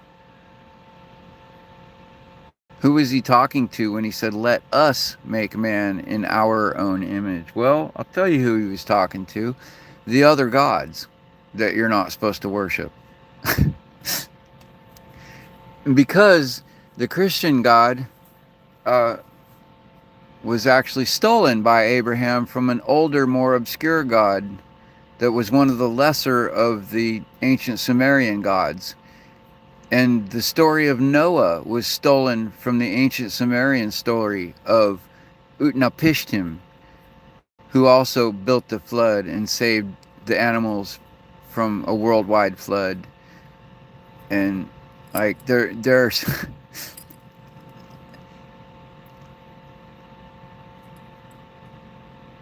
okay. So you definitely took too much acid. Was it acid or mushrooms? Maybe it was not DMT. Don't tell me DMT. I've never met anybody that became a god on DMT. It's usually acid or mushrooms.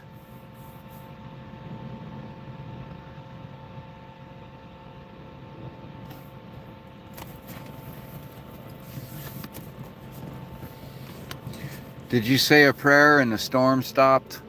Did you calm the waves and raise the dead with a wave of your hand? What happened that made you think you're God?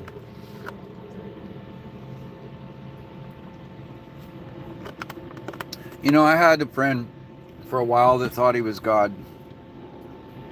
He thought he was the living incarnation of Jesus. We didn't really stay friends long after I got revealed that little tidbit about him. After he revealed to me that he was in fact the Son of God, I just kind of went along with it until one day he was cussing and cursing and angry because it was raining and he couldn't get his tent dried in yet. And I said, why don't you just calm the rain? You're God, right? How can you be God if you can't stop the rain? And man, that was the last time we were friends. He couldn't take being called out on it. But I had another friend that kept yelling at me that there is no God. And I kept trying to get him to accept the idea that there might be a God. You don't know. And it's foolish to say that there's no God. Like, the best we could say is we don't know. You know? But I think it's foolish to say that there is or that there isn't a God. Like, either way would be foolish to say for sure.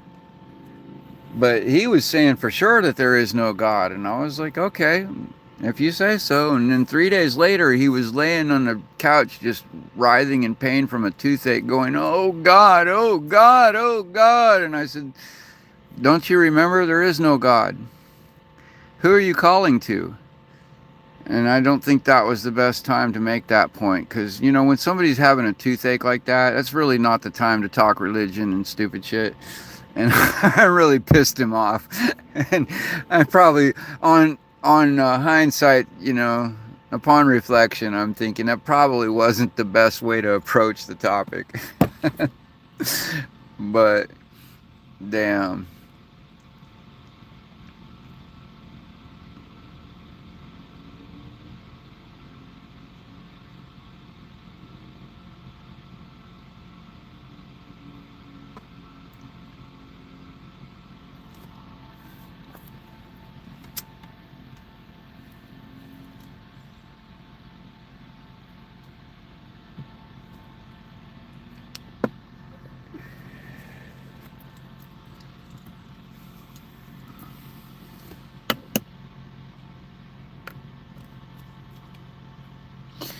Ultra dice, don't fool yourself into thinking alcohol is a safe drug. That's actually one of the worst ones.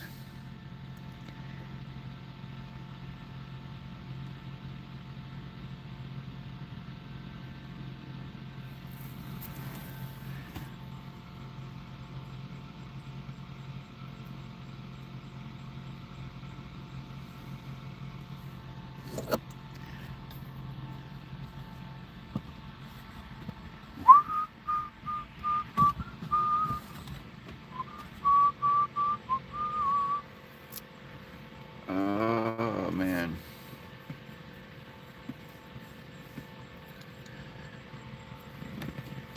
Yeah, I don't know. I know one thing. I'm not going to worship a God that condones the things that the God of the Bible condones. Even if that God were to prove itself real to me, I wouldn't worship it. I would curse it for its evil. And I would show it. I would show that God his own scriptures that condemn him by his own actions. And show him what a hypocrite he is. And what an evil person he is.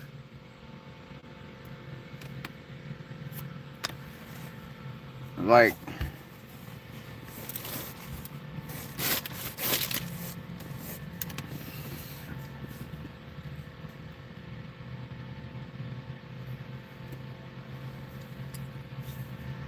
no, that's not scientifically proven, Albert. The fuck are you talking about? I don't think you understand what scientifically proven means.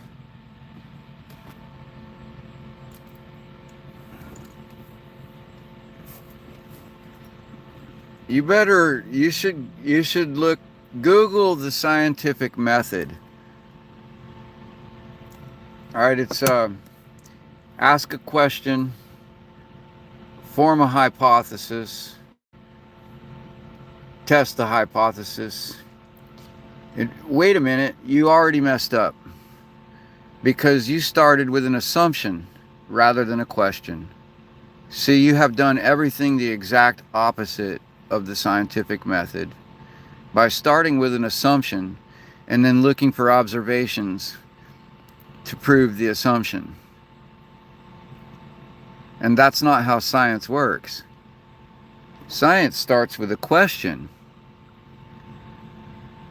And then after you come up with a hypothesis, what you do is you try your best to prove it false. And if you can't prove it false through all experimentation that you can conceive of, then you submit it to the scientific community. And the entire world scientific community does their best in repeated experiments in different, like other people consider factors you didn't think of. And then they test it. And if it still can't be proven false, with all the scientists testing it and trying to disprove it, and it still can't be disproven, then your hypothesis is still not a fact. It is still not scientifically proven. It just moves into the category of theory. Okay? You've gone from a educated guess, what you might call a hypothesis, to a theory after the entire world has examined it and tested it in every way they could think of. And then after years and years, if the theory still can't be proven over the course of time, it may eventually be known loosely as a fact. But there's really, even in the scientific community, even the things we call fact are kind of loosely held as something that might change with new knowledge. Like, we know based on the best of what we know that this is a fact for all intents and purposes. But we might find out something that our information was incomplete. And so we keep our minds open to the idea that those facts are still fluid. And really, the only thing that's really solid is what's called a universal constant, like Newton's laws of gravity, gyroscopic objects in motion and in orbit. Like, these things are tested, proven, and nothing is going to change them. Like the laws of momentum, the law of conservation of energy, those are universal constants. In other words, like, you're not going to prove those wrong. I will, if you claim to have proven one wrong, if you claim to have proven that Newton's law of conservation of energy was wrong, I will listen to you. But I'm going to be expecting to laugh at you real soon. And because you're probably, like, I doubt very seriously that you're going to ever prove any of those wrong. And I'm probably already just laughing on the way to go look at what you have to say when you say you've defied Newton's laws of thermodynamics. Okay? But other than that, there's really nothing that's proven, especially like when it comes to your God or something that happened thousands of years ago. Bro, in some interpersonal relationships between people, like, you're going to sit here and try to tell me somebody raised the dead and walked on water, and because someone 2,000 years ago wrote this story that says it happened this way. And I'm saying, dude, get your head out of your ass. Stop taking drugs. The mushrooms and acid are not helping you. Get your feet back on the ground and get your head out of the clouds. This is reality.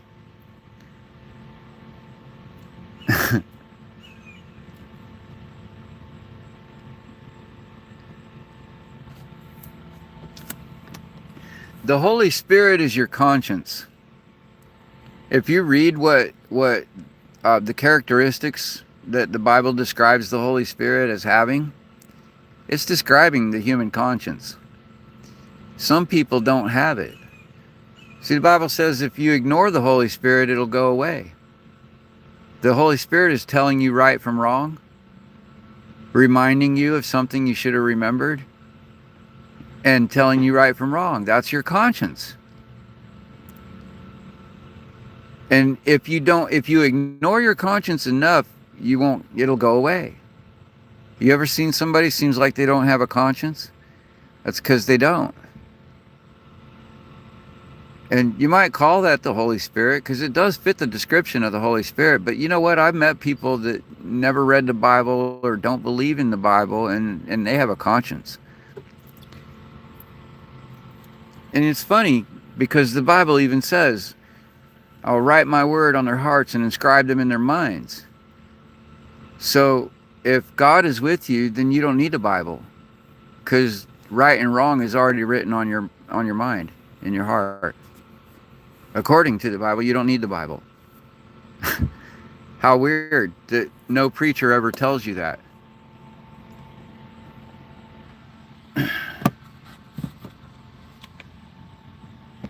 Weird, huh?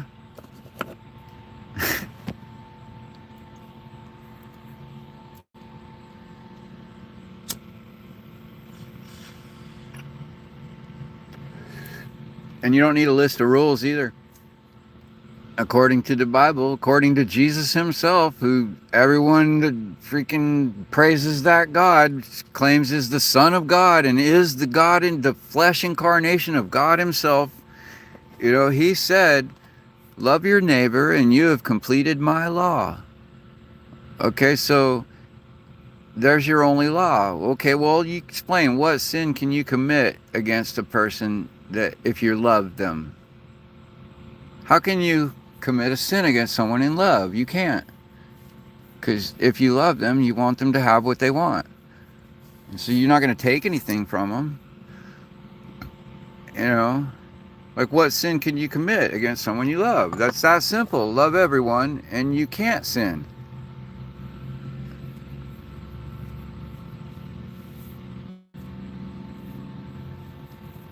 You know, I mean, I don't subscribe to that religion, but when people come at me with all this stuff, they're claiming I'm on the path to hell and all this stuff. I'm like, yo, no, I'm not. You are. Read your Bible. It tells you you're on a path to hell. Look at what you do and what your Bible says about that. Because it does. I know. I read it many, many times.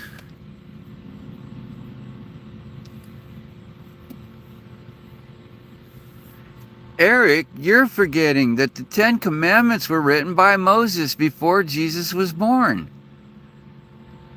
I'm talking about the words that came out of Jesus' mouth. You're talking about the words that Moses wrote down, that he claims that God wrote down. But for some reason, no one could produce this tablet that supposedly was written by the very hand of God himself on the top of a mountain. Sure, the Ten Commandments is it's a good set of rules to go by. Like, if everybody went according to those rules, the world would be a lot better place. You know, nobody could deny that. But that don't make your God real.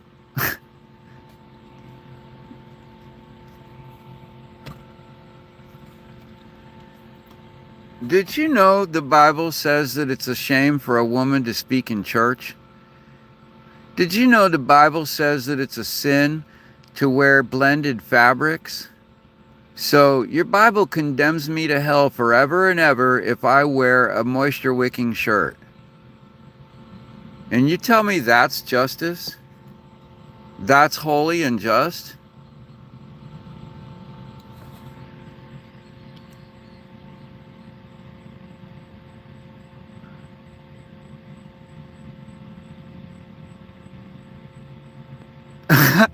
Eric is telling me to polish up on his Bible because he knows what the Bible says because he saw the movie The Ten Commandments. You fucking retard. Oh my God, that movie was so not even scripturally correct, dude. You're wrong. The Ten Commandments, the original Ten Commandments written in stone, is in a museum. What museum, Eric? Oh my God, we got a real... Who is that guy, Ken? The guy that built the freaking ark up in Kentucky or something? Was that guy with the fucking Abraham beard? We got one in here. Yeah, I got solar. I got 150 watts of solar, Dev. I'm looking to get some more on here eventually, but so far 150. With this battery powered chiller, air chiller this summer, I imagine I'm gonna need more solar.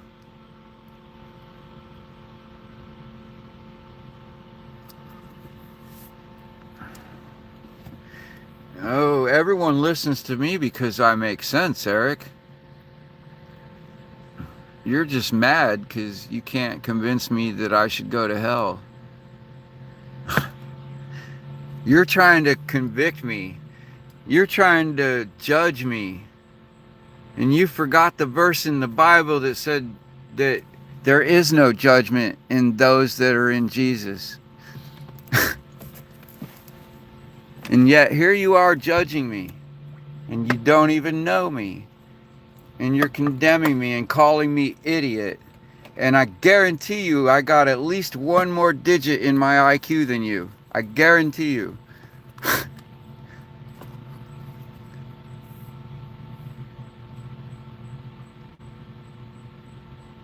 Oh, because you're full of shit. Eric, you're full of shit. You could find out, but I can't find out something that doesn't exist, you fucking retard. Listen to this idiot calling me dumbass. He just made the claim that the stone that was written by God is in a museum, but he won't tell me which one and where. And he says I can find it. But I'm a dumbass. Wow.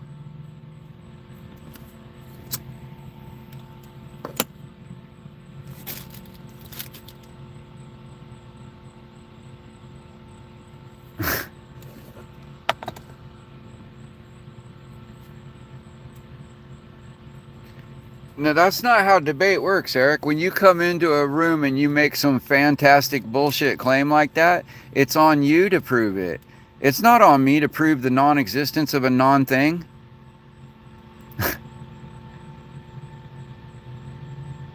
Right. So then shut the fuck up and go on about your business. Or tell me where this freaking famous museum is that's housing the words of God written by the hand of God himself. I want to go. If such a place exists, I want to go see it. I really do. I would be very interested in seeing the tablet that was written by the very hand of the creator of all that is. What I'm telling you is no such thing exists. And so if such a thing, if I'm wrong, please tell me, where is it?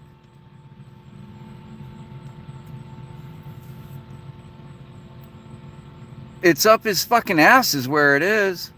Because that's where he pulled this story out of.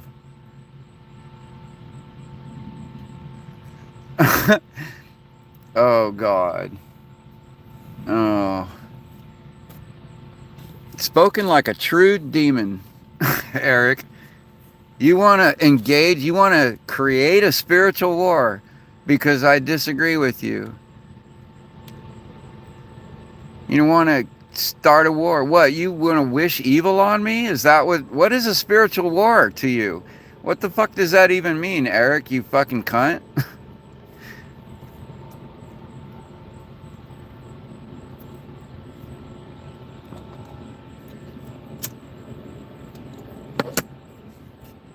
God damn, this guy is off the deep end over here.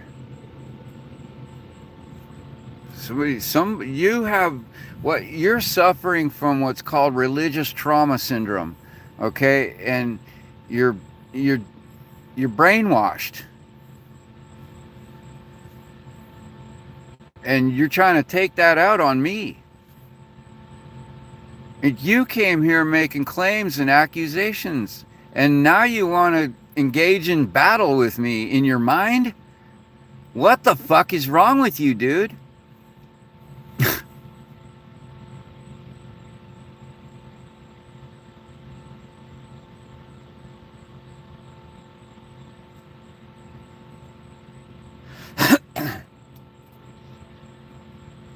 You gotta examine what's wrong with you. If you feel that much anger and hatred in your heart that you want to engage in battle with me for not agreeing with your bullshit, then there's something wrong with you. And that's not love. That's not love, dude. How can you claim to be a Christian and know the God of love if you're gonna hate that much? There's something wrong with you. You need to get help, dude.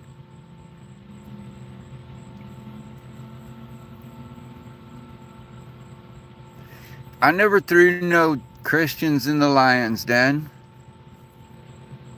I preached the gospel for years. And then one day, I realized it was bullshit. Like, I started really reading it with an open mind. I started questioning it and realizing that it's not real.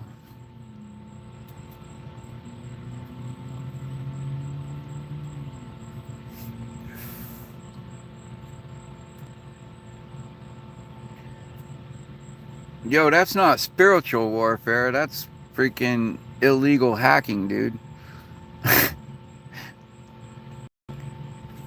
And that can get you in some serious trouble.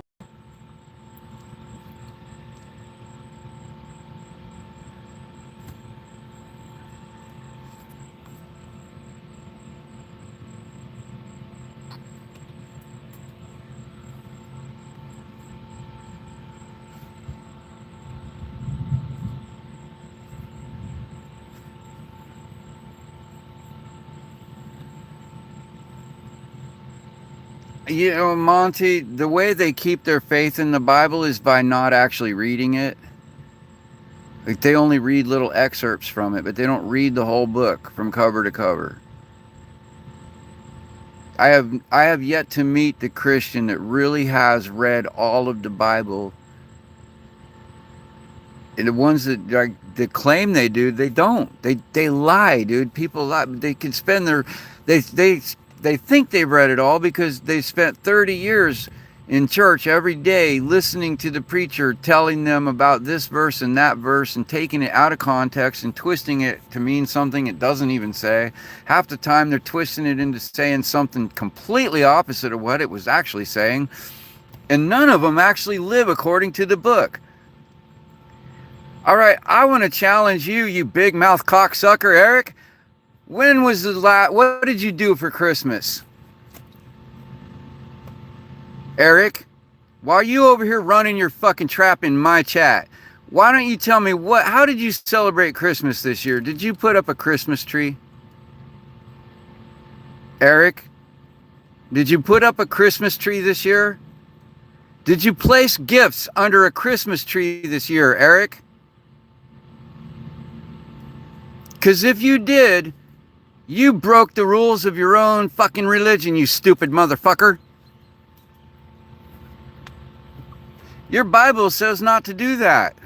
It specifically says not to do it. But you didn't read it, did you?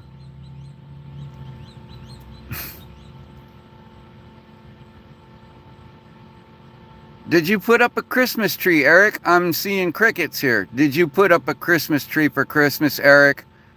If you did, you sinned.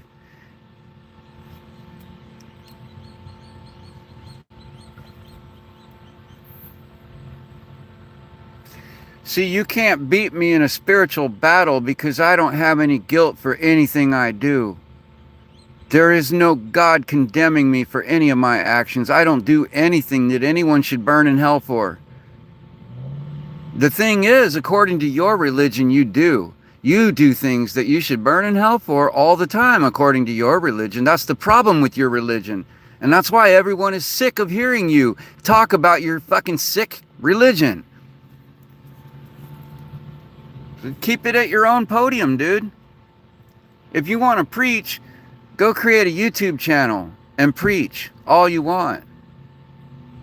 But you can't be here condemning me in my own chat. I will put you in your place. And yeah, if you won't even listen to reason, you won't even answer my question. What kind of spiritual warrior are you? You can't even answer a simple question. Did you put up a Christmas tree?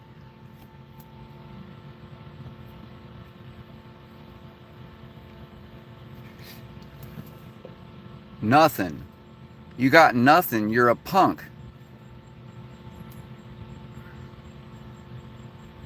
You're a self-loathing individual, too.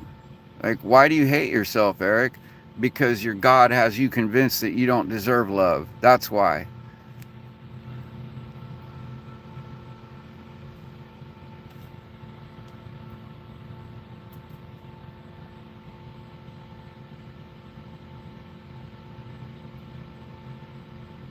Yeah, I know he put up a Christmas tree, and I could probably pick out at least 50 other sins that are against his Bible that he does all the time.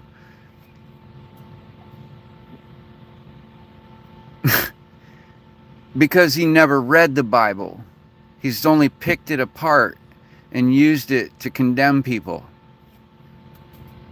and to justify his evil.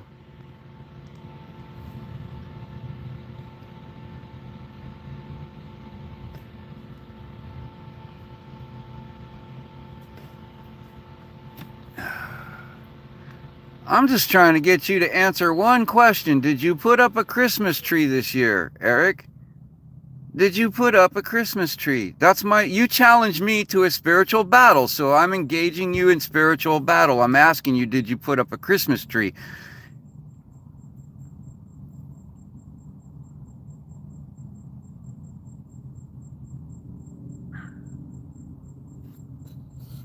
You picked this fight, Eric.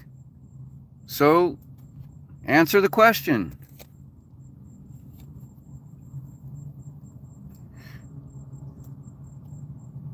In fact, if you don't answer that question with the next thing you type out, you're going to get banned from the room. Like, just answer the question. Did you put up a Christmas tree? Did you decorate and place gifts under a tree for Christmas to celebrate your Savior's birthday?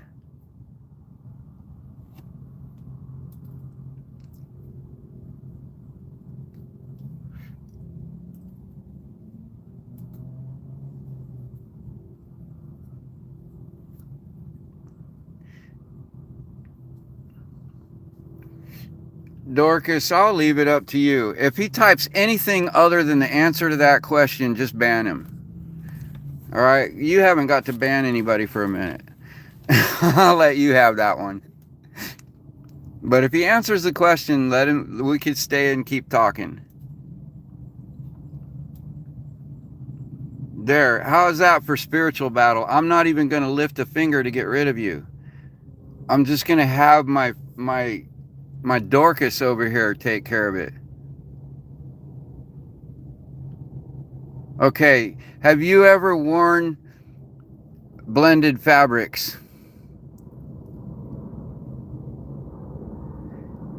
Do you have any children? Have your children ever been unruly?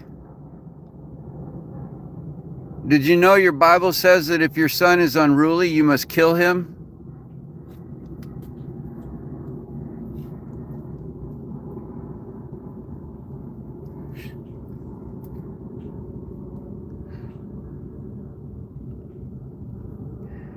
And by the way, I don't believe you. I think you're lying because you know you can't win this argument if you tell the truth.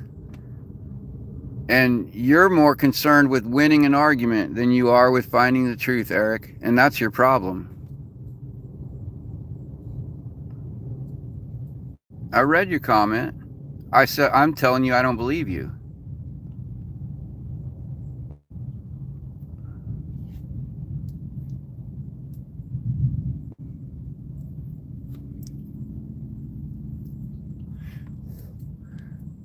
I'll bet you put a Christmas tree up. I'll bet you put a little nativity scene hanging on it. And you put some gifts under a tree. I'll bet you went and received some gifts from somebody who put one under a tree for you.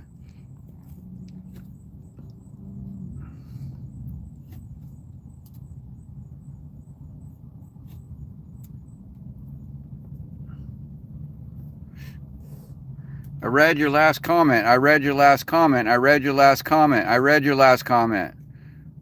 Now stop spamming.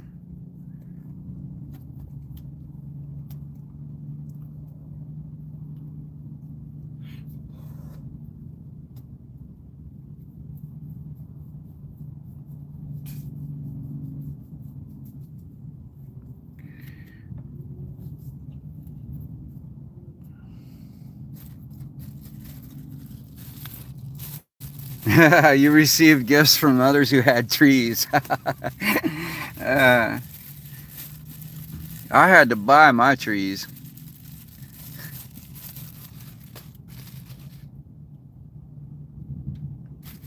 Oh. All right, fair enough. Fair enough. I'll have to take you at your word. Okay. So, hold on. Have you read the story of Abraham, Eric? Have you read how Abraham um it starts off, his story tells us that he conquered a land and was king of it, but he was leaving there because they were in starvation and famine. Okay? Now, if he was the ruler and everyone in his kingdom was in famine and starvation, okay, you're spamming again, Eric. We've already gone to the next topic. I told you I was going to take you at your word. Okay?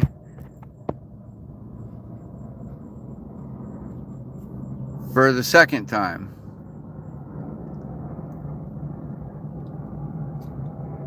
But now I'm talking about Abraham, the one who invented the God you worship. Because, see, I believe you probably spent most of your Bible studies studying things like Jesus. And Jesus had a really cool message, and he was a really cool dude. And, like, you probably got a good message that looks like a loving message, you know? But when you read the Old Testament that leads up to the New Testament, it's a really evil message that the whole Christian faith is based on.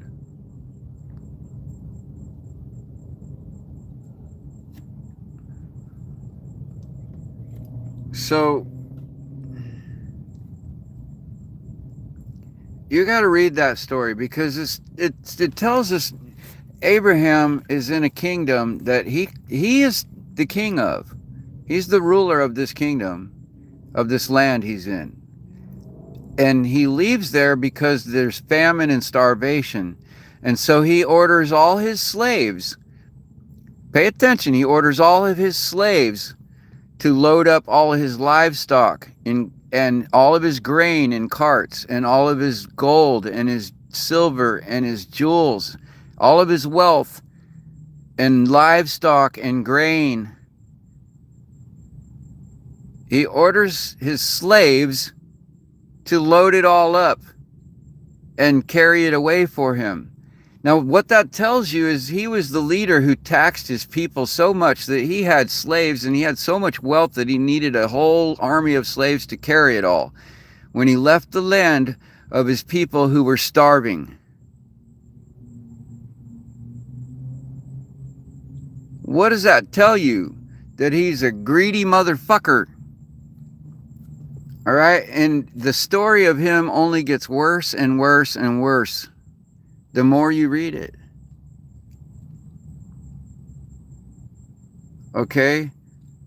It gets worse. Okay? Because what does he do? He goes into Egypt. But before he goes into Egypt, he stops and tells his wife a little lie that terrifies her. You see, he says that if the Egyptians are so evil that if they find out that those two, that they're a married couple, that they would surely kill him and pass her among them. Okay? So he convinces his wife to tell the Pharaoh that they're brother and sister.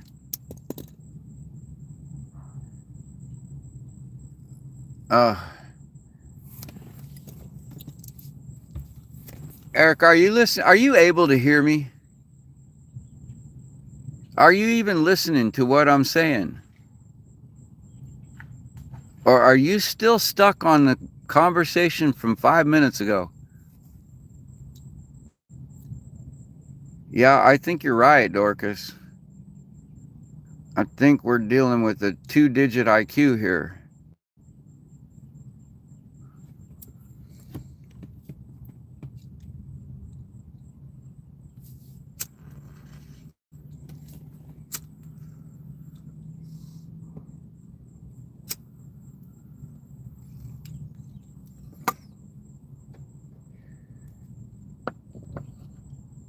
So I'm going to keep telling this story of Abraham, because this is what the Bible says about Abraham. Father Abraham, the founder of all the 12 tribes of Israel.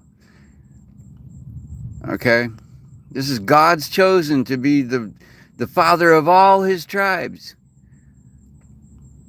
according to the Bible. Was this slave owner who taxed his people into starvation and then left with all his armies of slaves carrying all of his wealth and grain and livestock into Egypt.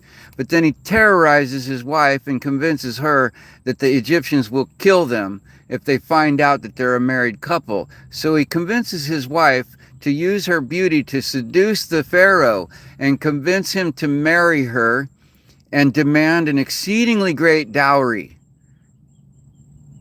So essentially, he's pimping his wife out to the Pharaoh for more wealth. And so they go into the land of the Pharaoh, the Egyptians. And sure enough, his wife Sarah, she must have been a pretty beautiful woman, because she did seduce the Pharaoh and she did demand an exceedingly great dowry. And the Pharaoh granted it. According to the Bible, it says that he granted them much wealth, more than they even had before, and slaves to tend to it all and carry it. Okay? And then the Pharaoh found out that Sarah had brought a social disease into his harem and infected his whole entire harem with probably syphilis. And I say that because of archaeological records. I don't know right offhand how old Sarah was. And her name was Sirah, not Sarah. But we get the name Sarah from the ancient Bible name Sirah. Yeah, very similar name. But look, Sarah, no, I don't think she was 80 years old. It doesn't say that anywhere that I remember.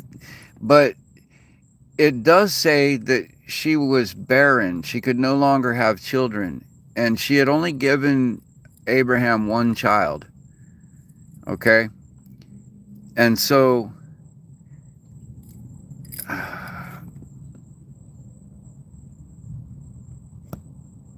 hey, Dorcas, you can get rid of Mike. Anyway, so Sarah, she seduces the Pharaoh and demands this exceedingly great dowry of all more jewels and wealth and gold and slaves and livestock and grain. And then the Pharaoh finds out that they were actually husband and wife, and that they now had a social disease. Oh no, she had already had the baby. At this point, she's barren. When she visited the Pharaoh and infected the harem with disease, she was already barren. Okay, and the reason I think, because I believe that they actually found the Pharaoh that was this person in this story, and there were signs in the bones that he had died of advanced syphilis. So I'm thinking that it was probably syphilis. So anyway, that's not from the Bible. It's from a different source. But I'm just putting two and two together, because I do believe that Pharaoh that they found with syphilis was actually the same Pharaoh from this story. And anyway, so she brought syphilis to or a social disease, according to the Bible, because the Pharaoh came and said, "What have you done? You brought disease to my whole house." And now look, now the whole thing started with Abraham telling his wife that if they found out they were a married couple, that they would surely kill him. Okay? Now, after she scammed the Pharaoh out of a huge dowry, infected his whole family with disease, do you think the Pharaoh killed them? No. In fact, it turned out that Abraham was full of shit, and the Pharaoh was actually a very kind person and not evil at all. He was very generous, and he said, "Take what I've given you and leave." and he sent them on their way with the gifts. He did not kill them. Eric, I'm telling my story. You can either listen or leave. All right, I'm telling this story. This is out of the Bible, and it's good. It's for your good to listen to it, because this is from the Bible. The one you're pushing on me, you need to read more of. And this is the part you should read and pay close attention to, because it's showing the characteristics of your God and his chosen. Okay, now continuing on. So now he's leaving the land of Egypt, and now he has double the wealth and slaves, and he has this conversation with his wife about, what are we going to do? I can't have kids anymore. And he says, no worries, we'll just make your slave servant girl have our babies for us. And so he commenced to raping his slave, his wife's slave. Now keep in mind that he most likely got his wife's handservant by conquering the land that he conquered. No, you stop ignoring what I'm saying. Just shut the fuck up and listen, Eric. I'm talking. I'm not, okay? So, think about it.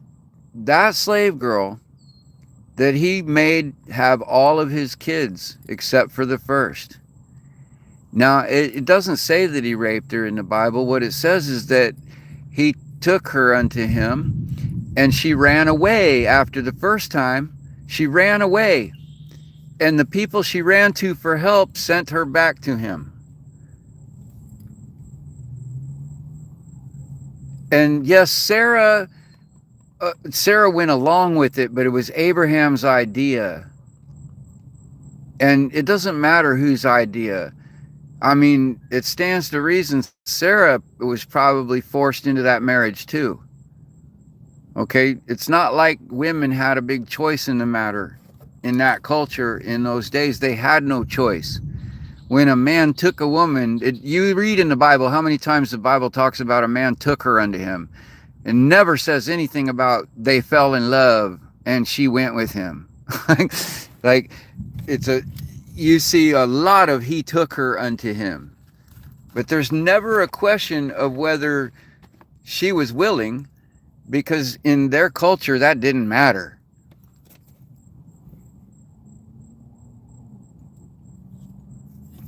No, I'm talking about Sarah's servant who Abraham forced himself onto to have his baby, his second child.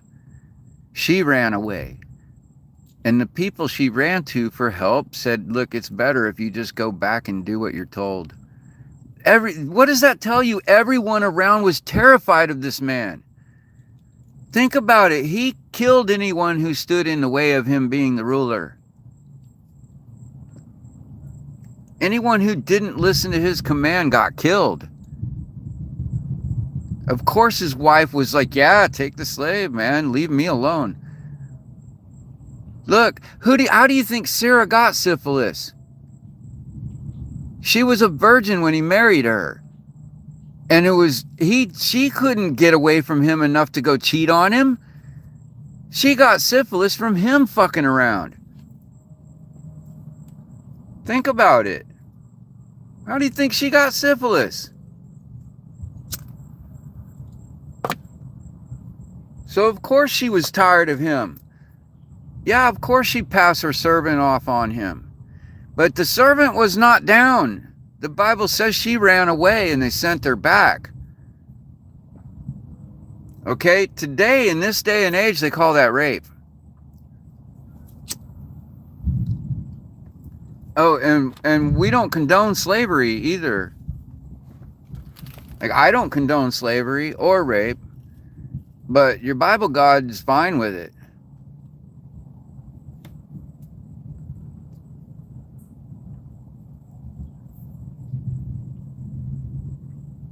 Oh, it gets worse and worse.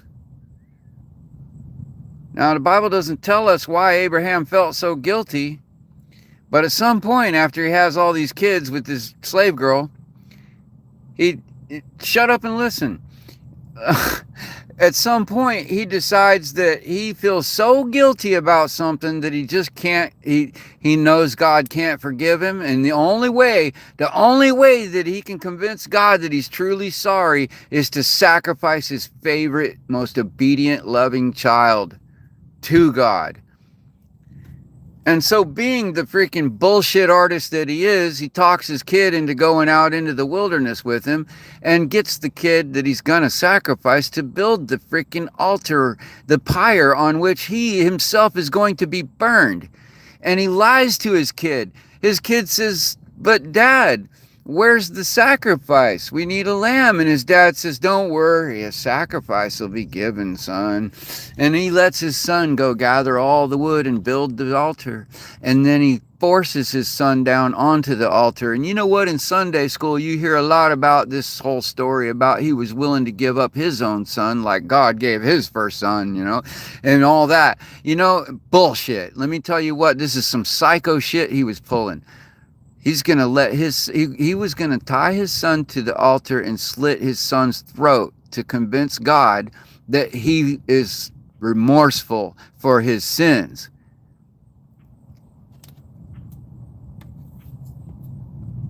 Now you tell me what the hell is wrong with that? You don't see something wrong with that?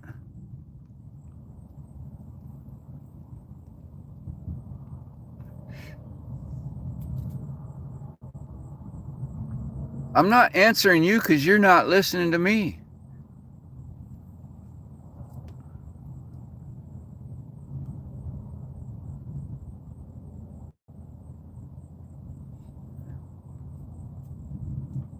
What I'm telling you is the story isn't real.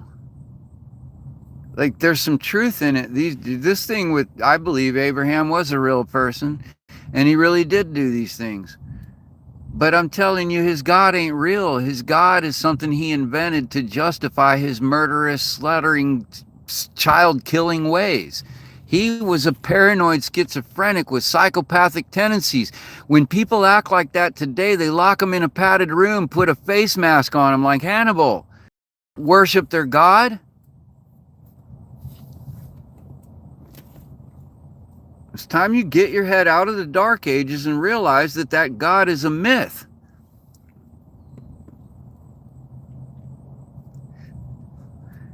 And your judgment that you're passing on me is the same type of evil.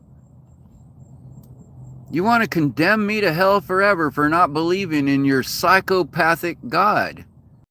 And that's just evil. That means you are a worker of evil. I have done you no harm, dude.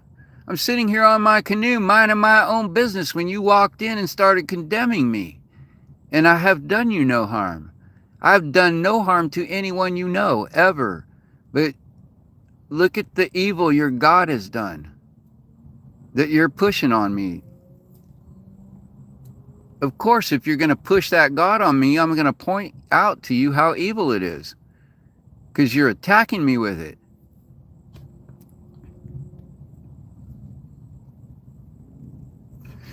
And you said right here, it's not up to you to judge me, but here you are judging me and continually judging me. And it's not up to you to judge me. And then the last thing you say, believe me, he will judge you. So you did judge me. You just did judge me in the same freaking paragraph. You literally just told me it's not up to you to do, it's God's job, and then did it. You fucking sinner.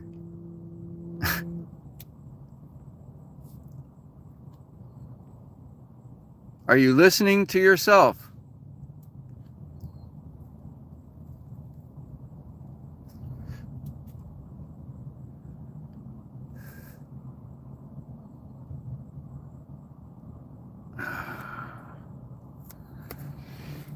All right, Dorcas, go ahead. Are you still here? Get rid of this fucktard.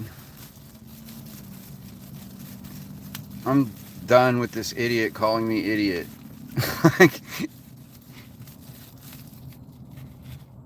No, I think Dorcas left. All right, I'll have to lift a finger and get rid of myself.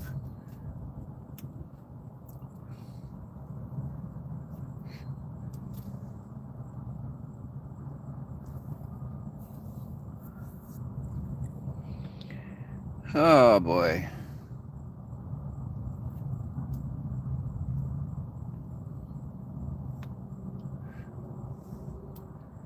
Always trying to save somebody, but never lift a finger to do anything that actually anyone could ever use. Like, what have you actually done to make life better for anyone in this world? Besides run your mouth and condemn. Man.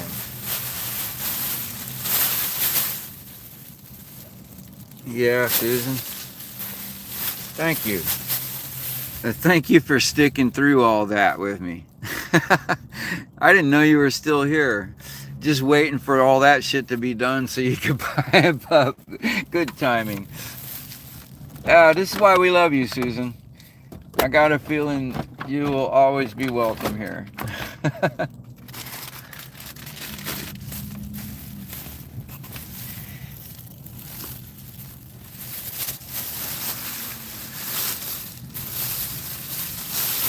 Did you guys see that? I had a spiritual battle, man. I was attacked spiritually. Oh, man. Did you see that spiritual battle? He challenged me to a spiritual battle and lost his ass. But it was like playing chess with a pigeon, because no matter how well you play, he still jumps up on the board, kicks the pieces around, and knocks everything over and struts around like he won. And it's just no fun. Indian cat, welcome here.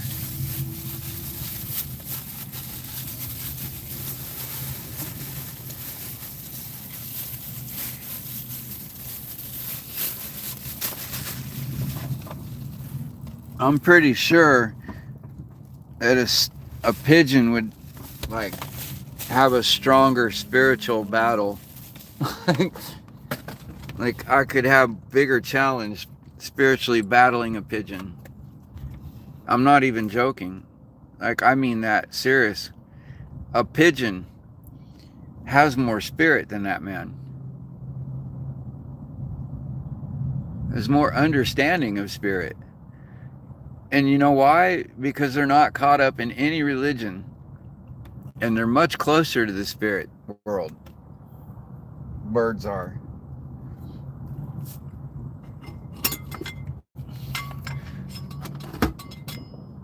That's why the natives always call all the birds are messengers. So are the insects. The birds and insects are like messengers from the spirit world. Like a lot of them. Not all of them, but a lot of them. It's because they're, you know, they don't need to have a strong mind, but they're really close to the spirit.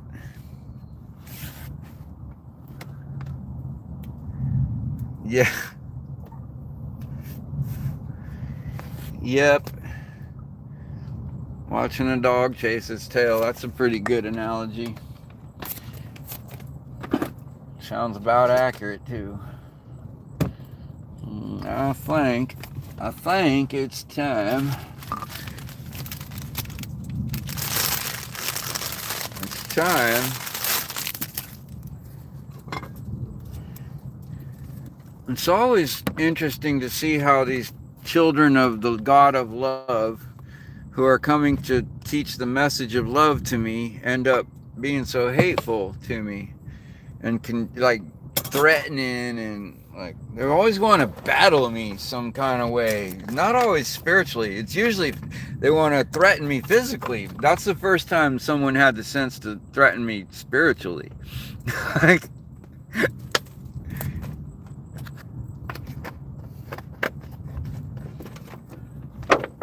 at least he didn't threaten to sink my boat.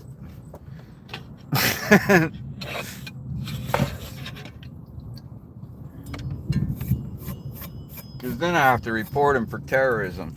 Should I report him for terrorism if he threatens me spiritually? Damn, is there a spiritual terrorism? I'm going to call the spirit police.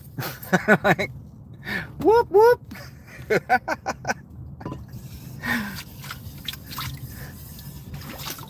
Oh, man.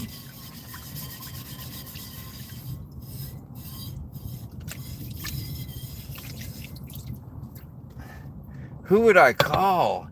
Who would I call? Would I call, like, the Church of Spiritual Humanism to come and bust him? Nah, you're good, Dorcas. Don't worry about it. We handled it. I think God already busted that dude. I think he got busted at birth with a low IQ.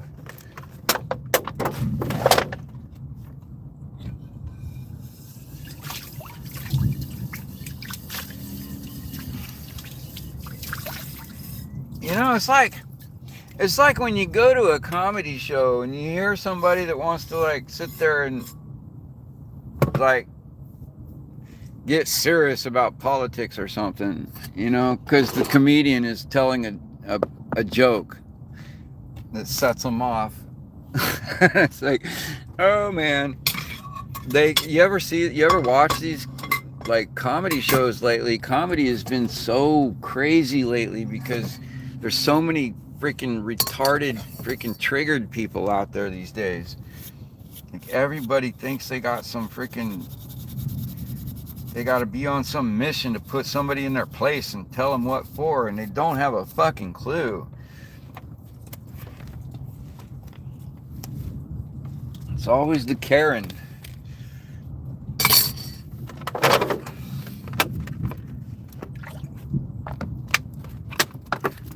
Yeah, I mean, the thing is, man, you know, there's always somebody wants to preach their religion, and there's really, how many people you think there are in the United States, or even in the English-speaking world, who have not already heard the message of your Jesus? Like, we've all already heard it, and the people that are going to be fooled by it are already fooled by it, and the people that aren't are sick of hearing it. So why are you still preaching it as though no one's heard the good news? Get over it. Goddamn, go to some obscure, you know what? Go to Sentinelese Island and tell them about your God. And see how far it gets you. I don't mean that literally. I mean it like that's what I feel about. Like, they will shoot you. I think they ate the last preacher that went there telling him the message of God. They ate him. Like, he was never seen again. Like, oh, you say God is in you? Well, we'll eat you and we'll all have a piece of God in us. You know? Like, great. And he said that, you know, you're going to live forever, so then you shouldn't worry about us killing you and eating you, you know, because you're going to live forever. Your God's conquered death, right? So, you know, it makes perfect sense for them to react that way to a missionary who's come to tell them the good news, that they're not worthy before God without accepting this story. Well, if you want me to accept the story, prove that you believe in it and let us eat you.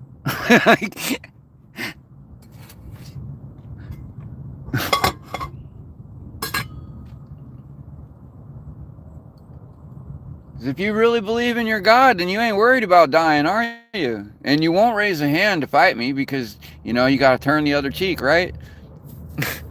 You're like, you can't kill or do violence or anything, so you just take it. Just take it like you're Jesus. Just hang on a cross and die. You know? Like, come on. None of them are really willing to go jump on that cross. But they're all wanting to put somebody else on the cross. That's the problem with Christians. They always want to put me and everyone who doesn't believe on a cross, or burn us at a stake, or whatever. But they never want to jump on the cross themselves and prove their faith. None of them wants to be a martyr for their cause. And I'll bet you money that fucker put up a Christmas tree this year. He was just lying because he knew that right off the bat I caught him.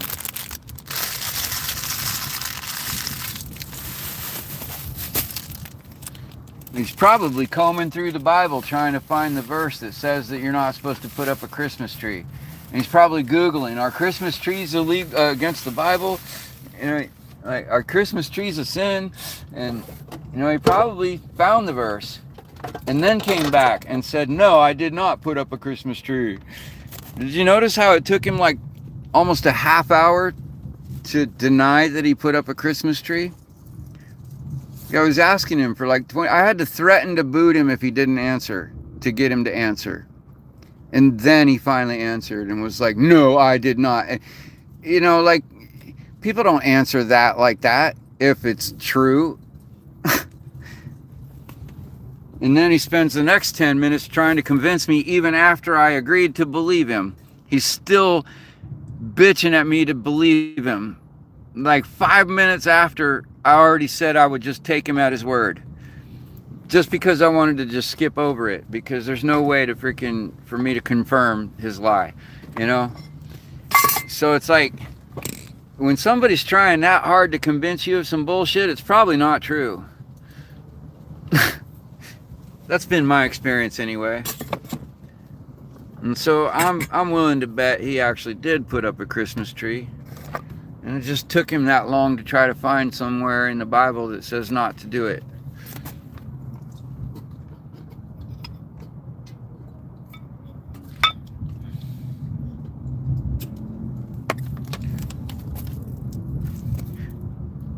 You see, it says, be not like unto the pagans, mounting a tree on a crossbeam, adorning it with all manner of silver and I forget how exactly it says, and offering gifts under it. It says this in the Bible, not to do it. It describes the Christmas tree. You know, back then they used to mount it on a crossbeam instead, because they didn't have like commercial tree stands like we buy today. We mount our tree on a tree stand, but it's still the same thing. It's still the same ancient pagan ceremony. And the Bible straight up says not to do it. And yet they do it to celebrate their most precious Savior's most sacred holiday. Now, why would you celebrate the most sacred holiday of your religion by committing sacrilege? Well, you have to be a hypocrite. You have to be somebody who preaches the Bible but doesn't actually read it.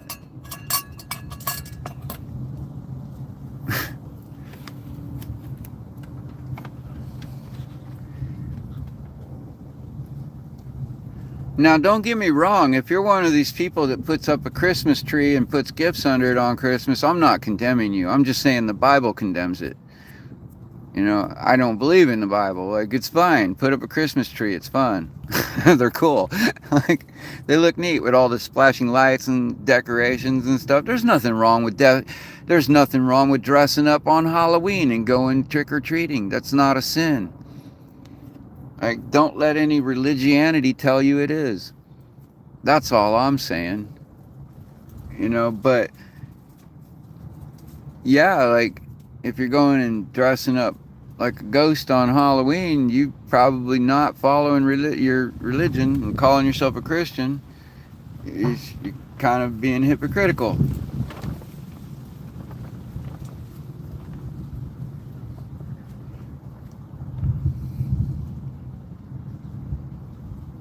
Oh, it looks like there is some storm clouds rolling in.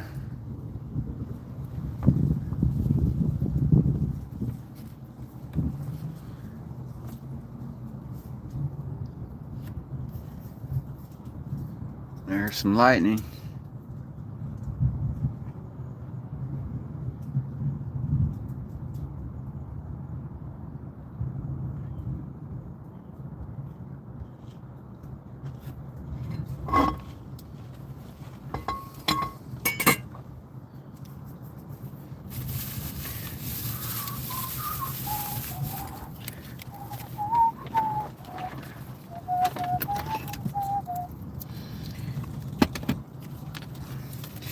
Anybody here ever listen to Creed, the band? Scott Stapp, I think his name was.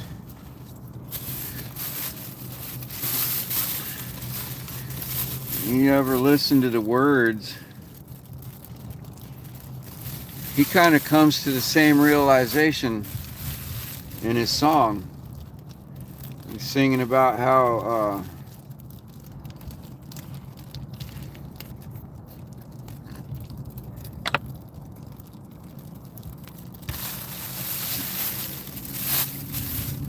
the song slips in my mind. Yeah, it's been from the northeast to the southwest the last couple days. That's pretty much the pattern. It's really odd. This time of year, it's normally coming from the southeast going northwest and bringing warm air. But this is coming from the northeast bringing cool air from the Arctic. It's trying to balance out all this excess heat on the earth. That's what's going on, is our Arctic breeze is being pulled down because everything's being superheated. So it's happened to come, I mean, nature seeks balance, and there's a overabundance of heat over the equator, and so that's going to pull all that cold air down from the Arctic to balance it out.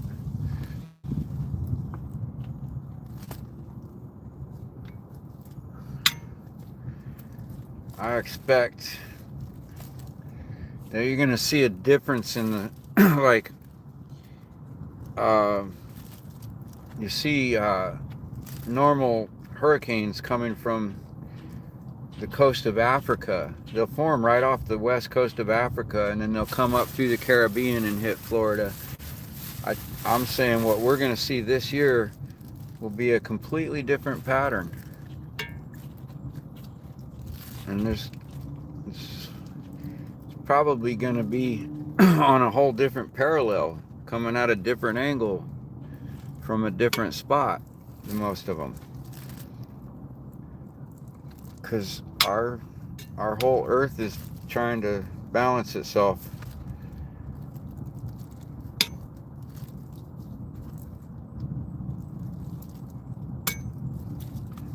And that it's heating things up right here, but yeah.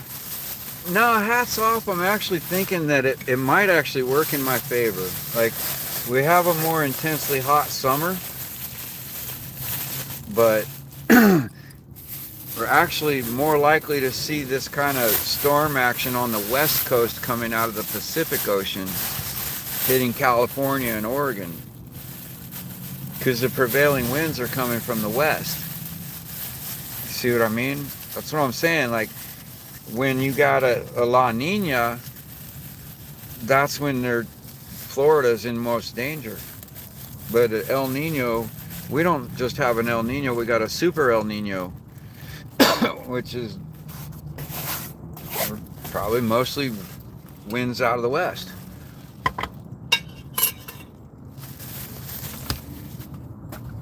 Yeah, I don't know. I'm trying to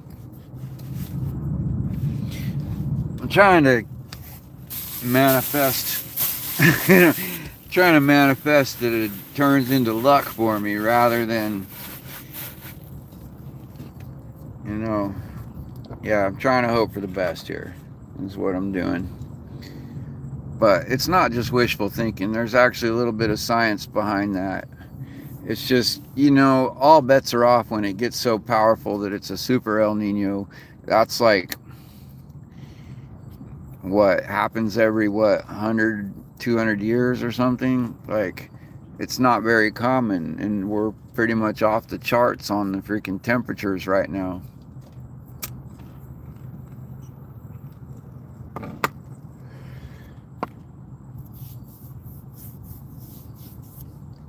But like I said, normally I'm in the path of the normal weather patterns, and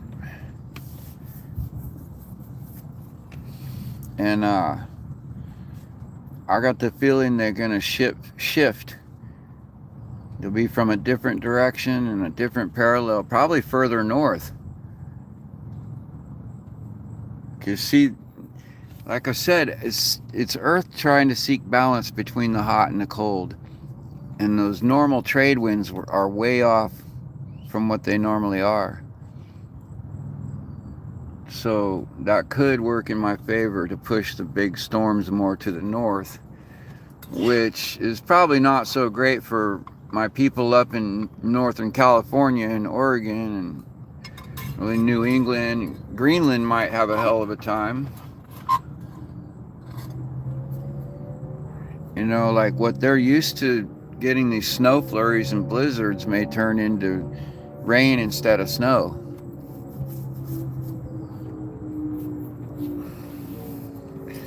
Yeah, and it'll eventually balance back out to something a little more normal.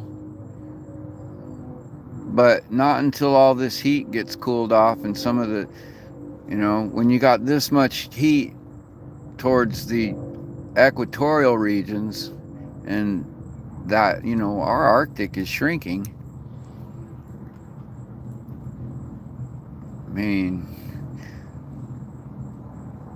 you know, we've seen my whole lifetime the Northwest Passage was like for only the toughest icebreaker ships, and now there's people sailing through there commonly. Like, that used to all be a big glacier.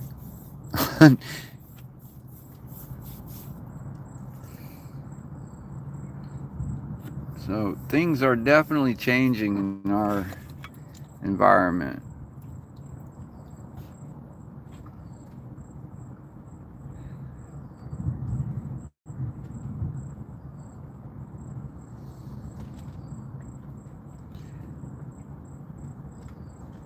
I don't mind this.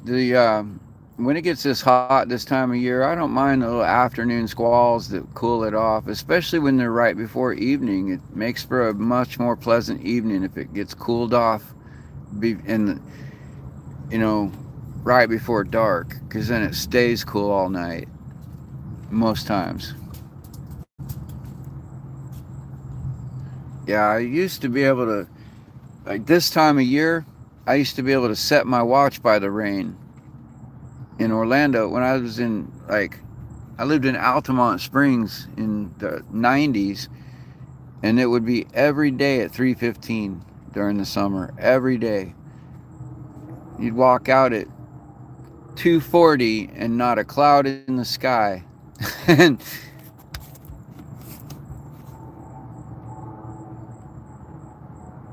and now it's just been gradually going off kilter, especially the last few, like the last decade, I'd say, especially. It's just been way off pattern.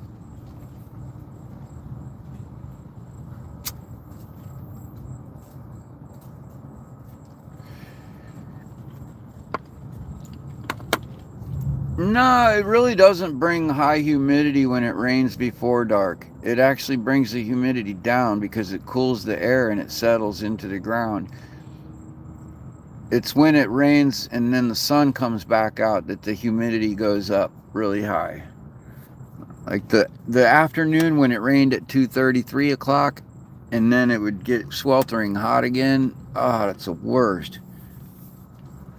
The whole city turns into a sauna.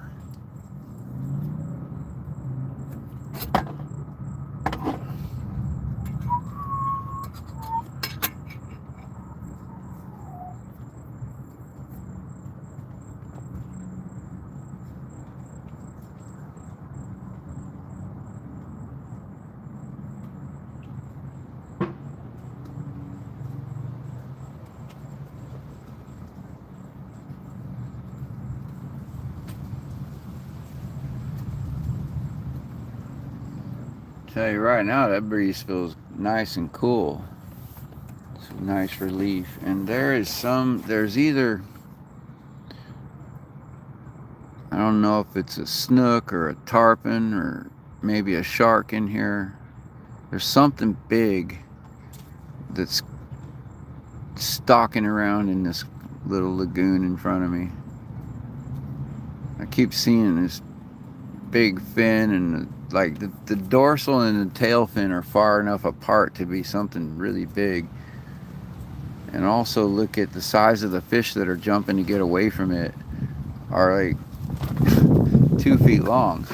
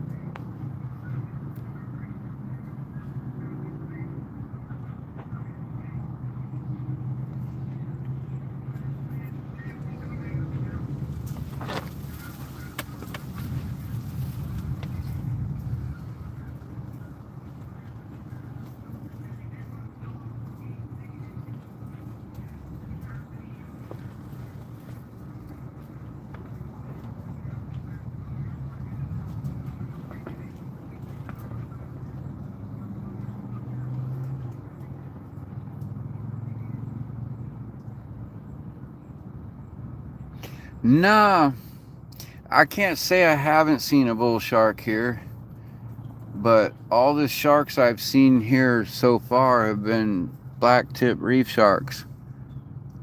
Doesn't mean they're not bull sharks. I was surprised because I figured I've only had a couple sightings, so that doesn't really.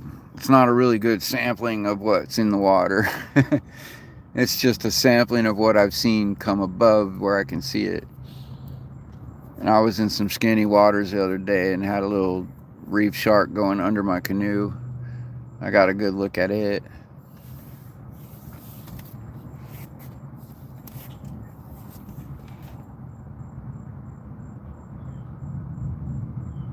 Yeah.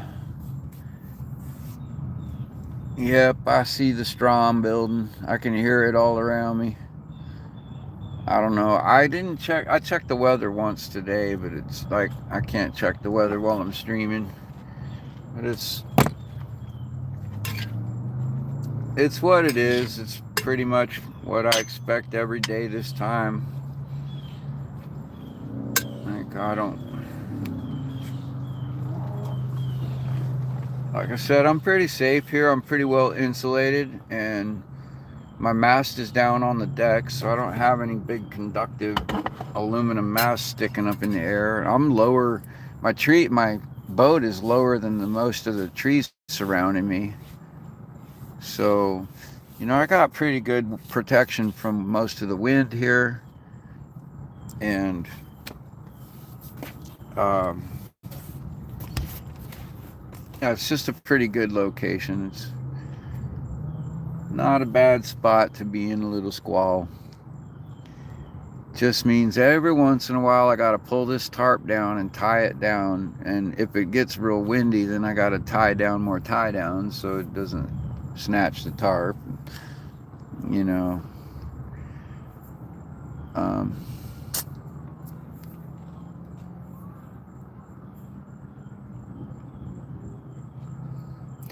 but yeah, sometimes it gets so loud I can't hear the movie. If my phone isn't fully charged, I gotta plug in some headphones and watch a movie.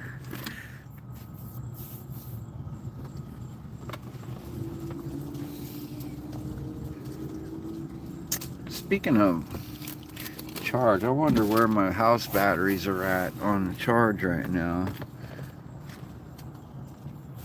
Hold on. Hold the phone. I'm gonna poke my head under the deck for a second. Okay. Yeah. Showing 12 volts. No, I don't. Black label. Nah. I gotta portal it, but most of the days I try to time my breakfast and coffee so that I can make it to shore and crap in the public restroom there. But I do have a portalet in case I don't make it. And there are times when I'm going distances and I try not to use it because it's a pain. It is nasty cleaning it. It just sucks. So, yeah. No, I don't put it in the waterways here. That's gross. I eat out of this water. you know, I I fish here, not in this cove, but still, this water's all connected, and no, that's.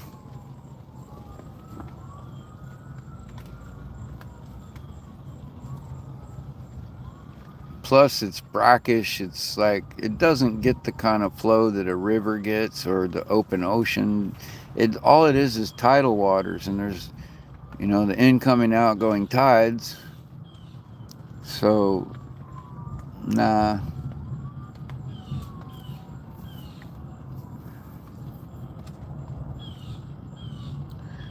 But actually, believe it or not, it is legal to. It's not legal to dump your sewage over the side, but it is legal to jump in the water and take a dump.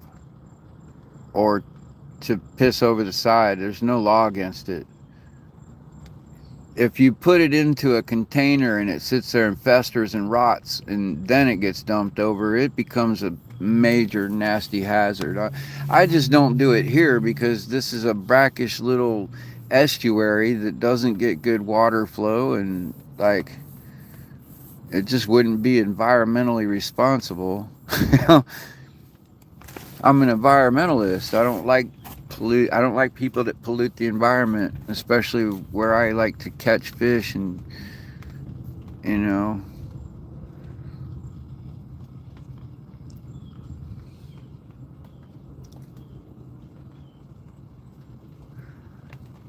The excellent question though is, for someone doing something like this, it is definitely a legit, straight up good question to bring up. How do you handle pooping? Because if you don't have a pooping plan, you've already gone off the deep end without a paddle. Like you are not prepared. You need to have a poop plan. And you can't always have some restroom that you can deal with. You can't always have a place where you can pour that into a toilet and clean it out, and like also how much you got in there that you can't necessarily just flush it all at one time. That means you can't go in somewhere where there's multiple stalls. You have to go in somewhere where you can lock it and no one's going to come in and get traumatized by the smell, or you got to take a shovel and a can of ashes and go find some wood somewhere and dig it away from the waterway. Like you got to go 200 yards away from the waterway minimum, and preferably put a hill between you and any waterway and be to the other side of the hill, and then dig a hole and fill it with your business and some ash to help neutralize it and turn it back into soil quicker. Or like lime, potash from a fire does pretty good, but if you don't have that, some crushed lime does pretty good too. Yeah, and the van life people just go into Walmart and poop. That's pretty much it. Or whatever convenience store, there's always a store in range, but that kind of is not the purpose of cruising like this, man. You got to have a plan for. I'm in town though. I'm right by town, and I'm working here every day, and I go to shore on a regular basis. So, it's not an issue for me here. But there are times when I'm on long crossings where it has been an issue, where I had a bucket full that took me a while to get somewhere where I can handle it in a responsible way. And I was like, man, I've been in jams where I was zipped to my limit on, my water was almost gone one time, and I was stuck where I couldn't get water for weeks. And I generally have more than enough food that I need for a passage, though, and I can supplement that. It's not really too crucial because I can catch food.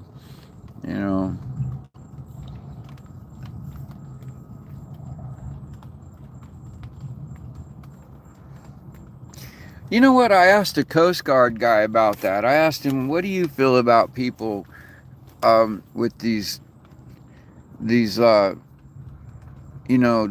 about pooping on boats? And the Coast Guard guy, this is the guy that he looks at this Coast Guard vessel that he and his people are on, and there's like 4 or 5 guys and a woman on the same boat. And he goes, you know what? We're out in that all day. And he goes, where do you think we go? There's no pot. There's no. They don't even have a portalet on their boat. And this is the guy working for the Coast Guard. Tell me, some of them. Don't get me wrong. A lot of their boats do have bathrooms. What they call a head. If you're not, you don't understand nautical terms. The head is the toilet. The bathroom. There's no bathroom on a boat. It's a head. When somebody says I got to go to the head, that's what they're talking about. There's no kitchen. There's a galley. And you don't live in a bedroom. There's a cabin. And, or a bunk. You know, they don't always even have a cabin, but there's a bunk or a cabin. And, yeah.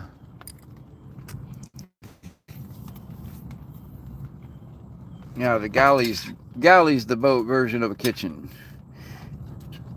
And when somebody yells gangway, okay, if you're on a, let's say, imagine you're on a sailboat, okay, and there's like an entryway going down from the cockpit down into the cabin, okay, that pathway down the center of the boat is the gangway. That's the middle, that's the only way to get to and from the front and back of the boat. And so if you're not sitting down somewhere, you're in the way. So when someone yells gangway, they're saying get out of the gangway. Sit your ass to the side so I can get through. You know?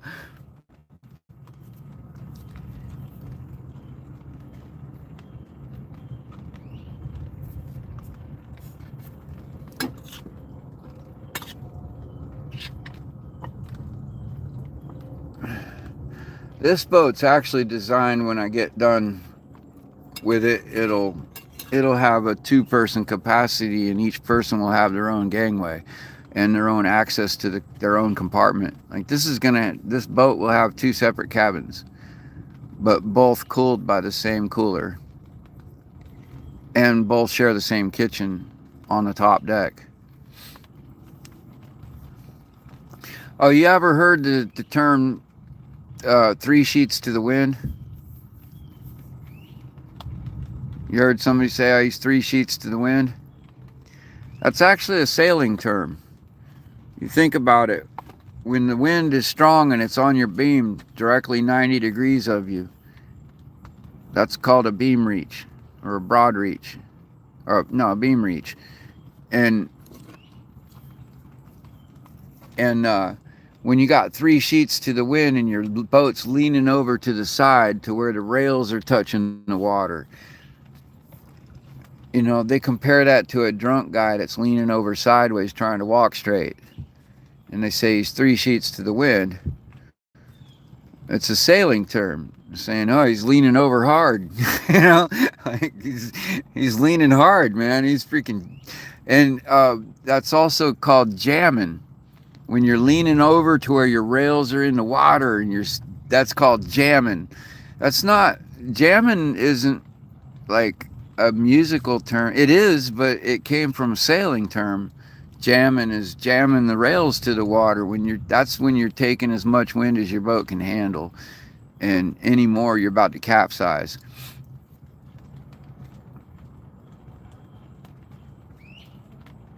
Oh, random rants.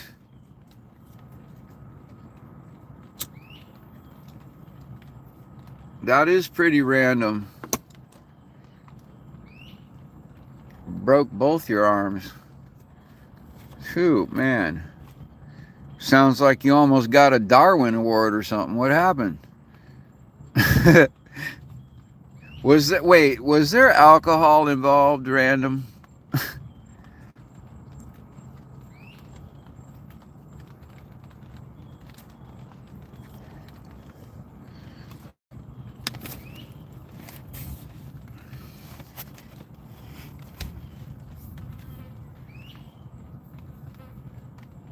Let me see, what are some other sailing terms that... Oh, you don't... somebody once told me there's no such thing as a rope on a boat. That ropes are called lines on a boat. And then I did some studying, and I really found out that in reality there are ropes on a boat. The number one thing I found out that broke that rule is if you have a bell with a bell rope, that's a rope, not a line. It's not a bell line, it's a bell rope. Okay? And the other thing is, if you take a rope and you put it on the deck and you store it on the boat, it can still be a rope. It doesn't become a line until such a time as you assign it a task on the boat. Then it's a line. Like it could be a dock line or an anchor line or halyard, or it could be several different lines. But until it's assigned a task, it can still be referred to as a rope.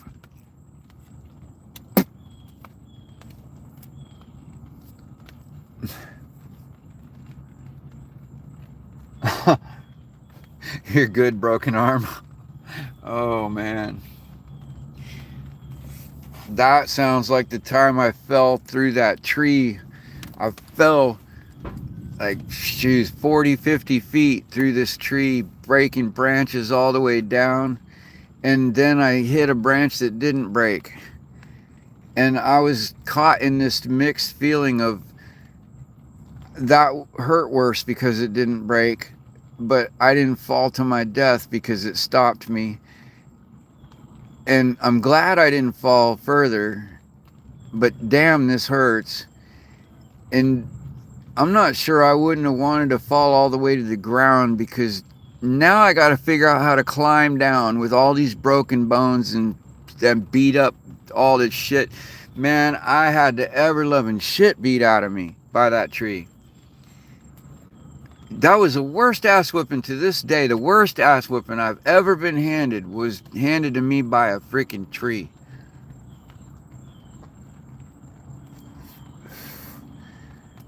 And I've been attacked 6-on-1. More than once, actually. And none of them freaking gave me the ass whipping that tree handed me that day. With Newton's gravity and the tree combined, they double teamed me, I guess. It wasn't just the tree, it was the tree and the gravity that got me. And maybe that spit on that branch that I saw,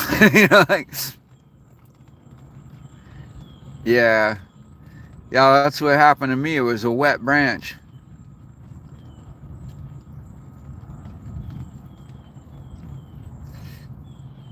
I slipped and I did not have 3 points of contact like you're supposed to have,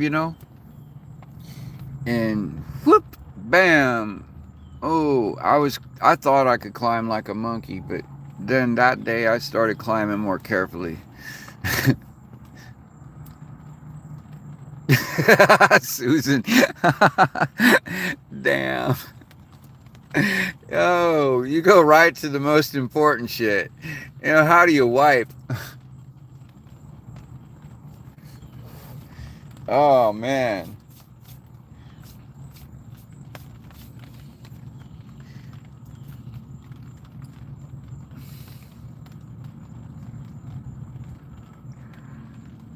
Oh. Ay, ay, ay. Okay, I'm having bacon with pineapple tonight. Not on pizza, just a pound of fried bacon with a can of sliced pineapple, because the two go well together.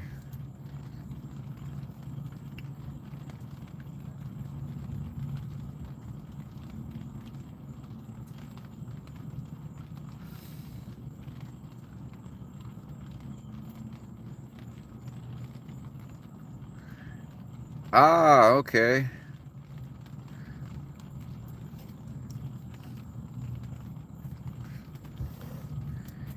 So that was that just a fracture, or not a compound fracture on that one, I'm guessing.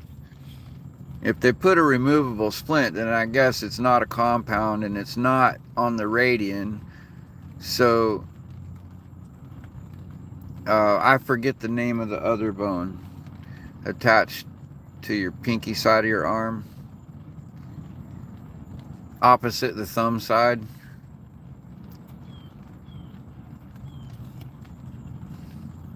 Damn, how did I forget the name of that bone? I know the femur, the tibia, the fibia, the radian. Like, which one is it? It's the it's the tibia, isn't it?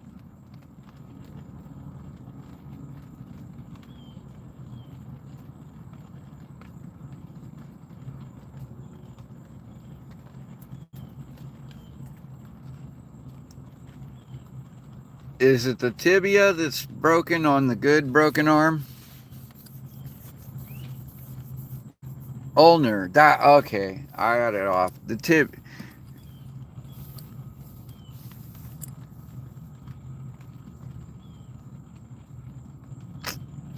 Yeah, I knew I was wrong there. I knew it wasn't right. It just didn't sound right.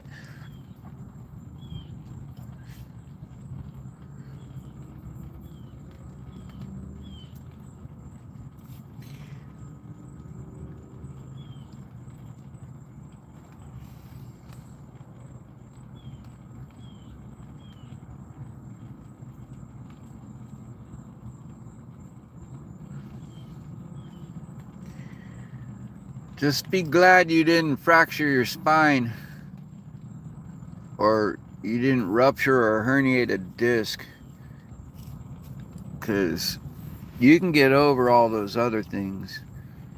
But if you do one of those, like you shatter a freaking vertebrae or a rupture a disc or even rip one out of, oh man, you will never ever walk the same again. You won't be doing no cool tricks on your bike, no gymnastics, no backflips. Like, yeah, all your athleticism drops down to, like, you go from super ninja to Aikido guy, like, overnight. You're like, yo, just took all the wrestle right out of your fight.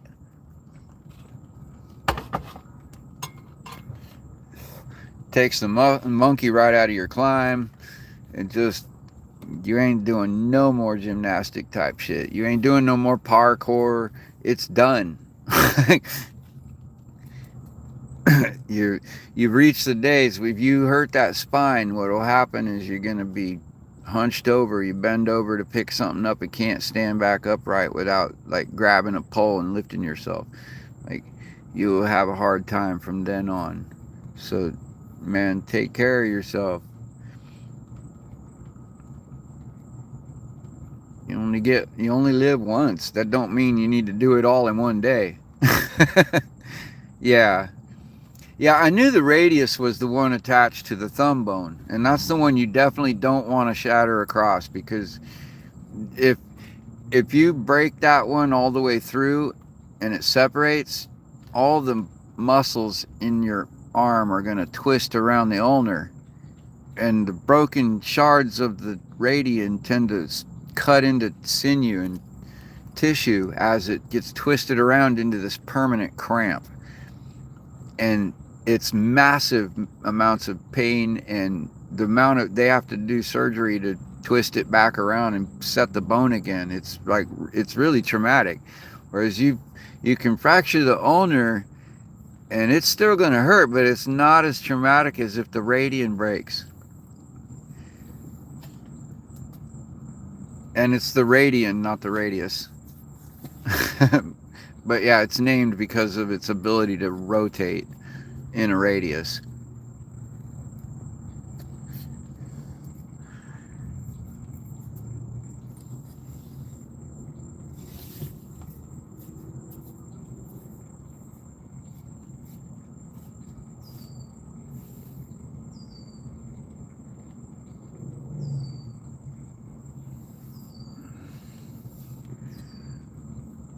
I'm not familiar with the term RSD. I probably should be, but for some reason it's not coming to mind.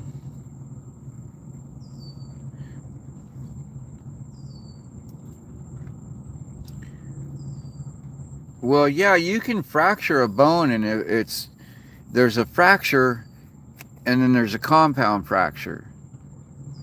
And what it means is like a fracture is that the bone is fractured, it's cracked. But a compound means it's completely broken all the way across. And there's at least two separate pieces now. It could be more, but not necessarily. It just means that the two pieces of bone have separated. That's a compound fracture. And so, a hairline fracture is more like just a stress fracture. It's not even necessarily separated at all. Just a little crack in it, which still can be super painful. Oh, RSD.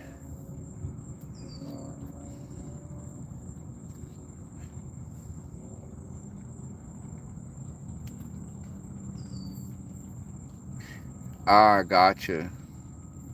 Yeah. Yeah, you want to keep that sucker set. If you're not over 40, like if you're under 40, the bone should knit within about 6 months.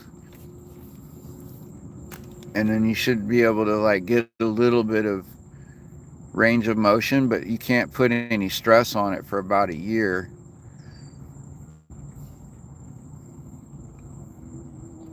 Yeah, you really don't want to put any weight on them at all for like at least a year. Just but the thing is you need to work the muscles as much as you can without putting any kind of leverage on the bone so that you don't atrophy because your muscles are going to get really weak. No, it doesn't mean you're fucked. It just means that they take longer to heal. They don't set as fast. They don't knit as fast. And you might turn that year into 2 years. or even longer depending on how bad it is. like yeah, you get broken bones like that, you feel it for life after that. Yeah, I'm 53. I'd break a bone now, I feel it a lot more than when I was 20 something. I'm not gonna say I didn't feel it then, but it knitted back quick. Like when I was 10, 11 years old and got a broken bone, that shit knitted quick. Like I broke a bone. I broke several. I got 6 broken ribs and didn't even tell my mom. I was like, "No, we can't tell mom. She'll never let me ride the horse again." you know, like I didn't go to the hospital. It wasn't till I was in my 30s that I went to the hospital with 2 broken ribs on the right side. And the doctor came in and was pointing at all these misshapen ribs on the left side, telling me they wanted to go in and re-break them all. And I'm like, no, doc, that's the wrong side. And he goes, oh, wait a second. He looks at the other side and he's like, oh, I'll be damned. I didn't even see that. You got 2 fractures over here. And I'm like, yeah, I know. I heard them break. I felt it. I remember what it feels like. It's not the first time, as you can see.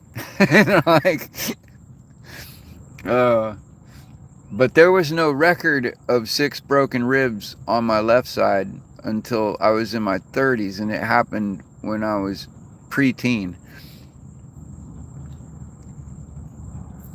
And I don't get any pain from it now. But man, when I was in my 20s and got a fracture in my spine, I have never been the same since.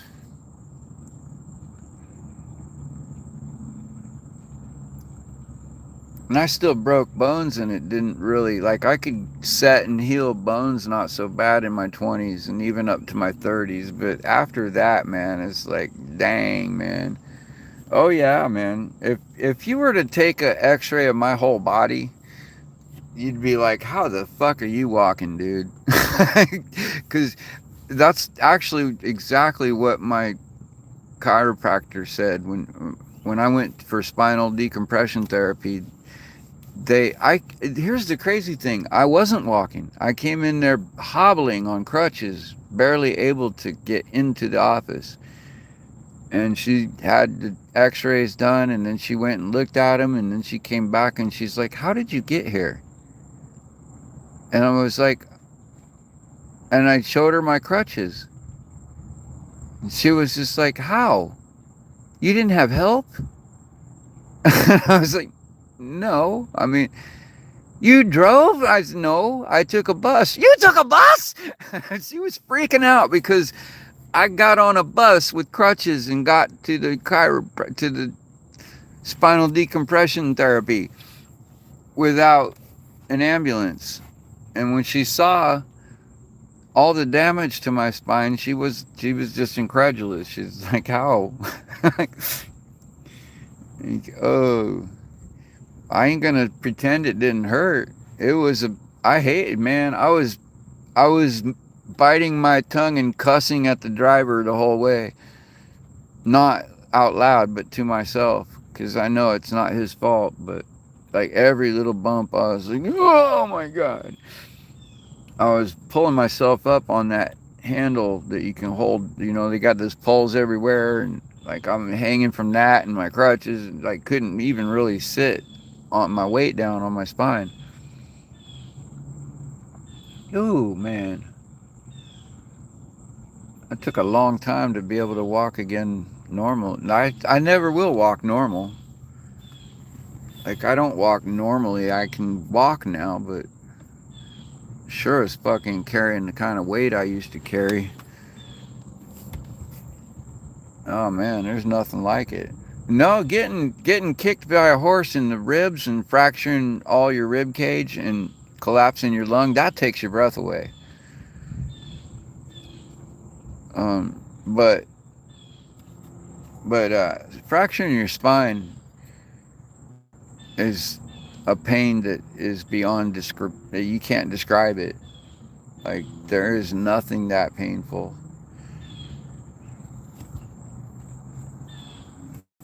Like, excruciating is the only word I can come up with. It's just excruciating. And like, even being mule kicked by a 15-hand high horse at 11 years old, square in the ribs, having my entire left side of my rib cage collapsed, wasn't as painful as a fractured spine. Just as deadly. Like, I almost died, but not as painful.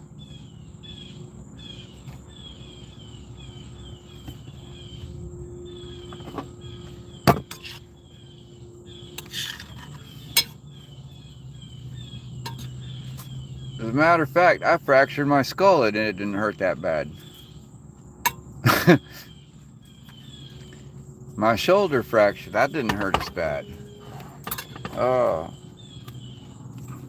I had my shoulder joint was jammed out of the socket and up onto the back of my rib cage, like over where my scapula goes.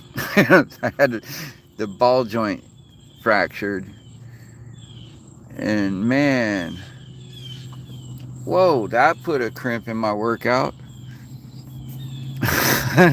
I couldn't do a push-up for a long time.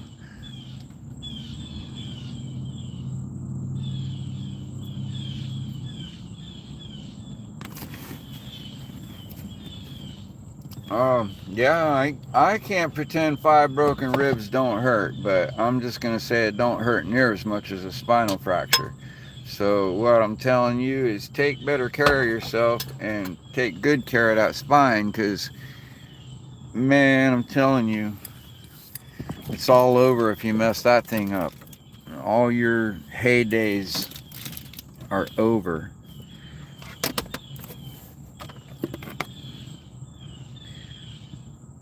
All your days of kicking ass and taking names and being the top dog, it's done.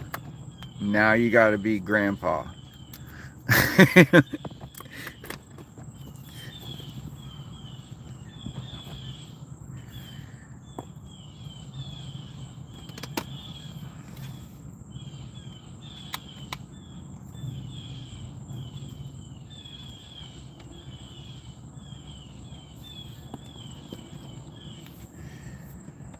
Oh, yeah, this is turning out to be a nice storm. I think I got lucky again. Look at that, how it just kind of danced around me and gave me some lightning and a cool breeze. And see, I got some good luck. I don't know, man, maybe. No, I don't want to call it karma because I don't believe in karma.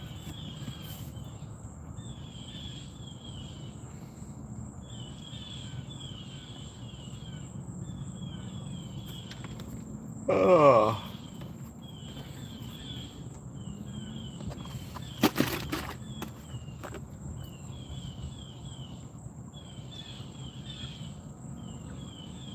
There's not a day that goes by that I'm not in pain. And there never will be. Like the rest of my life, there will never be a day when I'm not in pain. And I just have to accept that. Like, I can still enjoy my life. I'm still out here sail cruising, and I built this, and I paddle out to it, and I walk into town, like, I still manage to get by and have fun. Like, but I'm telling you, there's never a day when it don't hurt. And there never will be.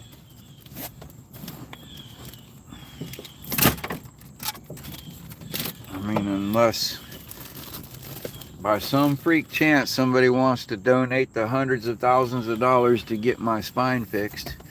And, well, they still can't really fix it, but they could maybe get it to where it doesn't always hurt every day. But, yeah.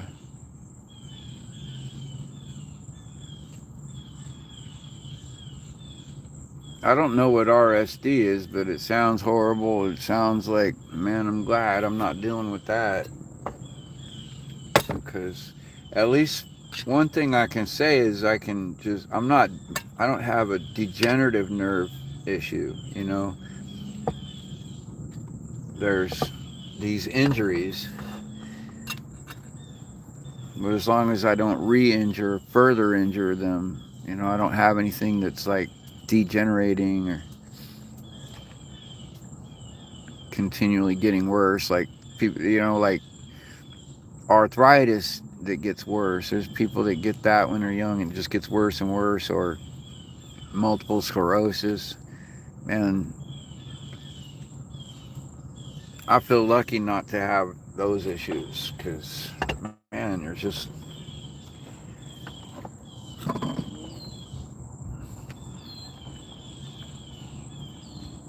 reach a level of pain you can tolerate. You learn to tolerate it. But my stepmom had a degenerative bone disease, and actually the first person in the world diagnosed with it. The second person to be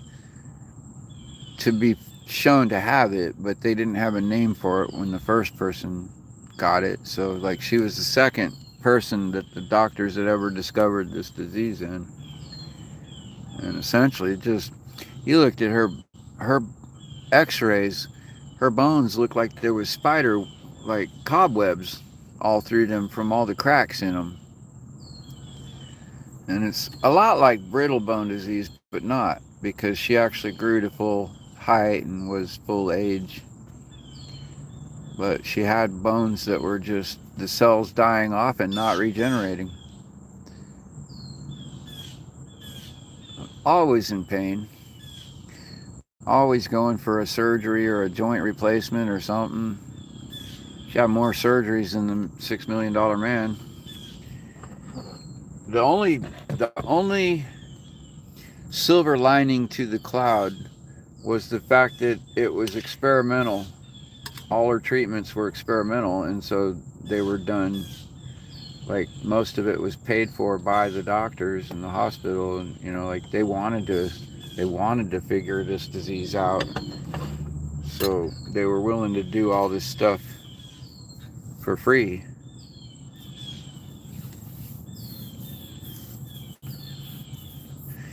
Yeah, if you're one of many people that have been diagnosed with something and they don't have a way to treat it, then they just, like they pick the the people that they can experiment on, until they're not curious about it anymore.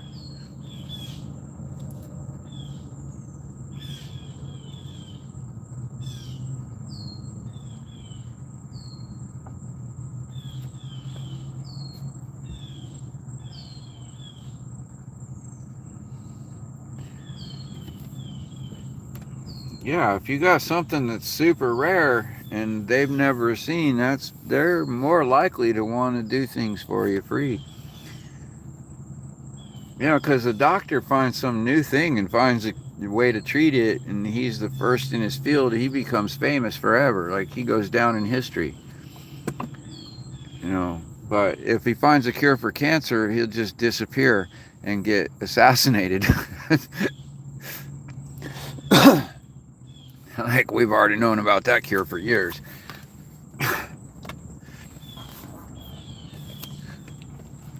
They don't want a cure for something that's common and they're making billions off of.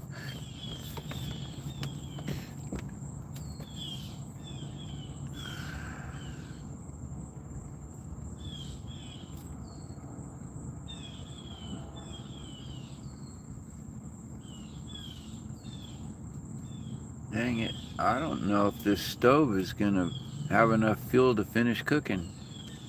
I have to refill it.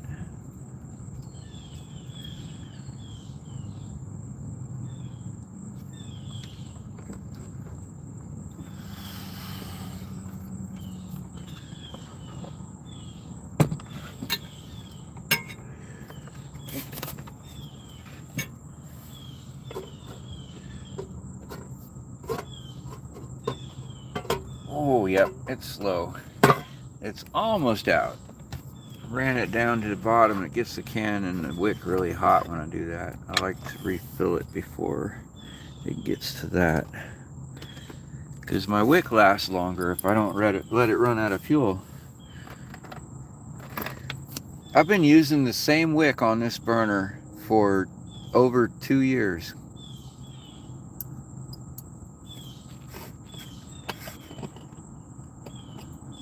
And you ask, how is that possible? Because I don't let it run out of fuel. It doesn't burn the wick until the fuel runs out.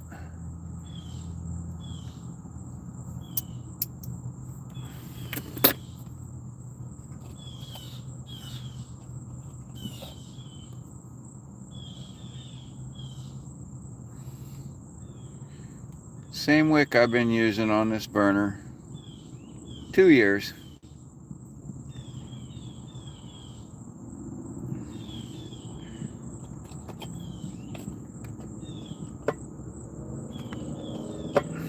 Oh, shoot. What am I doing? I just popped the wick out and then I pop it back in without refueling it. What am I doing? I've got a brain fart here. Here we go.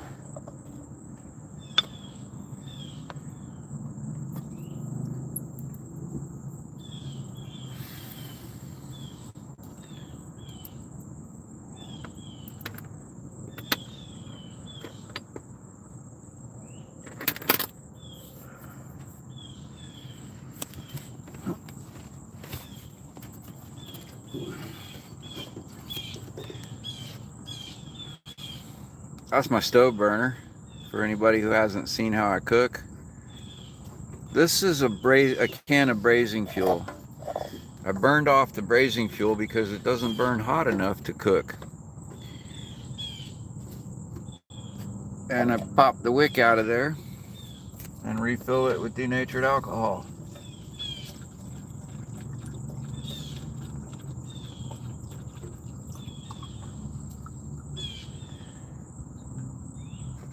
And that sits down in the camp stove.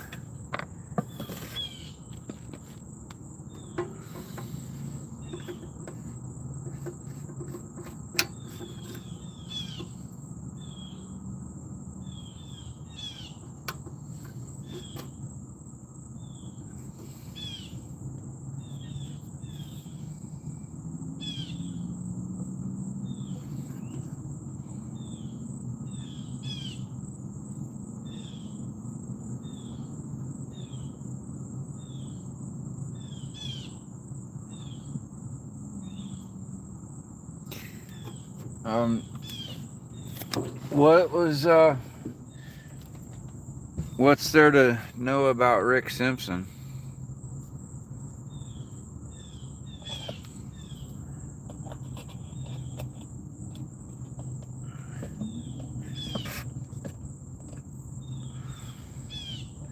I'm curious what that's about, Dorcas. What is Rick Simpson about?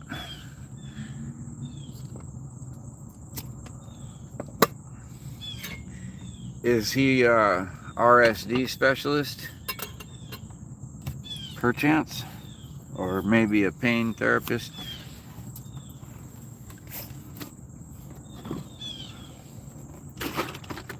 Uh, yeah, that's what I figured.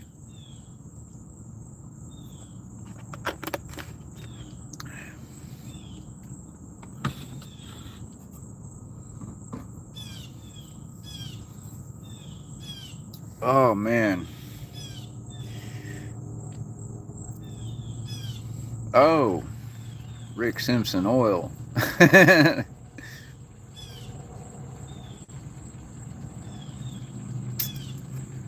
Yes, Dorcas is on other chats. Random. I think I think you're moderator for a few different chats, aren't you?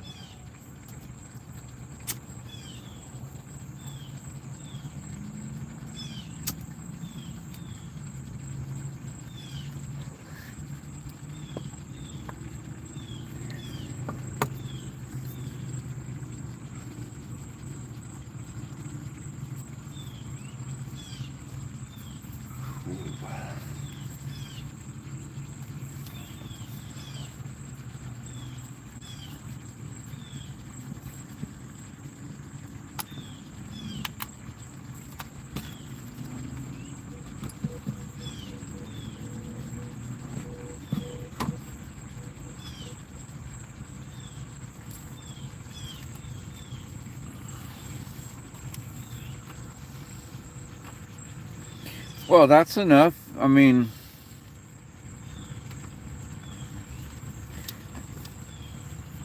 I think you just did explain it.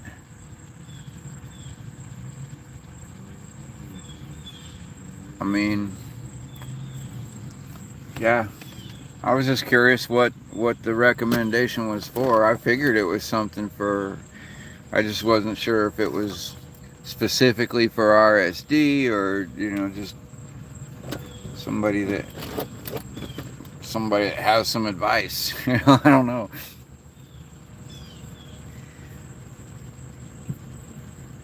Okay.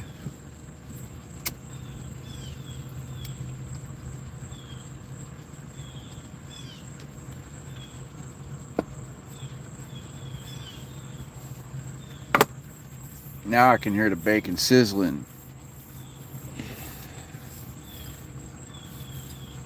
That's what I wanted to hear.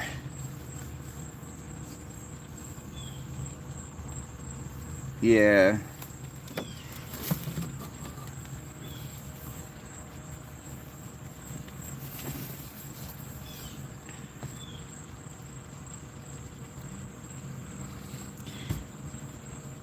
It's not appropriate for your recreational use.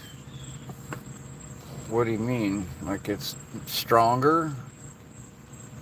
Or it doesn't get you high? Or it's just like medical grade CBD oil?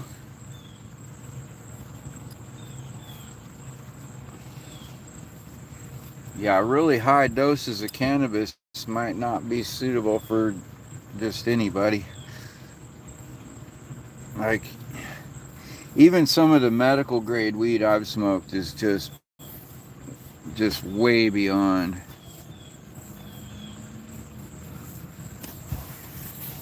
But yeah,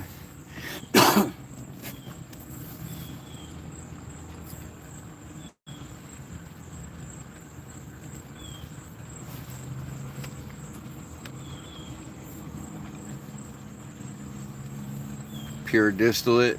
Woo! That's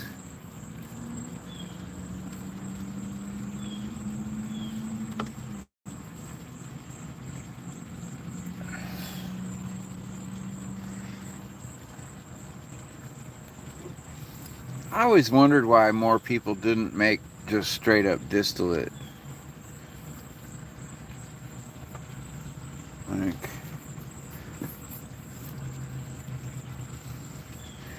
you know, all my friends were always making hash oil with those, you know, hash bags and ice maker method, or even using like ether to make it, and solvents and shit. And I'm like, dude, why? You're such a hippie. You're all about clean and pure, and they, oh no, this is clean, this is pure. All the ether does, it evaporates. I'm like, yeah, I know, but you know, you can remove the oils from this plant without using these chemicals or that ice bath. And I'm like, oh, you just need the proper still. And maybe a good thermometer, a couple of flasks and stoppers, man. It just, you know, basic chemistry set and a good thermometer.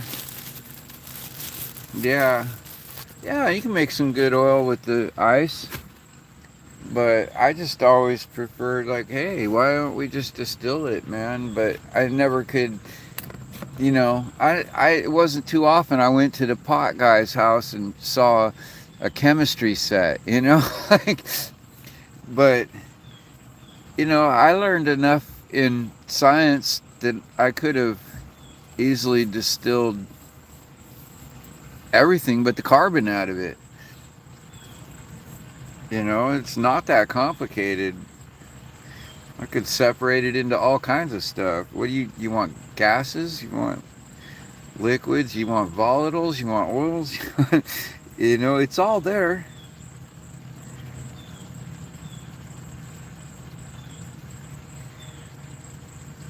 It was one of the first things I learned in physical science was how to distill solids. And our semester exam, we were given a container full of sludge. And everybody was given a different container with a different ingredients in it. And it was just unknown sludge. And your task was, you had we had 2 weeks, and our task was to find out all the ingredients in that sludge. You know, do a chemical analysis of this and tell me what's in it. Everybody's got a different mix, so you can't cheat.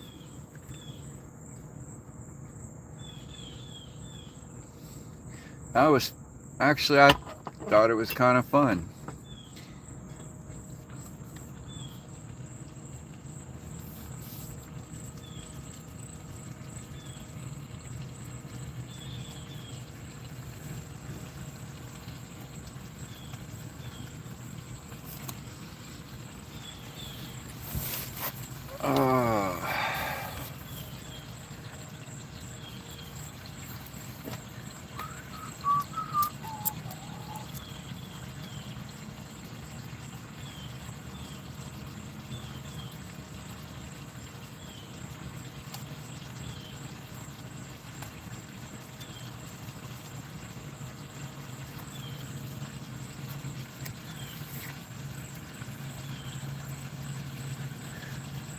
Sun is setting. It doesn't even show on the camera, but it looks like it's setting here. It's starting to get dark.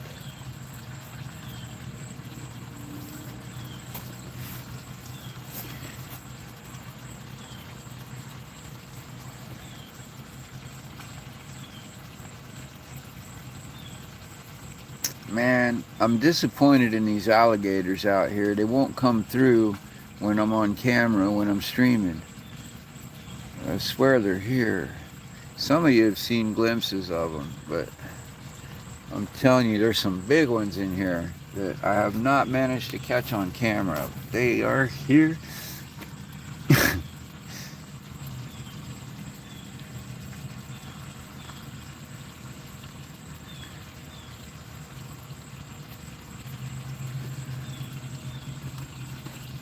See if I got any light tonight.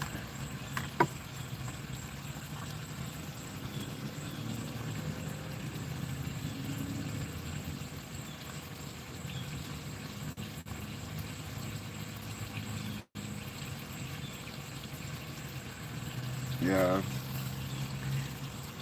I like to grow, you know, in Colorado, it's real easy to grow legally.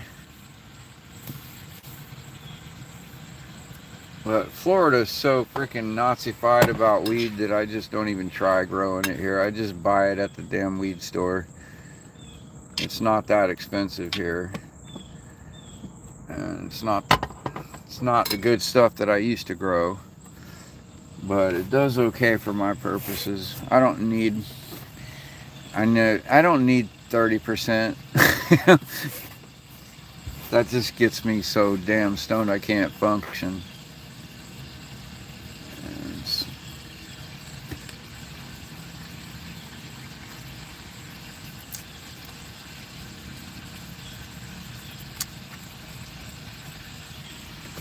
oh,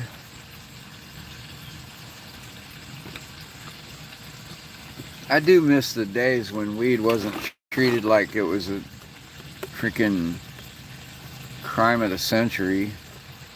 And people, you know, it wasn't grown at, you didn't have to go to some store to get it. And it was just everybody grew some. And you didn't pay for it because everybody grew some. Like anybody going around trying to buy some weed was probably a cop.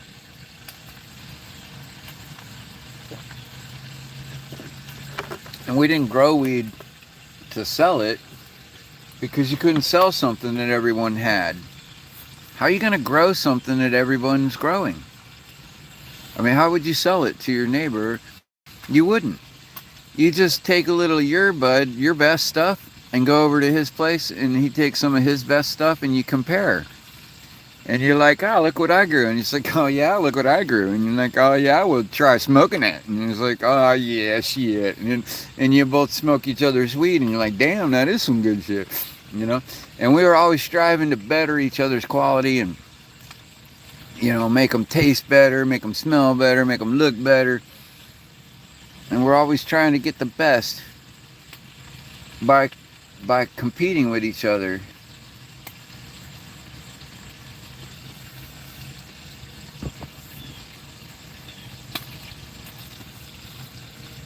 But man,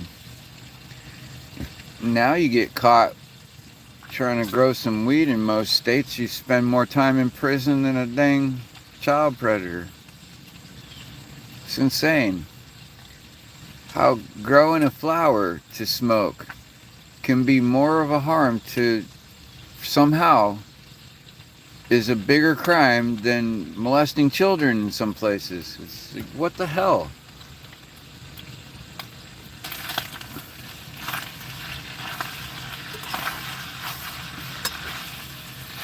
Yeah, well, we didn't need our weed tested for mold. We just look at it and see was there any, like, if you grew it and dried it right, yeah. But I mean, yeah, it's good that the dispensaries can. I mean, one good thing came out of the whole dispensaries thing, the whole where, state has their appointed monopolies on it, is that all these, now that they've started legalizing it in certain states, it's gotten to the point where there's enough people putting in data into the research, and you got like all the best horticulturists and chemistry majors in UCLA doing, studying what's the optimum conditions to make it produce the most awesome buds. And yeah, we've gotten it down to a hell of a science now. And maybe, just maybe, some of the reality of what it can be good for will start showing up in public understanding. And just maybe in a generation or two, people won't be demonized for it.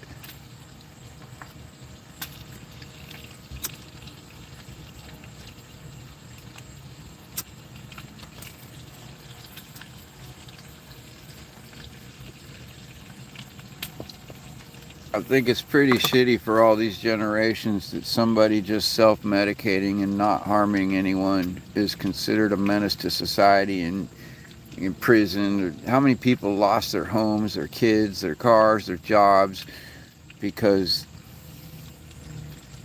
of that bud, but they never actually did anyone wrong. You know, once again, Big Brother protecting you from yourself.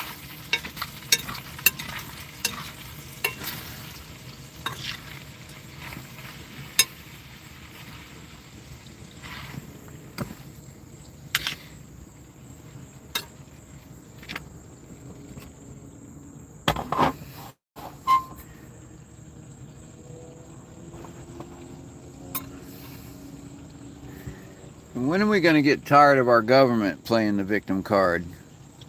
Calling itself the victim of nothing. The victim of our existence.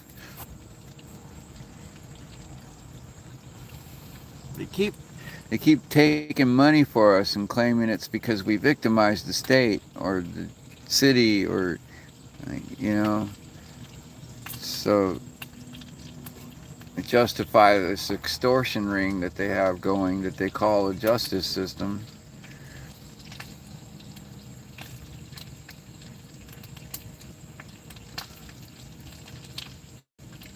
You know what's crazy is, like, you get workman's comp and they can, and it pays for your weed, but if you had weed in your system when you got injured, they deny you workman's comp.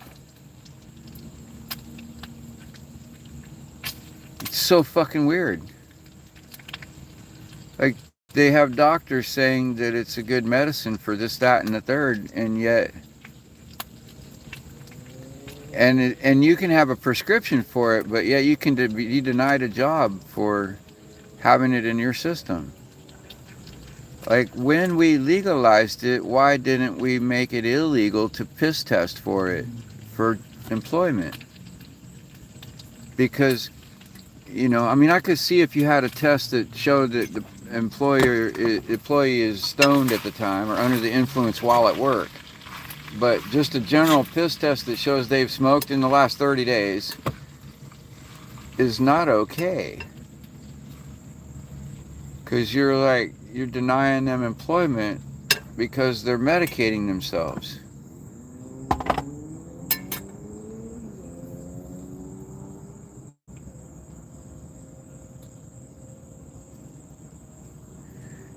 Half-truths. What do you mean by that? We don't belong on Earth?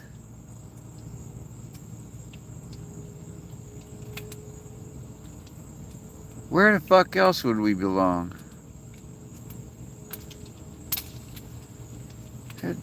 Damn, we took millions of years to evolve to be what we are here on this Earth. Where the fuck else do we belong in the universe? You realize everywhere but Earth is hostile to our life, right?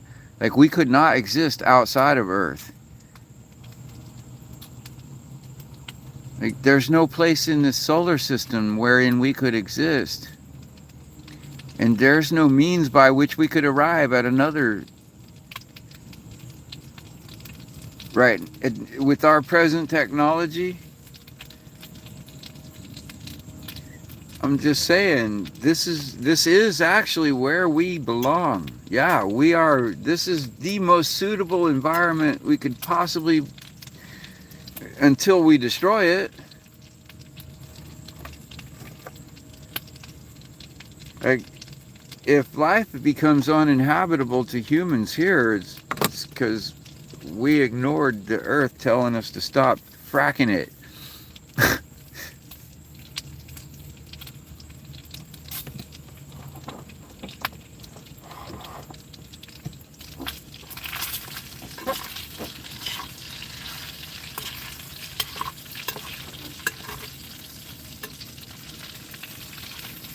You know, if we could just stop fracking it and bombing it and nuking it, maybe it will let us stay living here.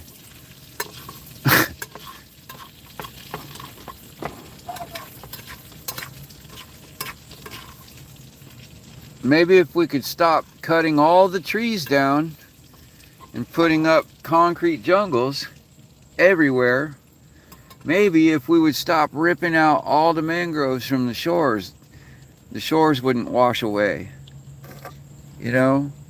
But no, we don't belong on another earth. If we can't figure out how to get along here on this earth, we definitely don't belong anywhere else.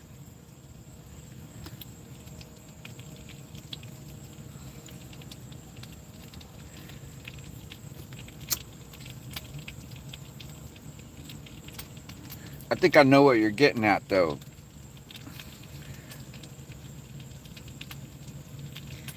Because God isn't real.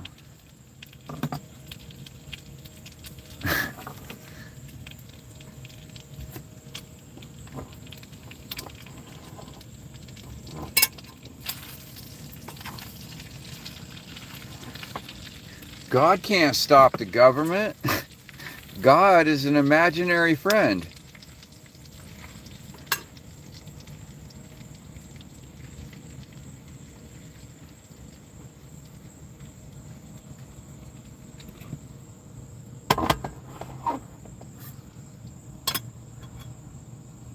I don't know. Actually, you know what? I don't really claim to know if there is or if there isn't a God. I say this all the time. I just know that all the gods I've ever heard of are bullshit.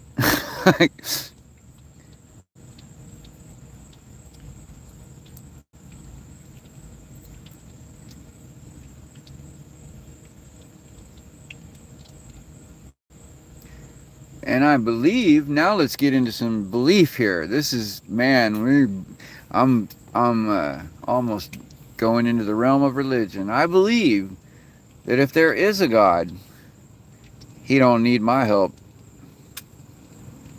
with anything. Okay, so if there's a God that wants something of me other than what I'm already doing, then it's incumbent on that God to show me what exactly that God wants of me.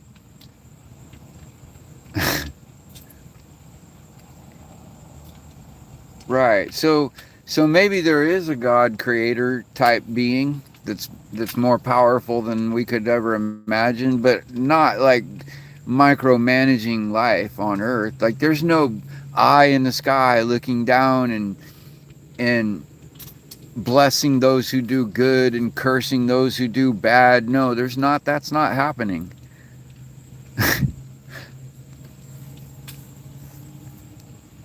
There may be some creator that came by and created all this and was like, put us here on this earth and was like, here, you know, do well, good luck. But no, there's nobody micromanaging and hyper blessing and freaking, no. The people that win wars, their gods became the winning god. And the people that lost the wars, their gods died into obscurity.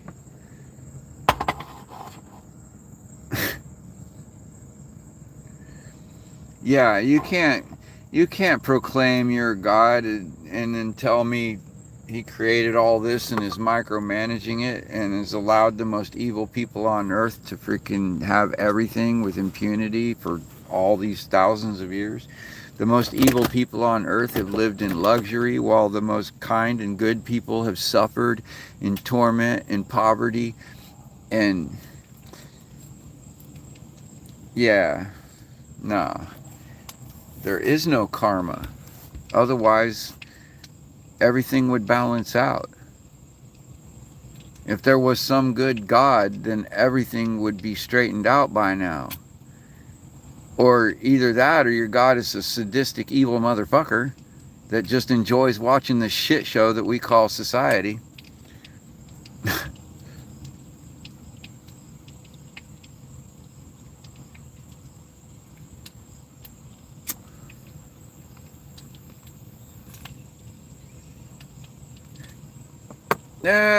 Ralph Burgo, I don't agree. I agree that they are part of the human condition, but I don't believe that it is supposed to be that way. There will always be evil people. That's a fact. But the world shouldn't have to be ran by evil people. The dilemma we're having where the whole world is ran by the world's most evil people is due to the fact that the good people in this world aren't evil enough to seize power from the evil people. See, those evil people are ruthless and they'll do anything. They don't care, man, woman, child, who dies in their pursuit of power. And people like you and I do. And that's why we're not in power.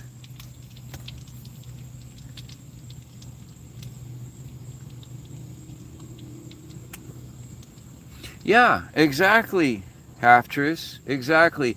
Most people you meet. No, Ralph Burgo, speak for yourself. Maybe you're a reflection, that's a reflection of you. No. No, we're not all self-serving. That's not true. I'm sorry you see the world like that, but it's not true. You're saying you never stopped and helped someone for no reward just to do it because they needed it? Can you honestly say you've never stopped and helped an old lady push her stalled car out of traffic? Or anything like that? You've never done anything for someone for no reason?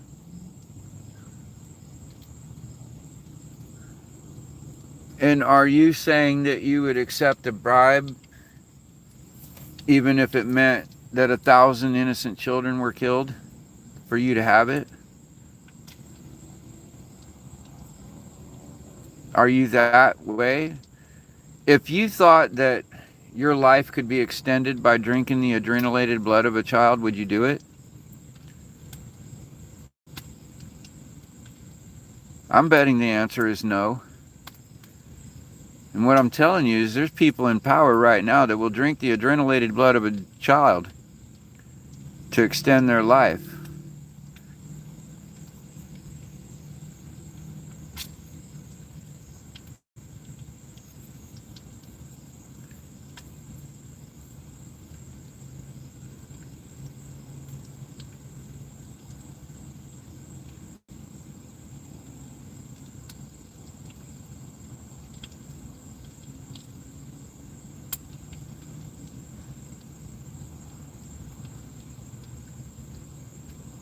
Like if you're that self-serving, then I don't like you. Hold on, that got blocked.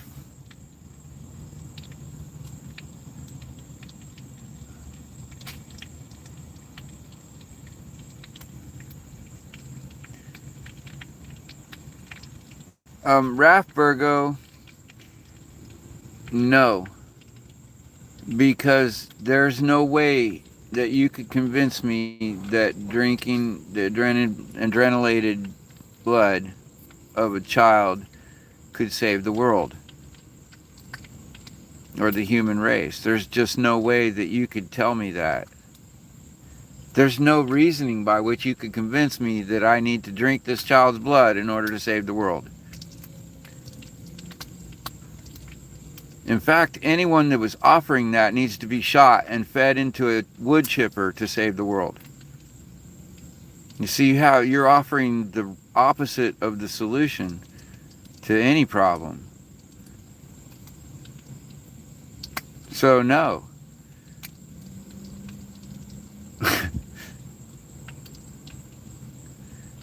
But there is no circumstance wherein we would need to drink the adrenalated blood of a child to save humanity. I don't understand why you can't wrap your head around that there is no such circumstance. And if humanity ever arrives at that situation where that is the circumstance, then fuck them all. We probably don't deserve to live. That's my answer to that. No. If we've descended that far into horrific, then we don't deserve to live. So no, I would not save humanity by drinking the adrenalated blood of a child. No, I wouldn't. Rothbergo.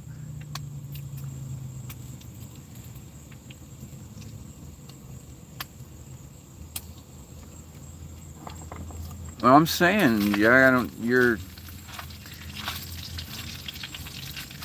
know, man. I think you're just trying to justify some really sick shit, is what it sounds like to me.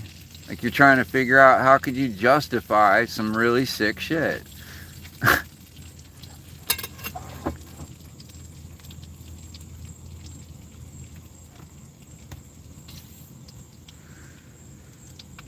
Oh boy. Here you go. Oh God, man.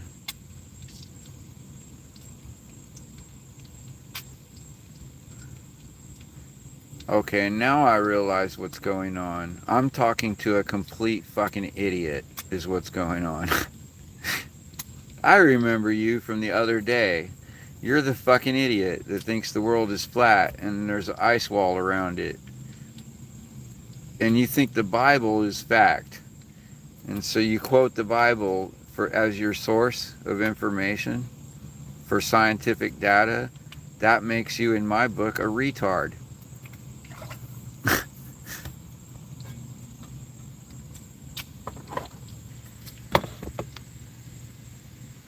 Okay, I thought you were trying to use the Bible as a reference for the freaking shape of the earth here.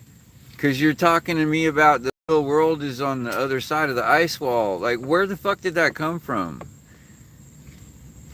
Like, are you one of these people that thinks the earth is flat and Antarctica is a giant wall of ice that we're not allowed to cross because there's a freaking Shangri-La on the other side? Oh my God, not one of those. I've heard those people exist, but I didn't expect to find one in my chat.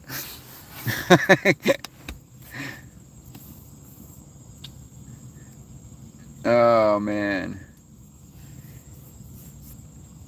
I don't know. You'd probably have to refresh my memory, random. But no, I'm not calling Half-Truths an idiot. I'm saying, oh, are you the idiot? That's like, what are you trying to say? Because I don't think either I don't understand you or. Like,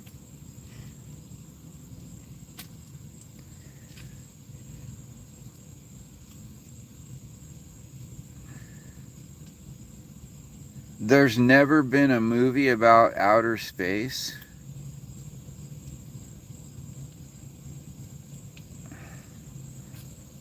Oh.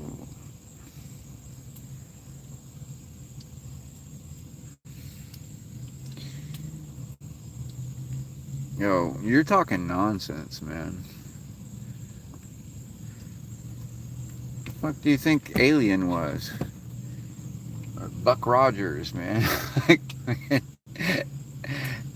Star Trek, Star Wars. Like, how many movies have there been about people?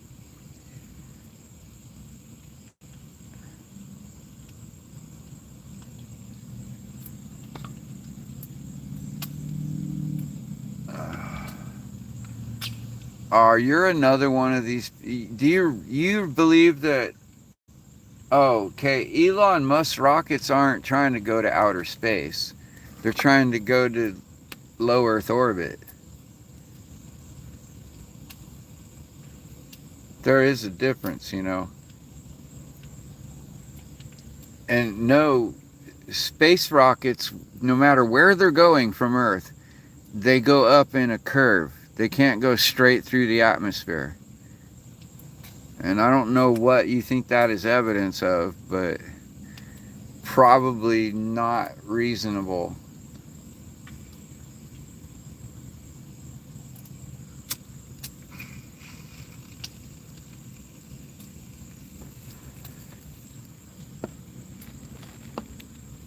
Why you say that, Clippin'?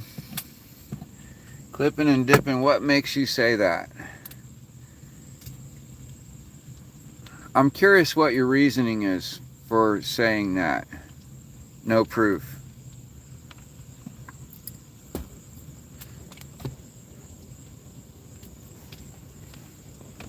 Well, that's my argument.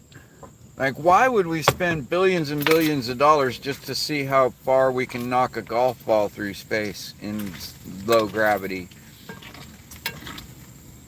You know, it's like,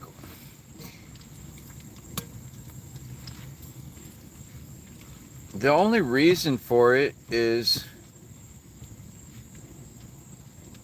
to keep an eye on everyone down here on Earth.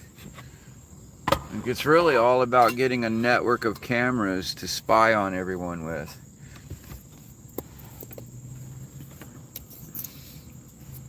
Because, I mean, really, that's the main goal of satellites, is to look back at Earth and monitor everything moving on every square inch of Earth.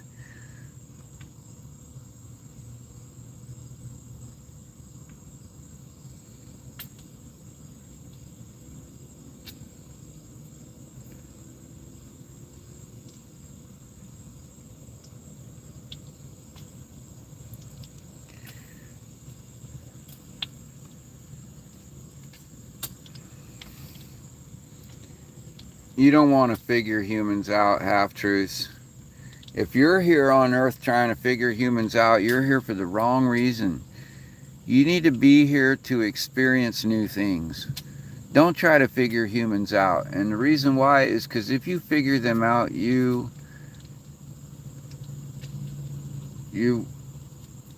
go insane.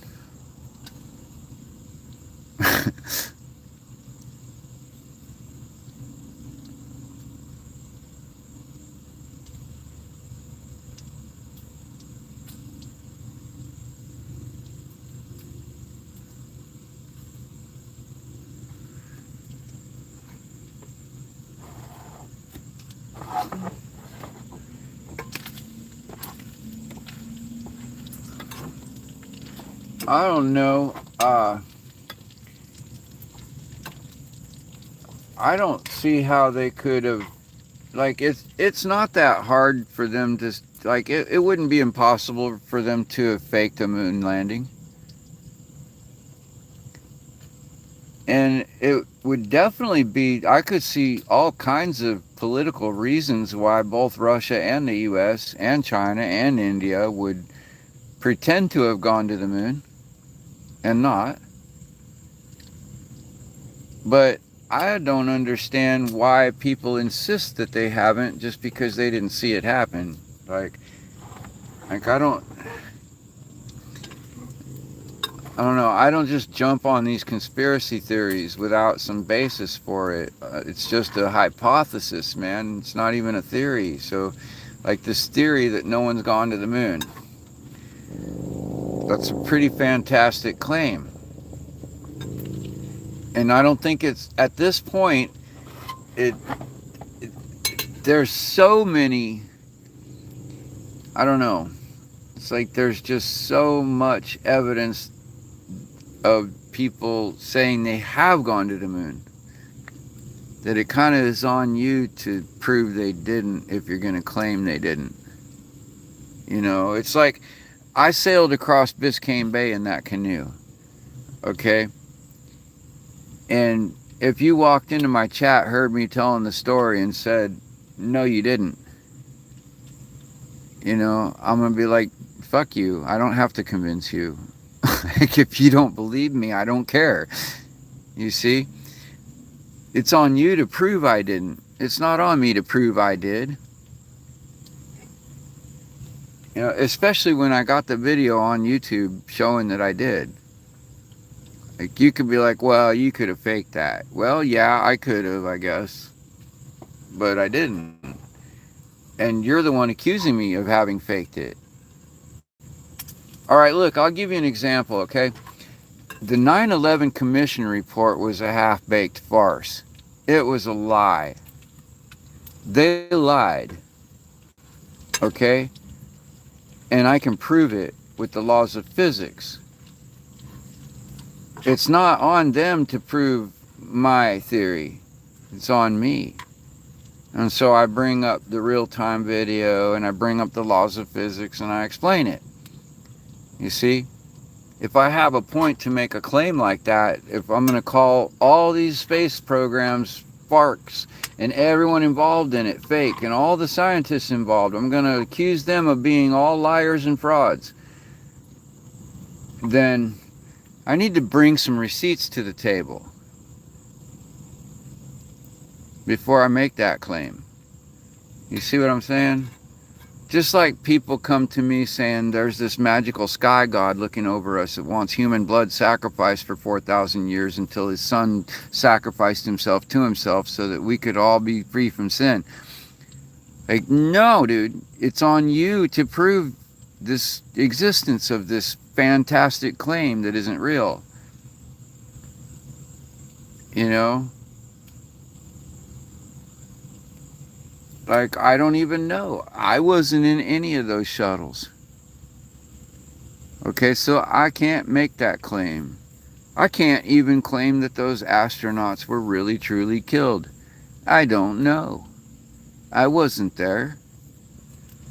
But that's the official narrative, and until I have evidence proving otherwise, I'm not going to sit here like a jackass saying that I know this, that, and the third. I could say, I could conjecture. I could say it's probably didn't, or, you know, or I think they didn't go to the moon. But it would be really kind of asinine to say I know they didn't go to the moon because they can't prove it to me. Well, that their only answer is you didn't look at the evidence.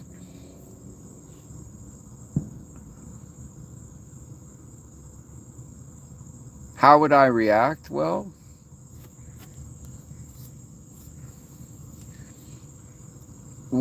that's what I'm saying, half-truths.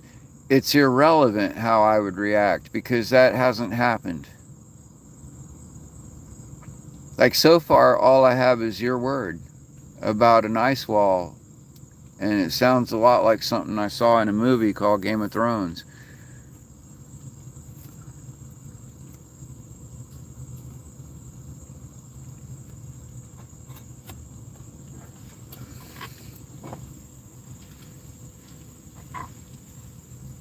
I know that a lot of shit that our government tells us is a lie.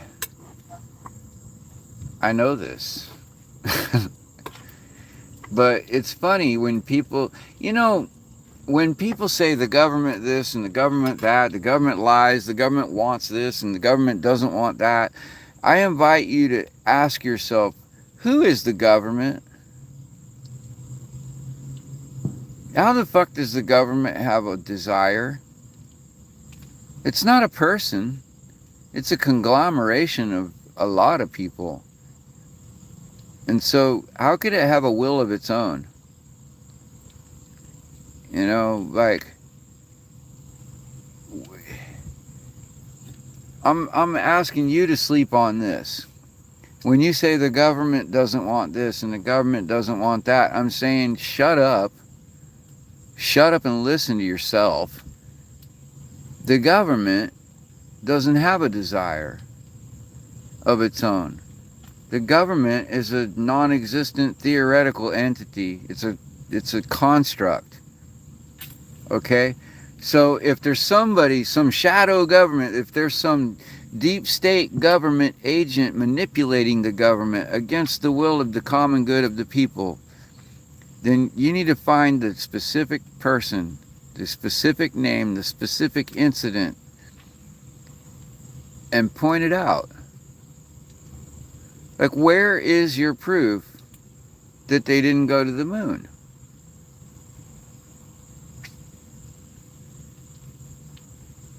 Where's your evidence of this big, massive conspiracy? Where's your evidence of this other world on the other side? Legends and myths from Pangea? And like, dude, the world has changed since Pangea.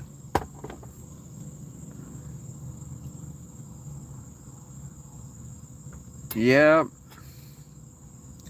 Yep, Susan, that's an actual thing going on. That's what greed does. Lack of conscience and a freaking overdeveloped ego and insatiable greed.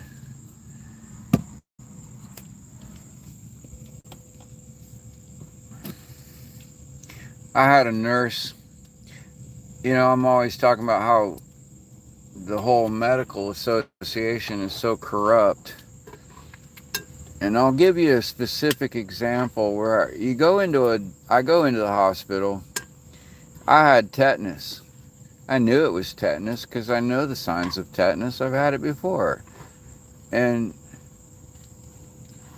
I know I don't have any broken bones because I know where I cut it. I know how I hurt it. And I know what it feels like to break a finger or a bone. And it was just a miter cut that got infected. I wasn't having any trouble with the bone structure in my hand. I was having trouble with an infected freaking cut. And I knew I got it on some rusty gears. And I needed to get a tetanus shot. So I go into the hospital and tell them, they give me I need a tetanus shot, and probably wouldn't hurt to get an antibiotic, The nurse says she's going to send me down to x-ray. Now, I know because I used to work at a hospital. This is one of the tactics they use to try to suck some more money out of every customer. Is they send you down and get a bunch of really expensive photos of your bones that they don't need. And so we got into this thing where I was like, I don't need any x-rays. I need a tetanus shot. And she started arguing with me, getting all mad. And so I says, listen, I don't have insurance. I'm paying for this out of my pocket. I'm willing to pay for a tetanus shot and an antibiotic, but I am not going to pay for any x-rays. If you insist on taking x-rays, you're welcome to take the x-rays of my hand if you want, but I'm not going to pay for them. And she goes, are you refusing treatment? I said, no, I'm insisting on treatment. And she says, well, we could be sued for malpractice. No, you can't. Don't lie to me. I know better. And I says, you know what, lady? I can't afford to sue you. I can't even afford some x-rays.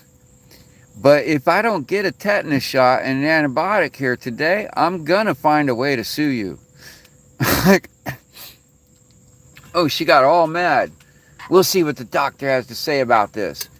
So about 15 minutes later, the doctor comes in and he starts with the same spiel. Well, I need to send you down to x-ray. And I was like, well, I says, look, doc, I don't want to be argumentative here, but I can't afford x-rays and I don't need x-rays. I know what a broken bone feels like. I've broken many.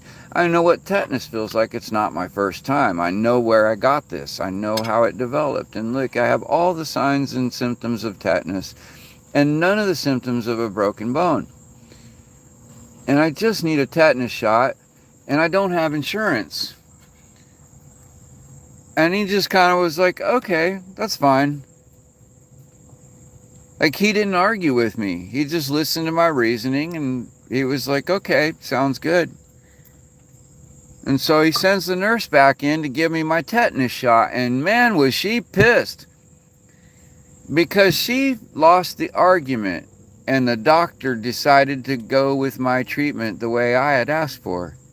And it pissed her off so much because of her fucking overblown ego that she decided to try to murder me with that tetanus shot by putting 15 cc's of air in it and telling me to look away while she tried to stick it in my arm and inject me with a heart attack.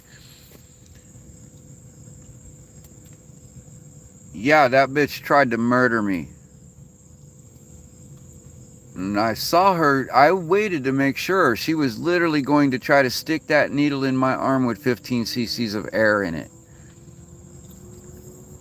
And I'm telling you, she had to intentionally work at getting that much air in it. That doesn't happen by accident when you fill a needle with an injection. It doesn't get that much air from a Vacutainer bottle.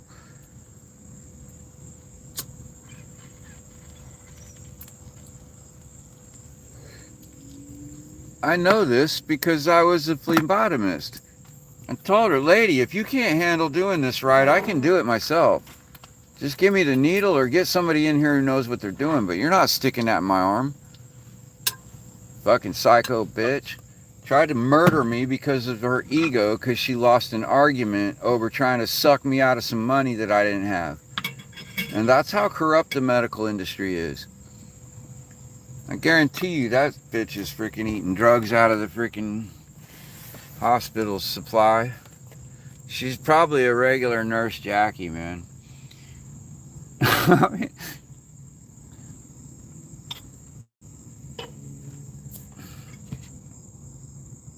But yeah, you got to be careful.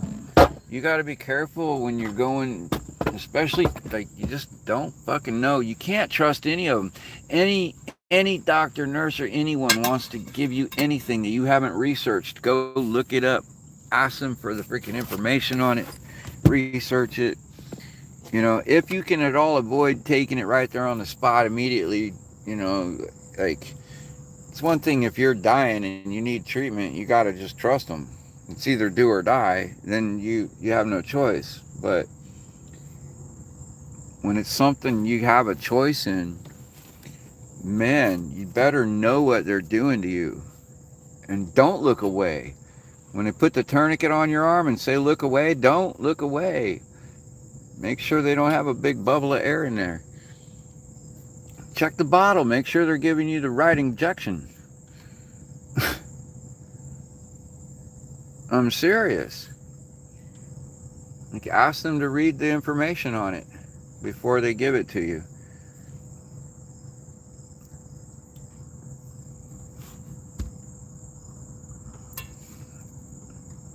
Man, don't just get a second opinion either. Get a third and a fourth and a fifth.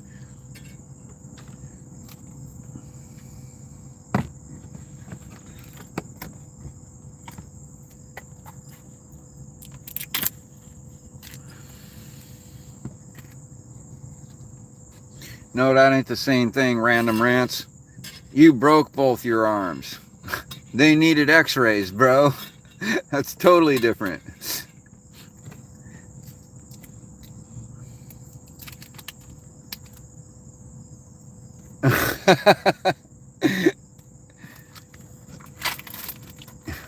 Yeah, I heard about you. Man, they're not supposed to say that shit. Wait, the rep told you? Oh, okay, yeah. Yeah, they're like the financial rep from the hospital. Yeah, they're allowed to talk about your case. But yeah, I mean, it's really not professional for a medical professional to walk up to some patient and say, I've heard about you. Because it's just like saying, we've just been ignoring your patient privacy confidentiality rules.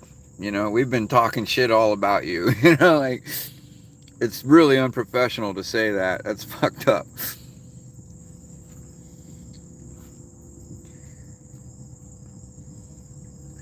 Oh, man. I had doctors at the Mayo Clinic. Freaking, I specifically told them not to take a biopsy, and they put me under and took a biopsy. I specifically told them not to. And you know what? The shit's been worse ever since. They made it worse. whatever they did inside me,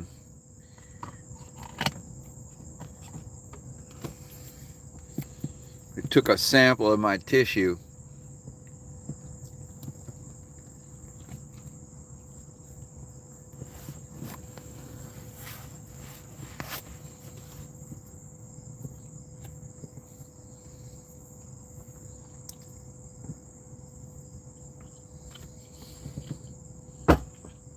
Fucking weasel ass doctor too.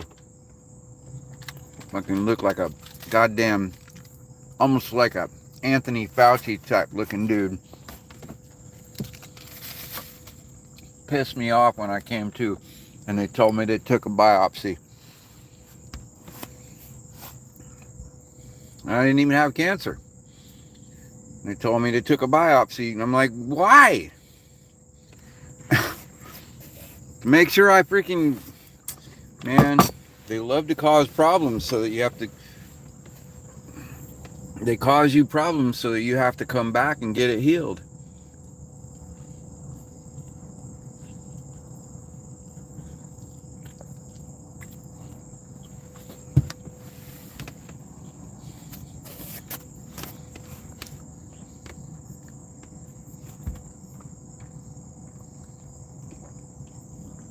It's like the mechanic that takes your car apart to fix the starter. When he puts it back together, there's 3 bolts missing. I mean, there's 3 extra bolts. You don't know where they go. And then next week, something else breaks. And you got to go back. And he tells you it's completely unrelated. Doesn't have nothing to do with them 3 extra bolts.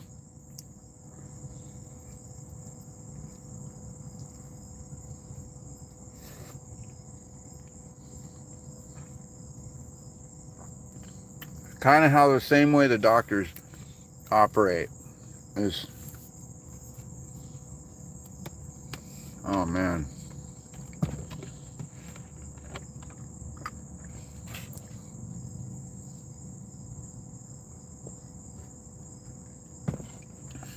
They can't just get you on one medication. They got to get you on this one medication that treats one thing but fucks up another thing. And then after a while of taking this medication, which you have to take for the rest of your life, you have this other problem now because of this medication. So now you got to take this new medication to fix the problem that the other medication has caused over the years. And that's how they work. And that's planned that way. It's not because there's no other way. It's because the cure is illegal.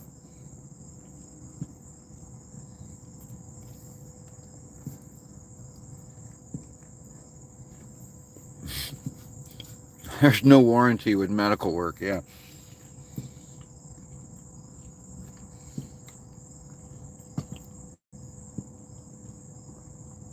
Although the surgeons, I gotta hand it to them. Their job is tougher than a mechanic. Because, you know, it's one thing to fix a car, rebuild the engine, but it's another to go into it and fix it while it's still running. And that's what a surgeon does. There's something to be said for that.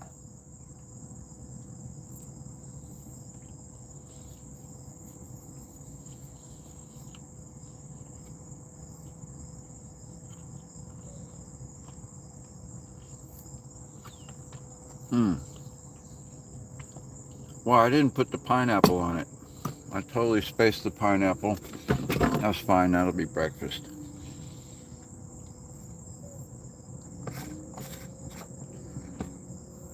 I'm putting chive and onion cream cheese spread on some bread and then stuff it in bacon. Oh my God.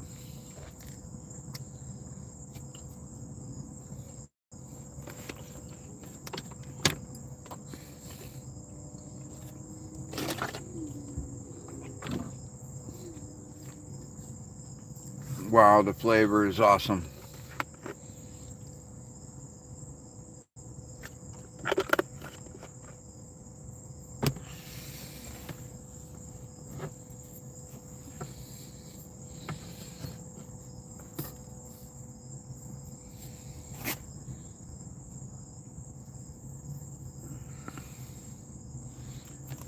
Healthcare is free there. Where you at, Canada?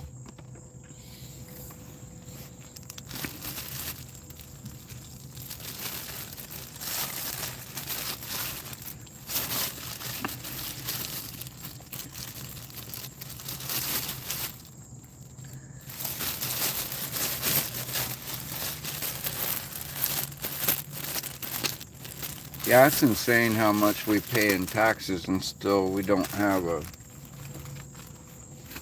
even have a healthcare system. We have a death care system.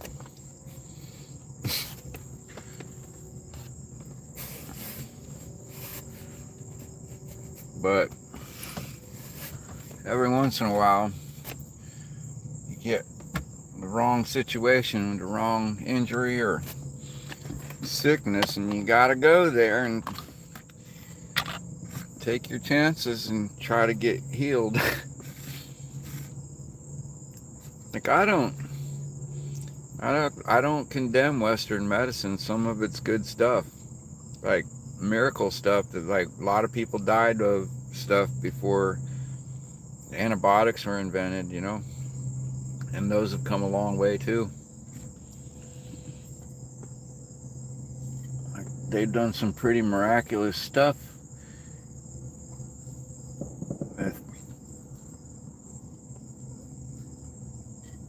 but at the same time, it's just such a corrupt system.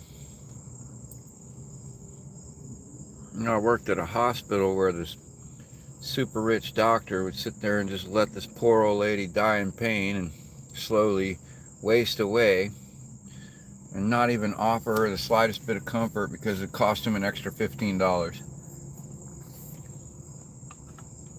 And, you know, just sick.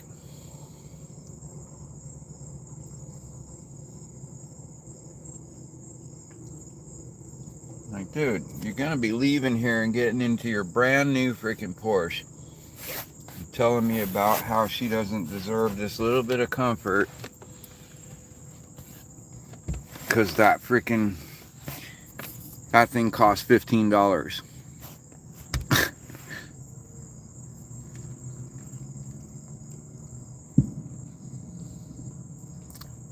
Well, I guess if all doctors were that generous, willing to give up $15 to a dying lady for a little comfort,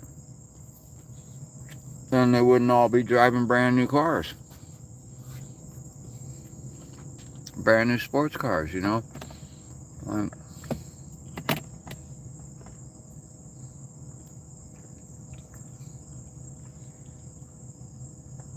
Or you could look at it the other way. Maybe if our society was a little bit less greedy, we might all be driving brand new sports cars.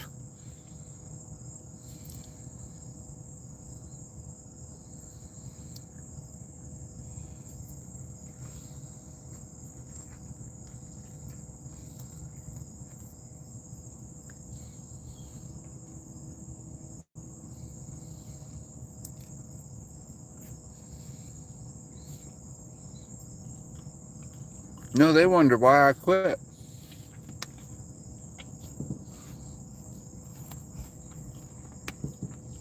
They still to this day can't understand why I quit. I had such a great opportunity in that job.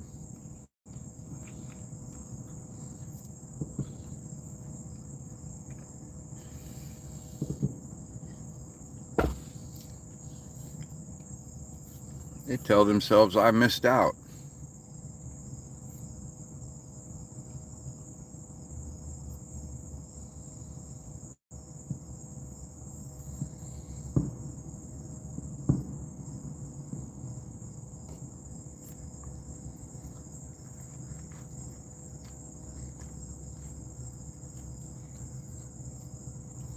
Mm.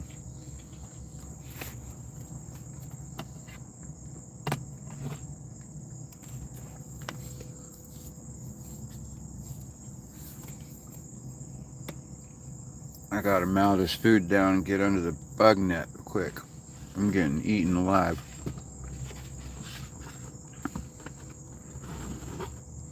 These skeeters are merciless tonight. They were actually pretty mellow last night because it rained right before dark and stayed cool. But it's not happening tonight. So I gotta get under my little shelter.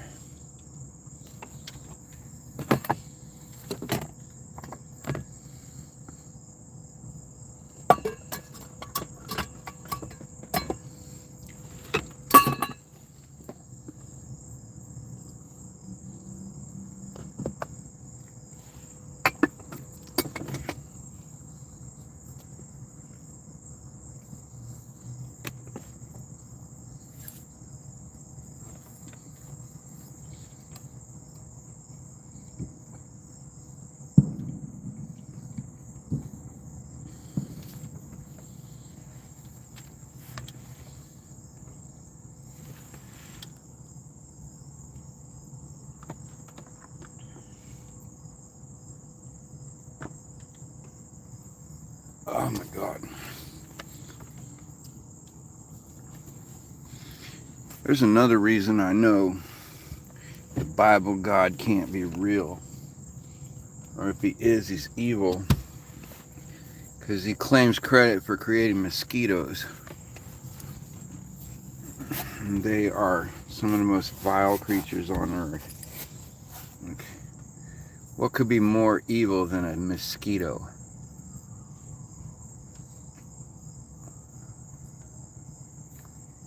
I mean, besides humans.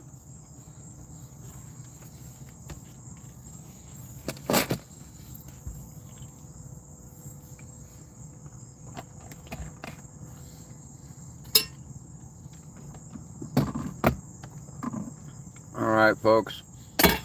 I gotta wind it down. Gotta cram into my tent and go to bed. No, I haven't had any no-see-ums out here that I've noticed.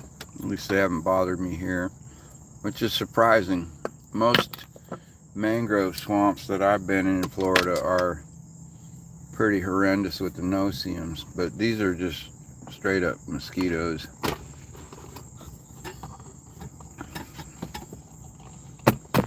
An occasional, there's a few biting flies that come through here and there, but I don't know, I'm pretty tuned to hear them. My ears pick them up and I swat them out of the air. Freaking.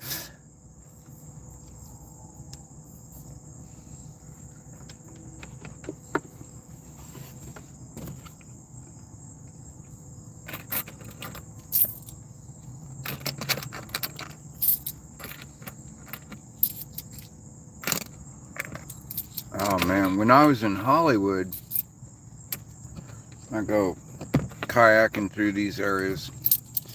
I got the no-see-ums bad.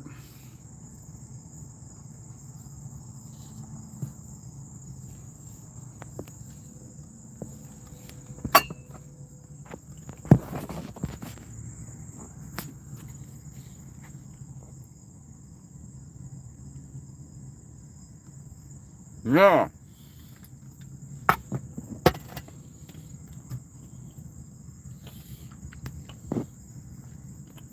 I think I'm done stuffing my face for tonight. Looks like some fish are gonna have some bacon tomorrow morning.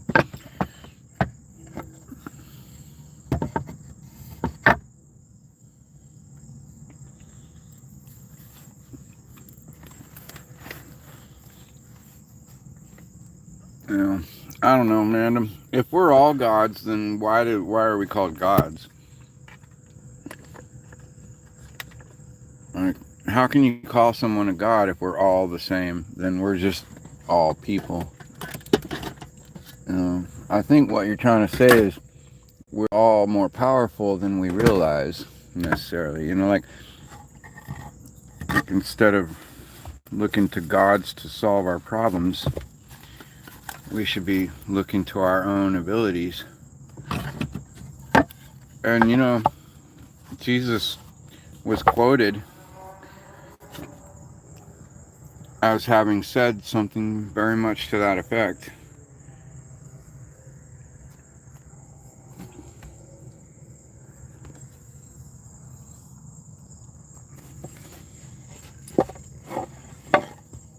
Like, said we're all sons of God. He wouldn't say we're all gods, because that would have got him. That's blasphemy in his culture. Everything he said, he had to say pretty much within the bounds of the law of the Torah and the Jewish faith at the time. And if he was out there in the synagogues preaching contrary to their religion, he would have been executed on the spot. He would have never got his ministry out, because they would have killed him before he even said the few next words.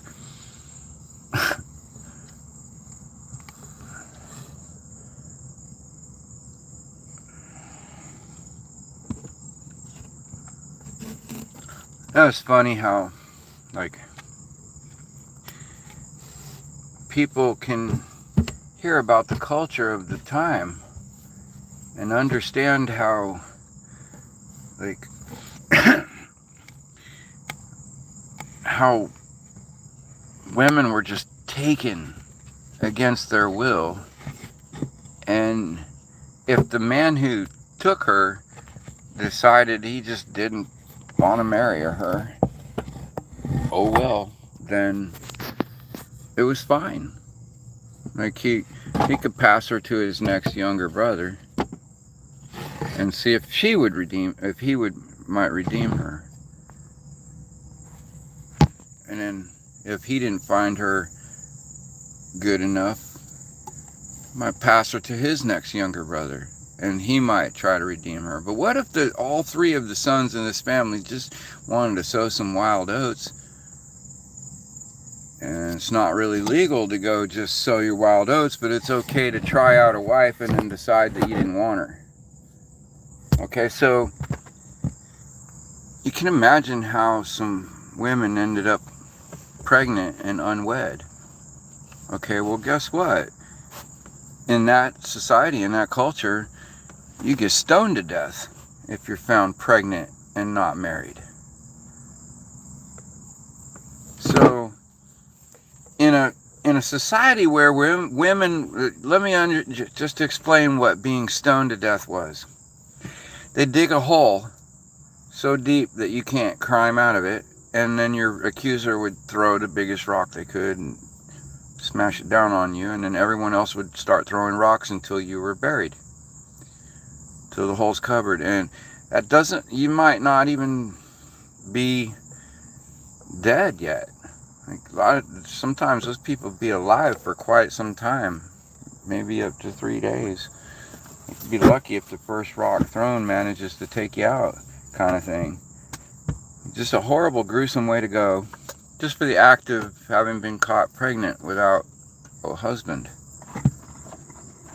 Okay, now imagine, in a world like that, what if there was a woman who ended up pregnant and she had a man who really loved her in spite of whatever happened? And all the people around are like, oh, she's pregnant. And, you know, what if Joseph was just speaking up for Mary so she wouldn't be executed? Like, oh no, she's a virgin. She's been with me the whole time. That's God's baby. You know, is that more likely? Or is it likely that a virgin actually gave birth to a human? And, like, how do they claim that Mary was a virgin when she had Jesus, when Jesus had an older brother?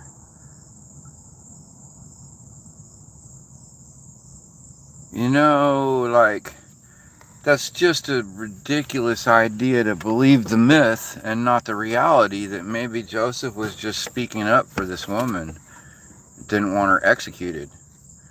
You know, like trying to save her from certain death for something she didn't even freaking want to have happen. Like, it was never her idea to begin with. She just lived in a male-dominant society that just fucked her over. You know, that's my theory on it. Like, it's not unlikely at all. But I'll tell you what is unlikely. It's really unlikely that a virgin gave birth.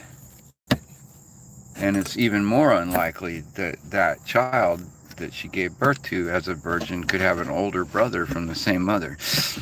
And it's really unlikely that someone come back from the dead. You know, there's people come back from being in a coma, but people don't die and come back from the dead. But I'll tell you what is way more likely than that is that Pilate didn't want to kill Jesus. And maybe he flogged Barabbas and sent him out there in place of Jesus. And then Jesus was exiled and told, if you're seen around here, you'll be executed. He was exiled on punishment of death. And that would explain how he was seen 3 days later. And also how the body just suddenly disappeared and the Roman guards were put to death instead of being tried and burned, and as the custom was. And like, it just doesn't make any sense until you add some like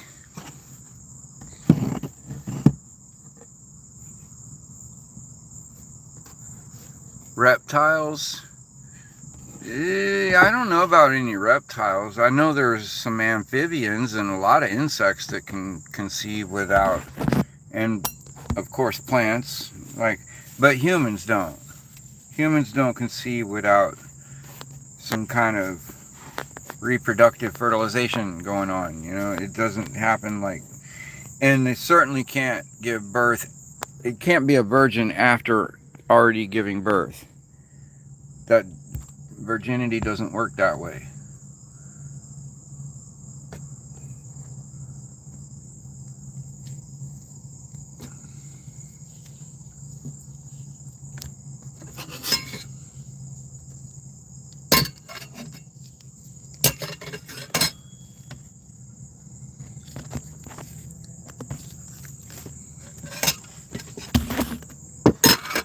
Oh, and people don't walk on water.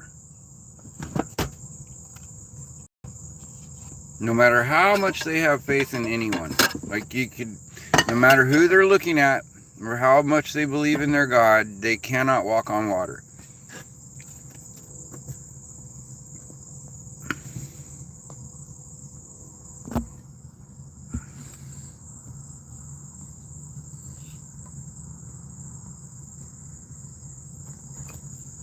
Do what?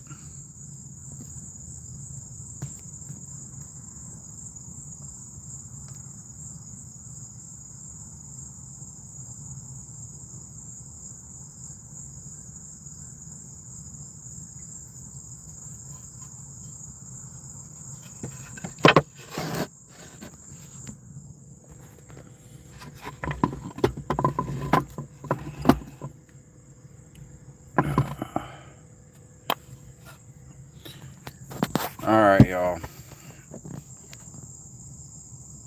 I'm going to bed. Y'all have a good night. I'll see you next time.